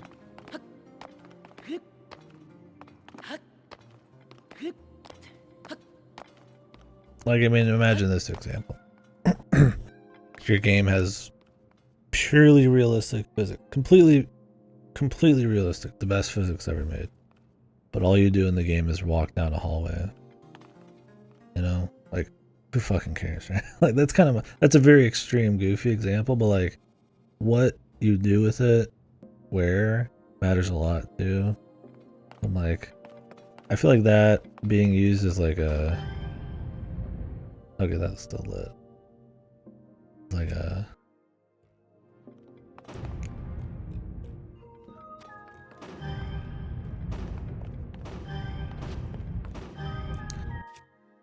it's almost an excuse for like the stuff in the game is kind of odd. I really just do this 3 times. I feel like there's a better thing here. They're usually not super tedious. Like I said, I think the shrines, once again, are probably the highest quality stuff in the game in terms of content, but they are like the whole game, I mean, essentially. Especially because this reuses the map, right? I would say in the original game, not so much, because the map was all new and moving around was really interesting. Oh, really? Oh, I guess, yeah. Rewind does work.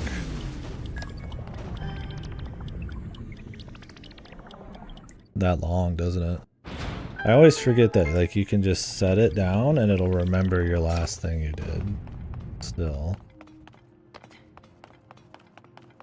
Like, it doesn't matter how long it's been setting there. Yeah, I knew I was doing something wrong. Yeah, I mean, that's the thing, is there's no way they, 6 years of just physics or something.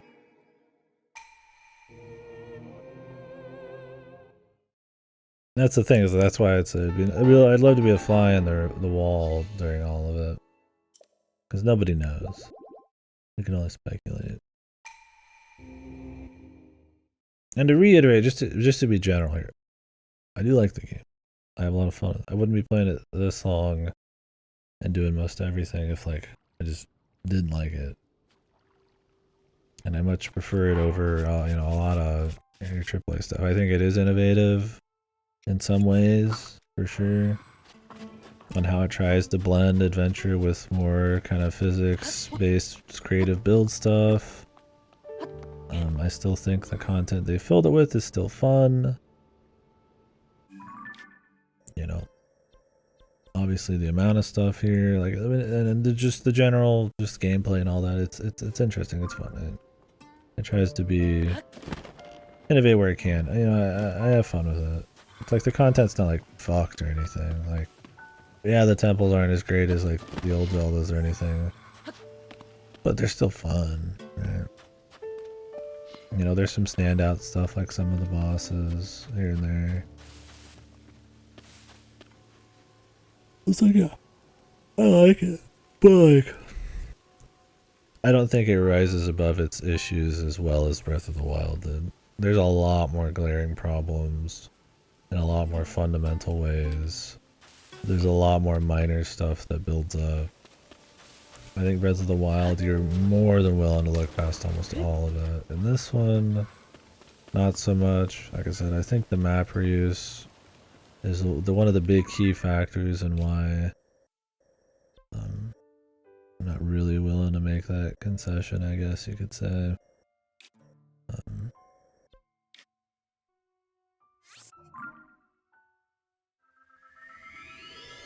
But it's not the only thing.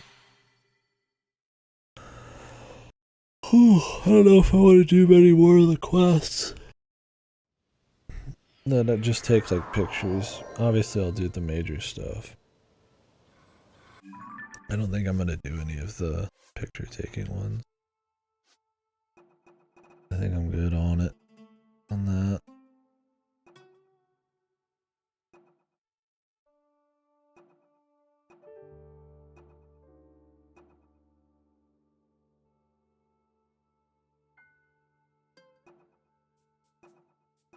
We'll do, I mean, most of them still, but I'm not doing like a picture for the stables or. I can't be arsed on that.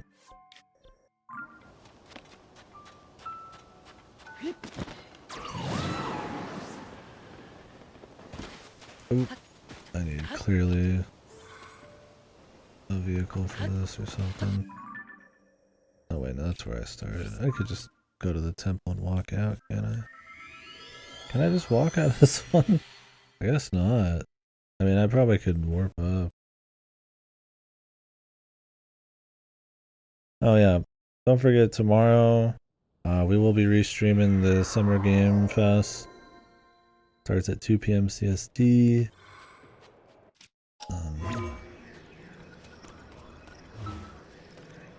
That should be pretty cool.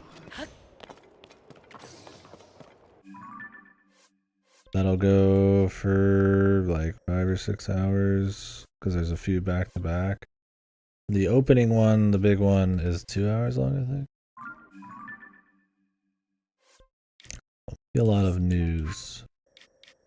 I'll be restreaming that. I plan on restreaming every event I can. Technically, the gorilla one I think was today, but I guess I didn't watch that. Kind of forgot about that. I don't even know if you can restream it. But yeah, every day should have some stuff, but the big ones are tomorrow and then Sunday and Monday.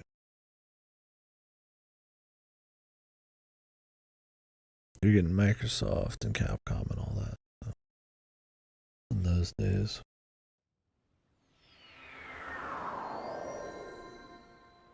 I don't know. There's a lot of things too. I mean, that's another thing that they really probably should have made a better attempt at improving that they didn't. Is story. I mean, yeah, you can make the argument, and I've made the argument, that the story is a small part of the game. It is a small part of the game in the grand scheme of things.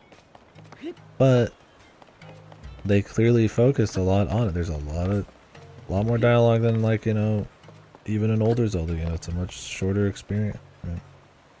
You know, per minute, there's probably still a lot more in these. A lot more big cutscenes. A lot more lore and all that stuff. Like, so clearly they care. God, I got bad ass reflex. Like, I shouldn't have had 2 of these. The thing is, though, I feel like story and stuff like that, the general setup, feel, and all that, lends, like, context, set dressing, purpose to the adventure in some ways, right? Like, you know, Majora's Mask has just like this just atmosphere to it, you know, whether the sad or surreal atmosphere to it that kind of like is in the story and some of the themes and side stuff, and then that kind of like lends itself to the pervading feeling of the rest of the game. Like, it matters. You're not always thinking about the story, but like it's always there in your mind. A little bit, right? Like, if I was just like, I mean, that's my thing, is like, if the story was really good and this, people would be like, oh yeah, I love the story, it was so awesome, but it's like, it's bad, I feel like you're gonna hear that, oh, it doesn't matter that much. It's like, it does matter. Maybe not a huge part, because most of the time you're just running around the environments.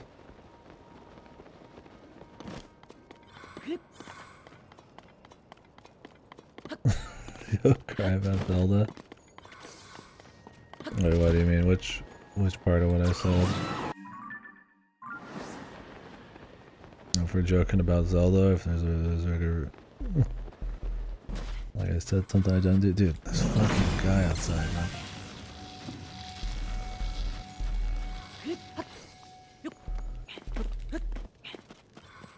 So loud.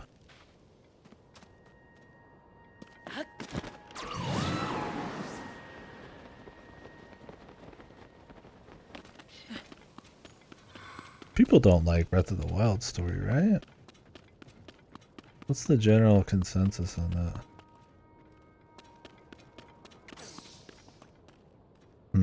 Yeah, I mean, yeah. I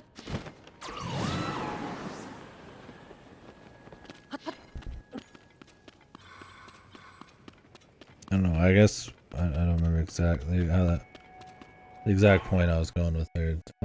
it all pertains to it. I'm not saying it doesn't, just more that like I just feel like the story matters.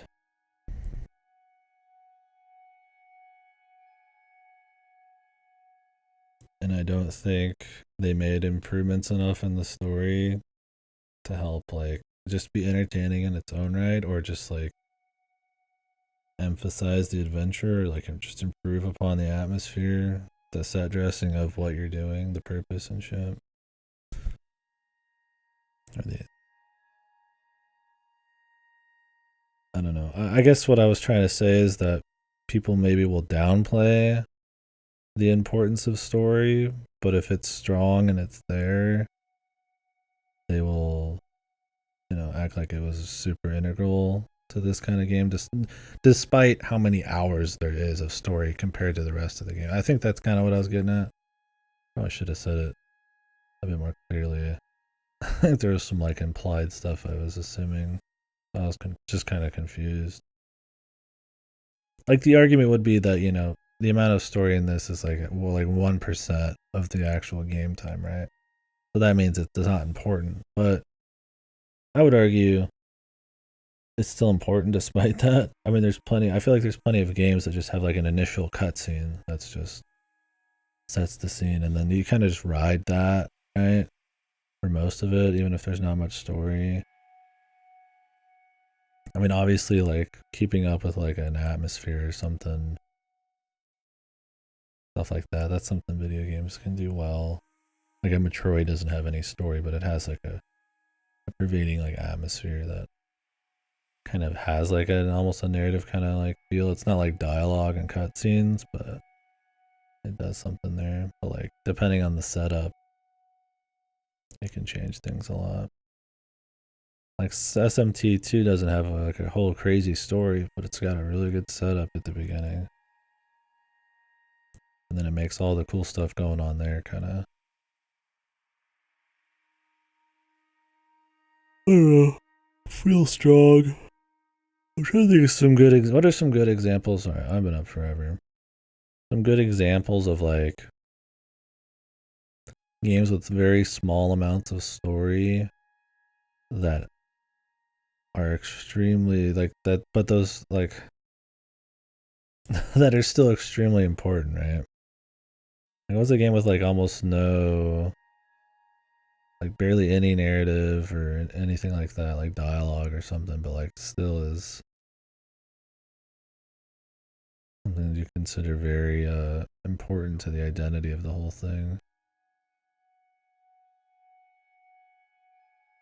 I mean, you could argue like really old stuff, like a Castlevania or something, has like a scroll at the beginning that just explains what's going on or some shit.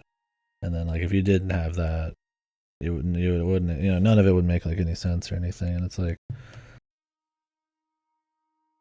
it's important, even though it's a small part of the game. Is all I'm trying to say. I feel like one of the ways you could downplay this is say that the story is a small part of the game, so who cares? But I would argue that's true to a certain extent, but I don't think you can just brushstroke how fucking bad the story is. Especially when you get like the old Zeldas, which have less story, that still feel like either thematically more engaging or just like atmospherically more engaging, despite that. Oh, okay. Yeah, and I see what you're saying then. Yeah, I mean, you're probably right, sadly. Yeah. I guess. I mean, and if that's the thing, if people say that, then why would they like change this, you know, the writer or like the how the formula of the story is still very much the same. So. Yeah, I'm going off here on this like fucking game philosophy fucking thing about narrative. And the thing is, like, that's already a confusing thing to talk about in the first place. Because, I mean, video game stories aren't, you know, just cutscenes or dialogue, right? They're very unique in that they can be more than that and still, you know, give a narrative or a feeling equal to story or a narrative.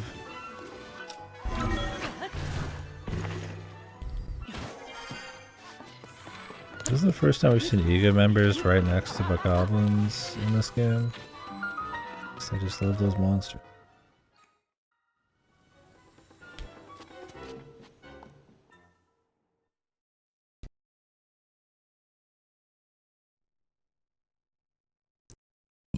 Oh, man. Massive book, sorry. I mean, for the record, I don't think, like, Breath of the Wild or Tears of the Kingdom stories are, like, up there with the all-time worst. I mean, I think they generally suck and don't do much for the game. If anything, are a detractor. But I don't think they're, like, just fucking just, you know, just rancid, you know. It's not AI2 or, like, World's End Club kind of shit. But it's also, you know, and that's why I say, you know, they aren't a huge part of the game. They're still a bigger part than I think people give them credit for, if, you know.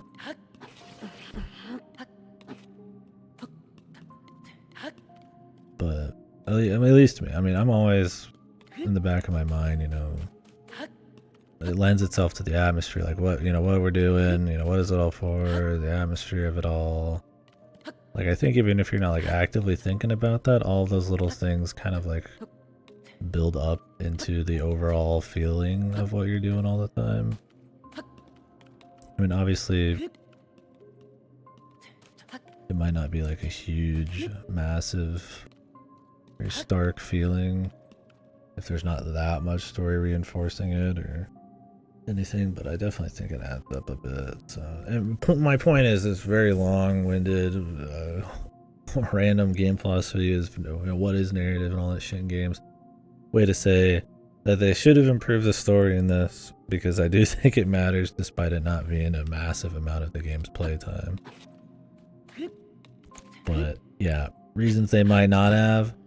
Breath of the Wild sold $1 bazillion and critically reviewed super well. A lot of people like the story, apparently. I think at best it's just like inoffensively okay.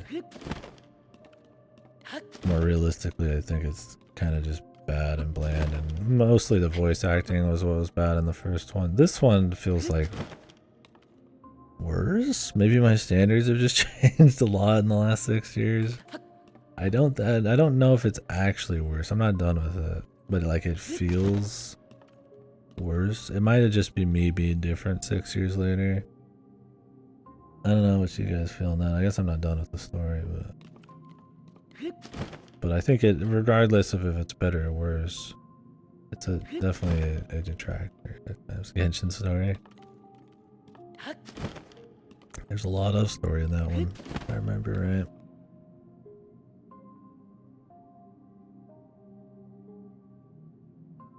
right. You don't remember the sages, bro? I'll never forget the secret stencil.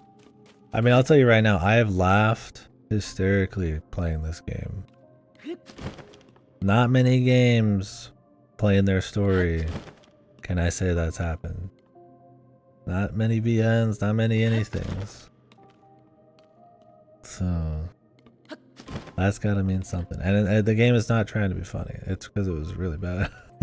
So like, there's probably something there for sure, but that's not very good. But I've gotten great joy from the story, but not the kind they're after.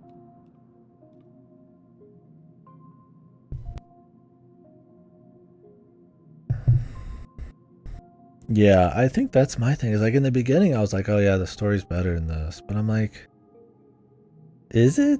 I feel like Breath of the Wild, despite like still being a pretty piss poor story, like I said, at its best, it's just like okay. I think its biggest faults are voice acting, not really having like much of an atmosphere to it or interesting like kind of like theme or anything going on, like, you know, feeling.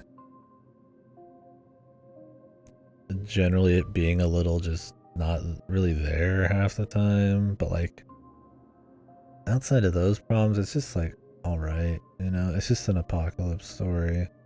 It's more about you just running around finding the different people. This one has a lot more of a story.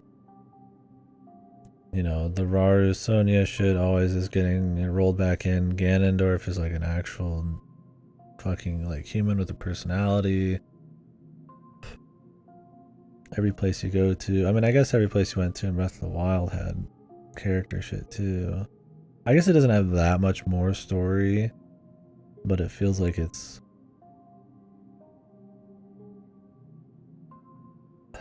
Does it feel like it's trying to? Maybe it's not feeling like it has more story. Maybe it feels like it's trying to be more, like, more self-important about it with all this lore and the 100,000 years thing. I don't know. Maybe it's just because I'm playing it right now. It just has that vibe.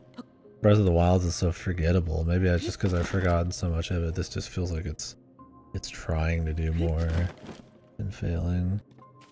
That's probably a lot of it. It's just I've just probably forgotten most of Breath of the Wild story because it's just fucking whatever. I don't know. I mean, the point of why it does kind of matter, I suppose, why it's better or worse story is that, you know, your 6 years, that it is a sequel,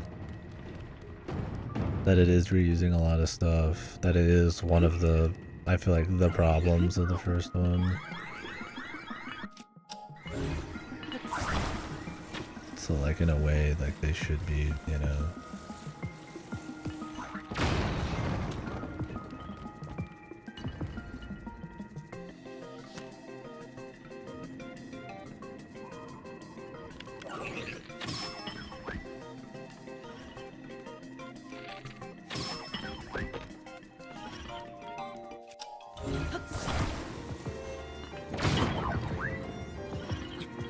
Like I feel like they should be a little better. Thing is about improving story though, that's, I mean, that's not easy to do, right? Adding more big significant content isn't easy to do in the sense of making it good, but like you could just do it. I mean, it's like budget that would be stopping you and, you know, time, but I mean they had a lot of time.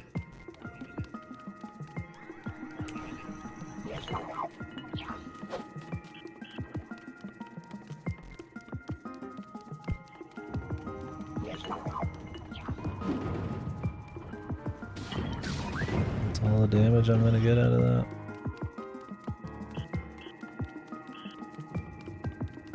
This is cool, I can use the traps against them.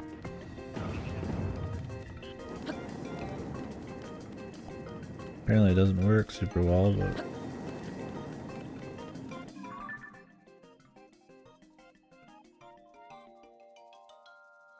yeah, Zonai are just these like mysterious, ancient, you know, non-humans, and that's pretty much it, right? They talk about there being a lot of them and now there's not, but like I feel like it's almost just to make them seem like just mysterious, and that's it. That's the only reason that they are how they are, who they are.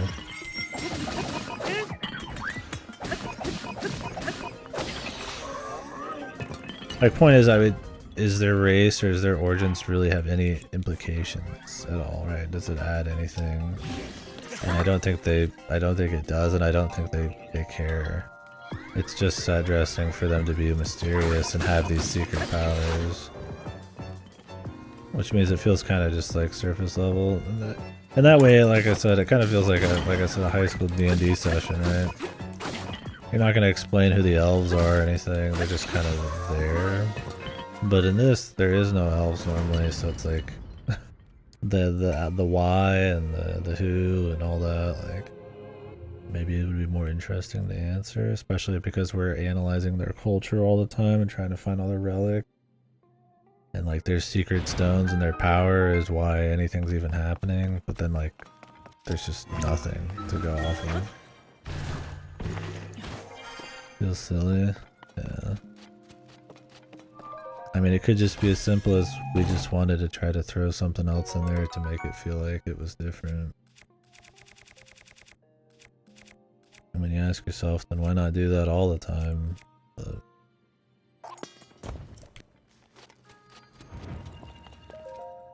that's kind of what I mean, is like it feels like the same shit, kind of, but like slightly different. Like we're doing the same shrines, but this time they're green, right? Yeah, it's like...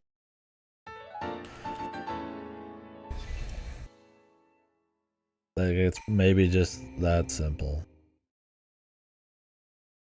Yeah, I think they handled the lore poorly there.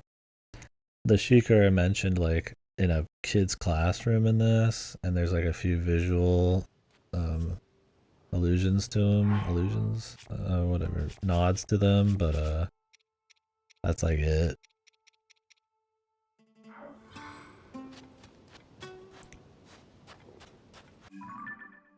Like, they might as well not have existed. And it feels like it's this really, like, obvious, like, intent on their part to separate this in a way from Breath of the Wild so that any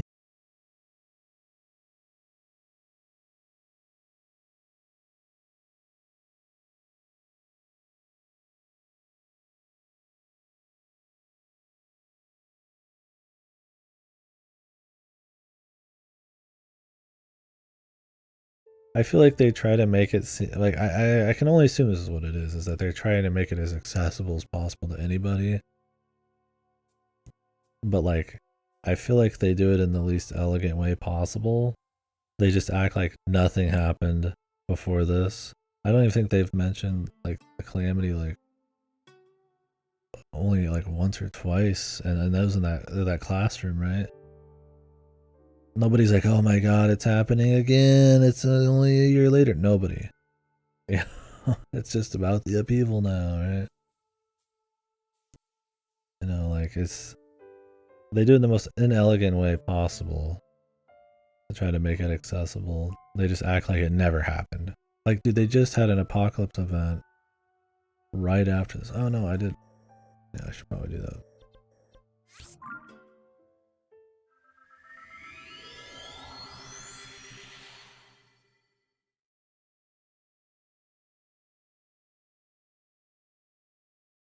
Yeah, which doesn't help the feeling of this world being the same one but changed, but different, right? Because it feels like so much of what happened before is just written out. Like, we're the divine beasts. You know, it's not like I'm just picking apart small plot holes or anything, right? And I'm not trying to just do that, but it's like, you know, this is supposed to be like a changed world built off of the one we already know. But then the one we already know apparently just didn't fucking exist half the time. Like, none of the Sheikah shit is there anymore. Like, none of the shrines are. You know, none of the enemies are. Nobody even fucking mentions it. Link doesn't know anything about anything. He's always asking, like, what is Kakariko Village, right? Like, you could just have it be that, hey, Link, you want a refresher on something? Or, you know, it's good to see you. You want a refresher on something? Since you've been, you know, incapacitated for a bit, and then you could just be like, yeah, Kakariko Village or something, right? You know, like, you could just, that's not maybe the most beautiful way, but like, you could just frame it that way. Let people know it's a fucking sequel, man. Yeah, I don't know. The point is that makes it feel like the world has a little less, there's a little less importance to the events that happened, or that the relevancy of what's going on, or you know, the state of the world and the permanence of what's happening just doesn't matter as much. It's less immersion, it's less attachment to the story and stuff, to the world. Like, they know who you are sometimes and shit. Like, it's so wishy-washy about it.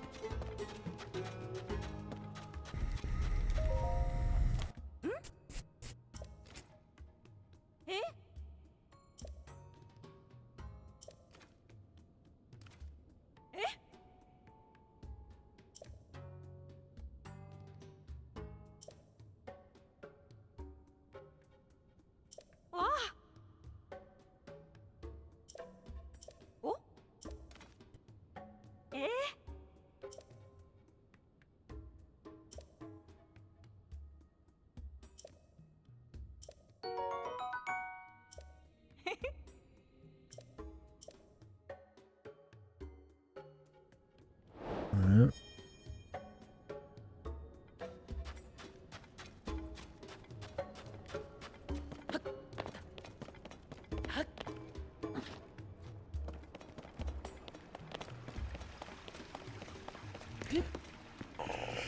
My throat, I'm fucking talking a lot. Whew. And I'm super tired. My second stream of the day. This is a special time for me to be going hard on conversation. I feel like I'm not. I think I'm bringing up a lot of stuff, but it's not. The quality of and conciseness of what I'm saying is maybe not quite up to snuff.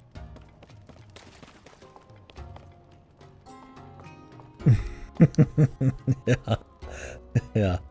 Not very smart. I mean, to their credit, they've probably like never seen a dude before. They probably never even saw him. Well, the thing is, he helped them. Well, no, he was in disguise. I'll give it to the Gerdo. They have like a reason and a certain seclusion where they might not know who he is. Like how there's some sand, so he sinks below the fucking stone. But yeah, the point is that they do that a lot, and it isn't always fine. It's usually like, how do people like not know this guy? But everybody and their mother knows Zelda, right? And it's like, I get it. You don't want to write every single character knowing Link, because then that kind of pigeonholes you into writing certain kinds of stories and like quests and dialogue. If he's always known as a celebrity, he's always going to get like a certain kind of like, you know, reception. But the way they treat the last game and what happened is still just totally bullshit. And that certain characters don't know who he is, like a fucking journalist who's everywhere, is like bizarre. The people they choose to not have him not know who he is, and the things they leave out of the last game's lore and story are just like odd, man. Like you could just have a few nods to the Sheikah. Let me do a couple of Sheikah shrines that are like fucked up, or that like a Zonai one's like, you know, encroached on, or let me fight a couple guardians that are like mangled, and you know, people could mention the calamity occasionally.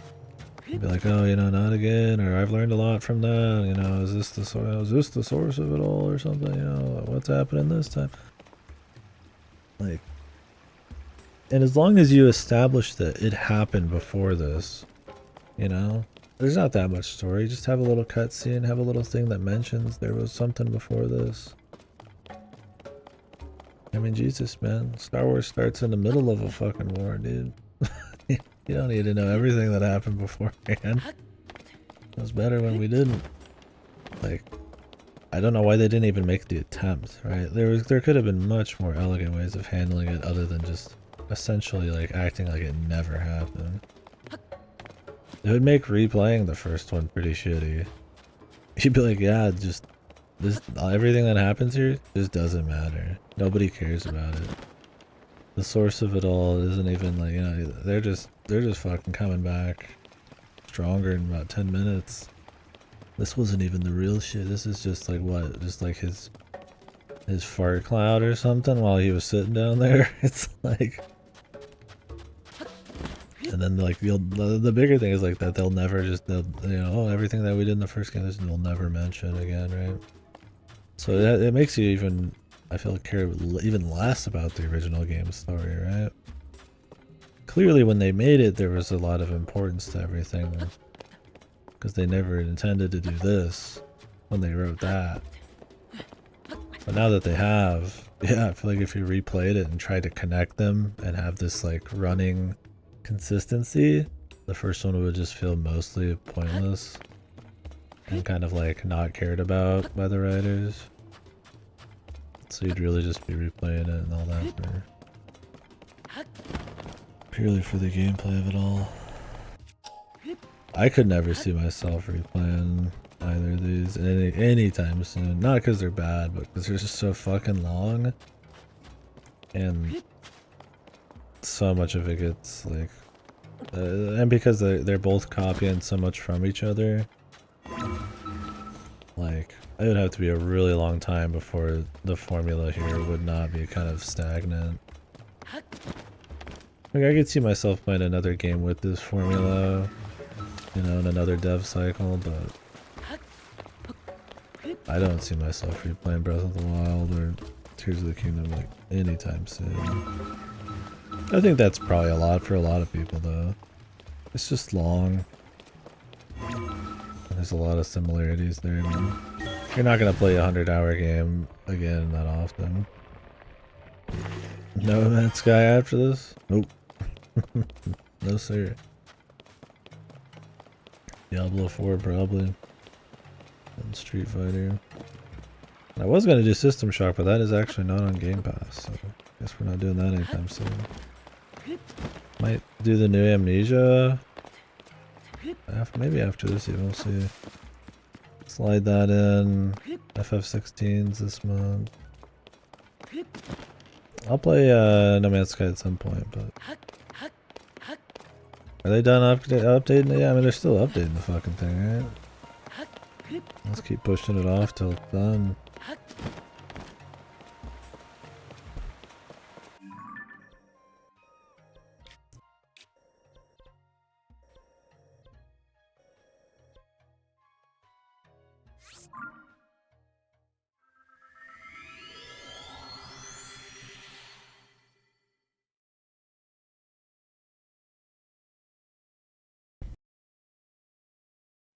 Should probably play more while I'm talking. So when we really get going, I get try to focus a bit more on what I'm talking about, especially when I'm tired. I mean, hopefully the new updates are going good. And from what I gathered in Discord, there's new shit coming. Yeah, I don't know. I was just always gonna play that game when they finished it.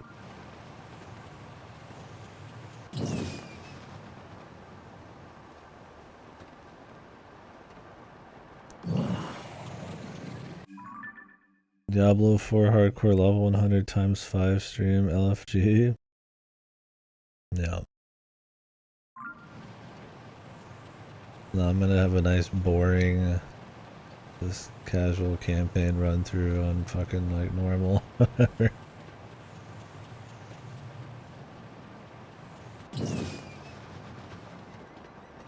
I have that low stream content value.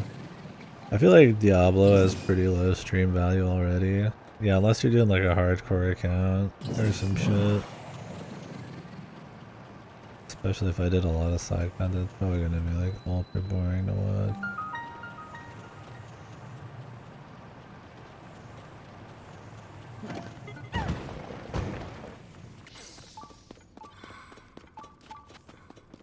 We'll see.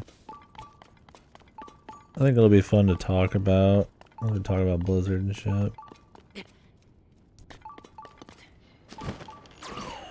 Stream value is gonna be there.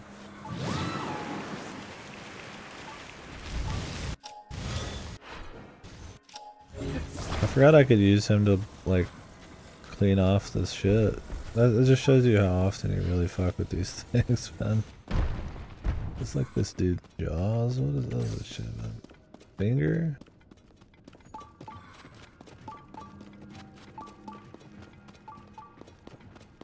Like a tail or something, dude.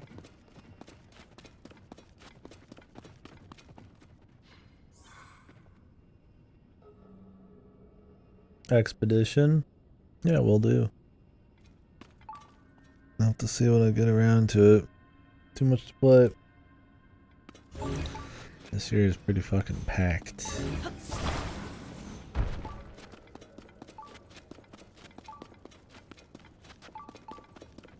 For the most part.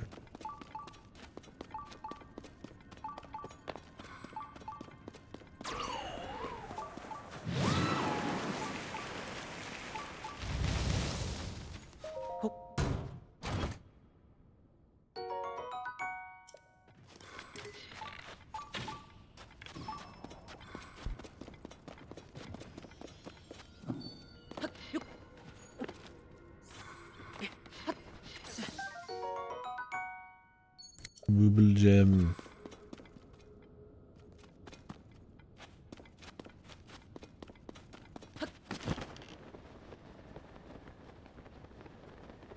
What bones am I even fucking combining?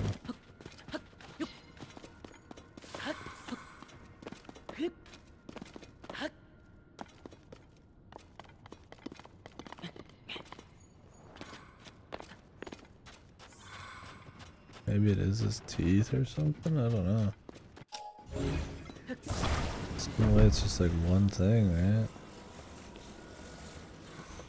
Oh, there's like a head here. What the...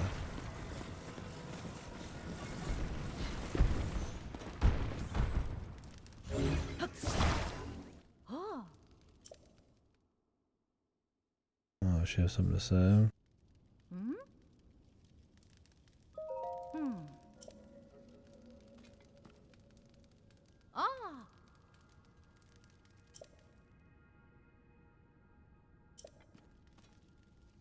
Ah.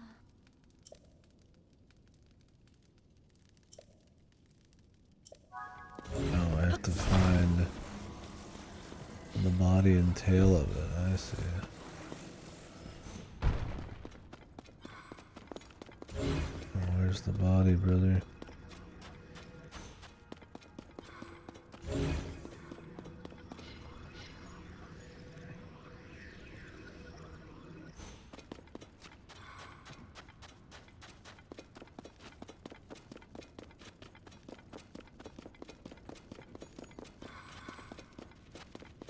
And I'm hungry too. Fuck. I'll probably stop after this one.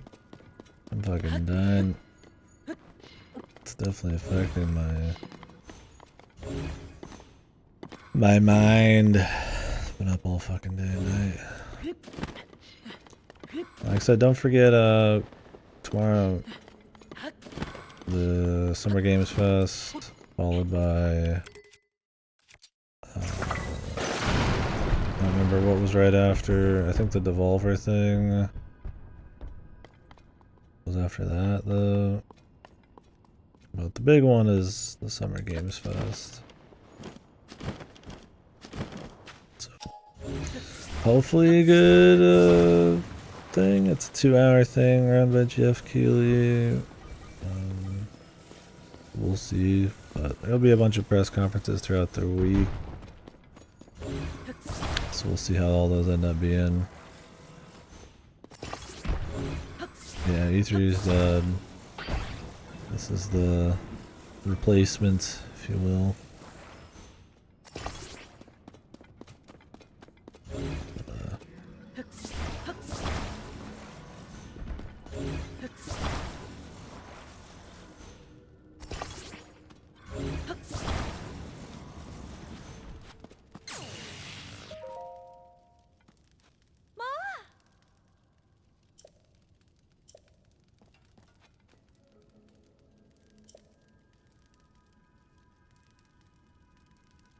Yeah.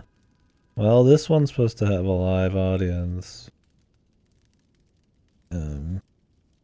This first one, but yeah, I doubt it's gonna have the full cringe experience, especially because it, being ran by people who that's just what they do.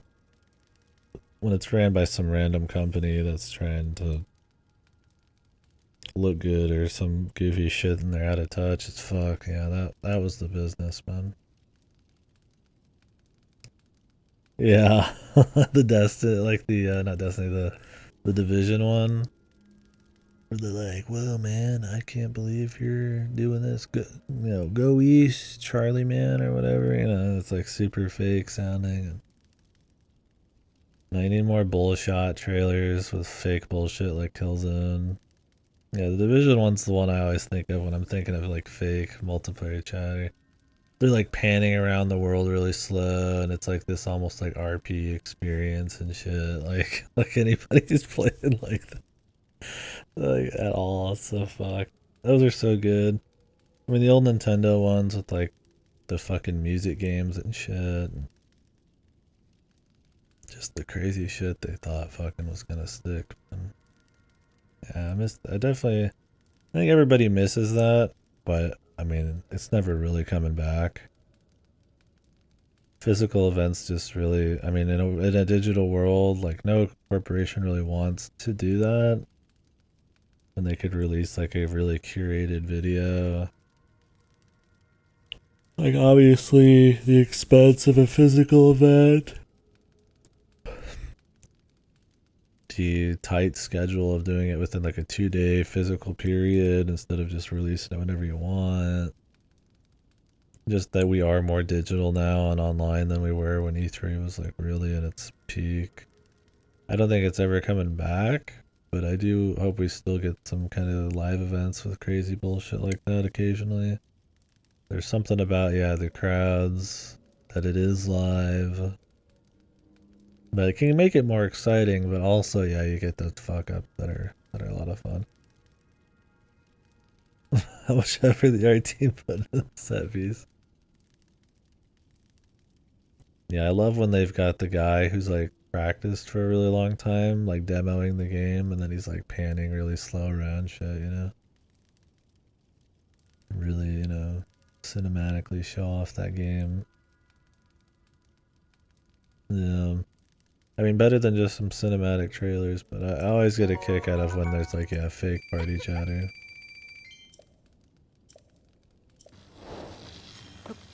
Wow, that was it.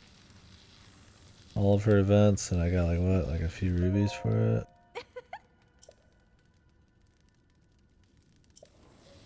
Yeah, they're really cute. You know, for this fossil to be a child still, that means it died and it was a child. It's pretty cute, man.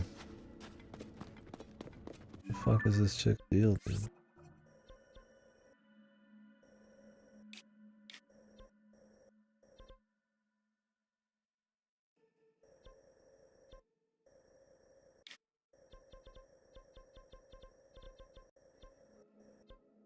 I'll log out right in front of the Zelda cutscene. Yeah, there's a lot of motherfuckers falling around, and who knows if it's over on that front, dude. I might still have to shit Zelda out into one of these. She's supposed to be a sage, I think. But I don't know if that means she's actually gonna be here, or if it's just a story.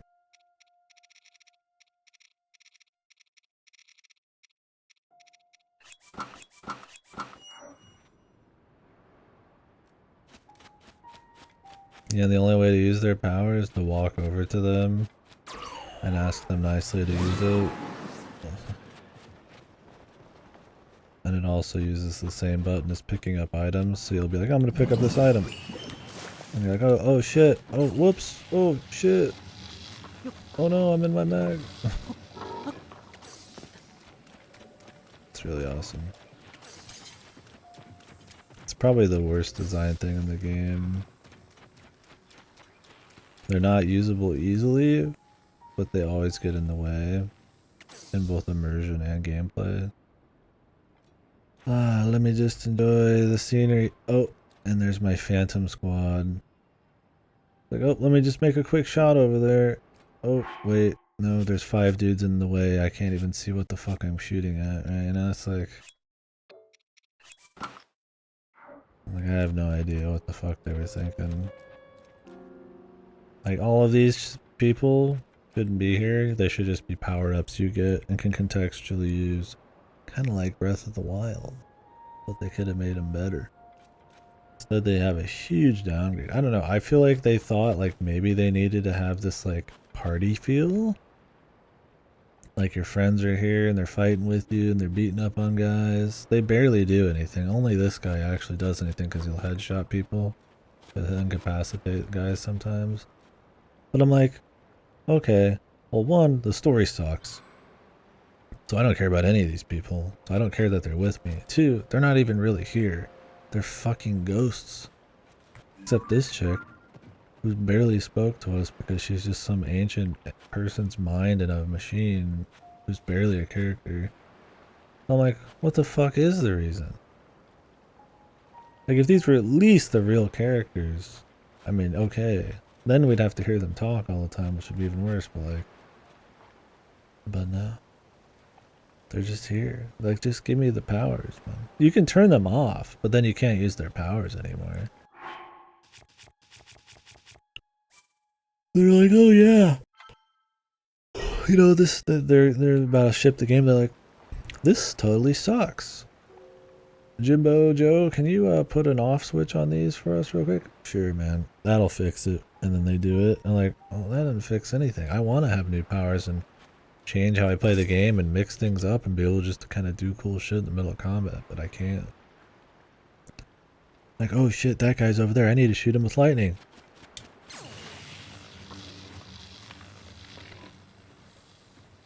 Okay, you know, it's like fucking 10 seconds of fucking around, dude. And that's if she's still there. She might be running around smacking dudes and shit. I'm just like, who the fuck wants to do that in the middle of combat? It's unusable. You're not even gonna mess with it, dude. Like, oh shit, I'm about to get hit by this guy.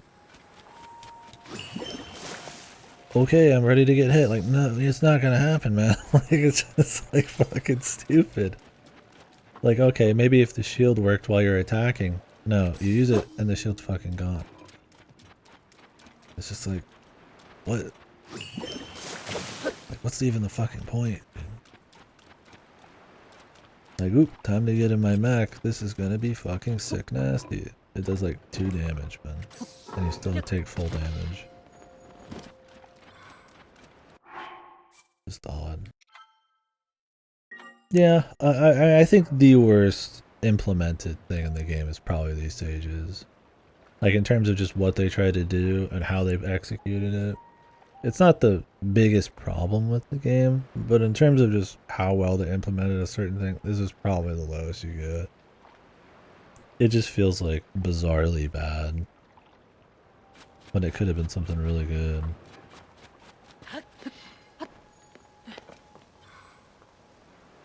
Like, if I could just turn at a guy and blast a wind gust at him, and then turn at a guy and shoot like a rock at him, and then turn at a guy and like hit him with lightning on a cooldown, and then like summon a mech that I fight in for like 10 seconds that's strong, like, that'd be really cool. Maybe they think I wouldn't do as much creative shit or something. I was like, but I could still do it anyways, you know? It's not like that would stop me from doing that, especially the right cooldowns. If they didn't want you to do that, I don't think the answer to make sure that you're not always just doing crazy shit is to make doing it a huge pain in the ass. Then it's just ignored, right? It's like horses.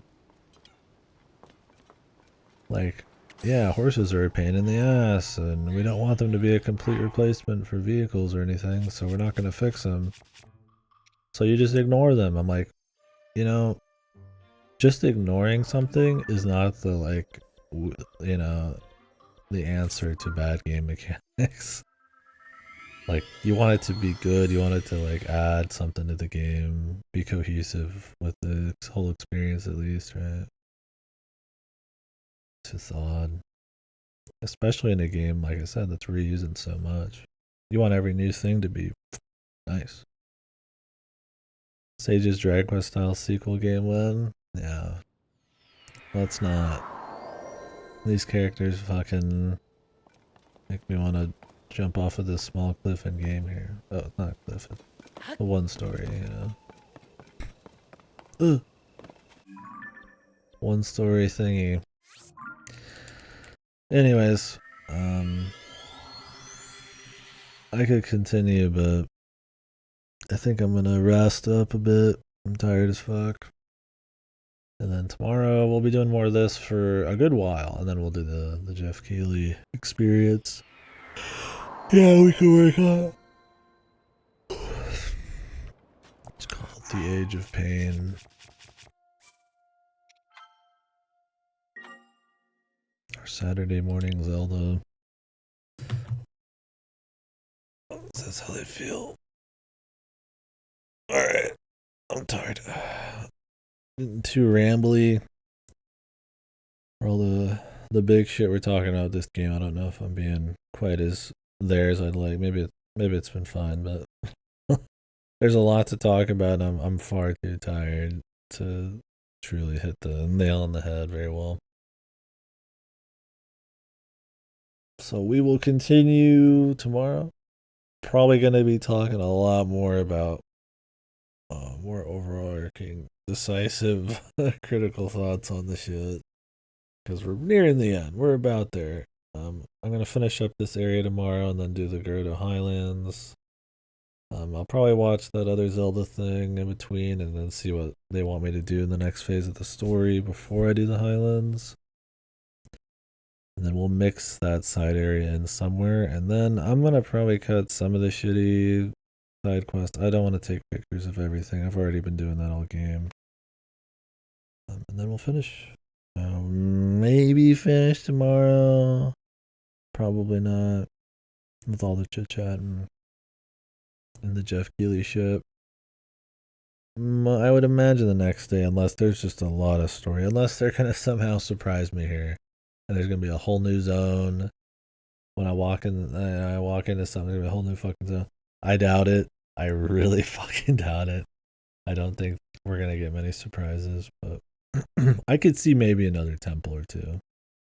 I could see maybe depths 2. I mean, yeah, I was like, maybe there could be like a region they would like unlock a new region somewhere. Like, I really don't think so though. I think some of the phoned in nature, some of the formula, how they're handling the new good stuff, like how they just do temples and shit. Like I feel like I get a general idea of how they want to surprise you, and it's by not surprising you really. I don't think it's gonna happen, but hey, it could. They might do something surprising. There's been a lot of good games this year. This game's good. I just don't think it's quite as impressive as the first game. And I mean, it's better than the first game, but like for when the first game came out. And it should be better for what it is.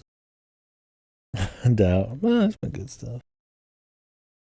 I think it's been a pretty decent year for video games. There's been a lot of dog shit like your Forspokens and all that. A lot of solid shit too. It's got Pikmin 4 this year. How could it be bad? I hope Pikmin 4 is good. It's got the little poochy dog thing, man. Can't go wrong with little dog thing. Gotta be good.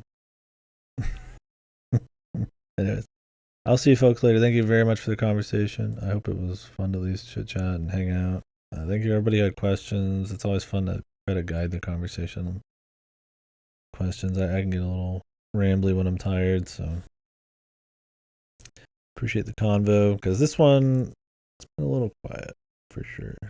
Not that I'm saying that you gotta show up or I'll cry. It's just the nature of the game. It's just, I mean, you're just fucking flying around or walking around doing the same shit a lot of the time. There's not much really going on.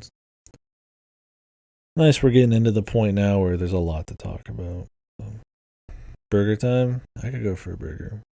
Maybe tomorrow. Shit. Yeah, tomorrow.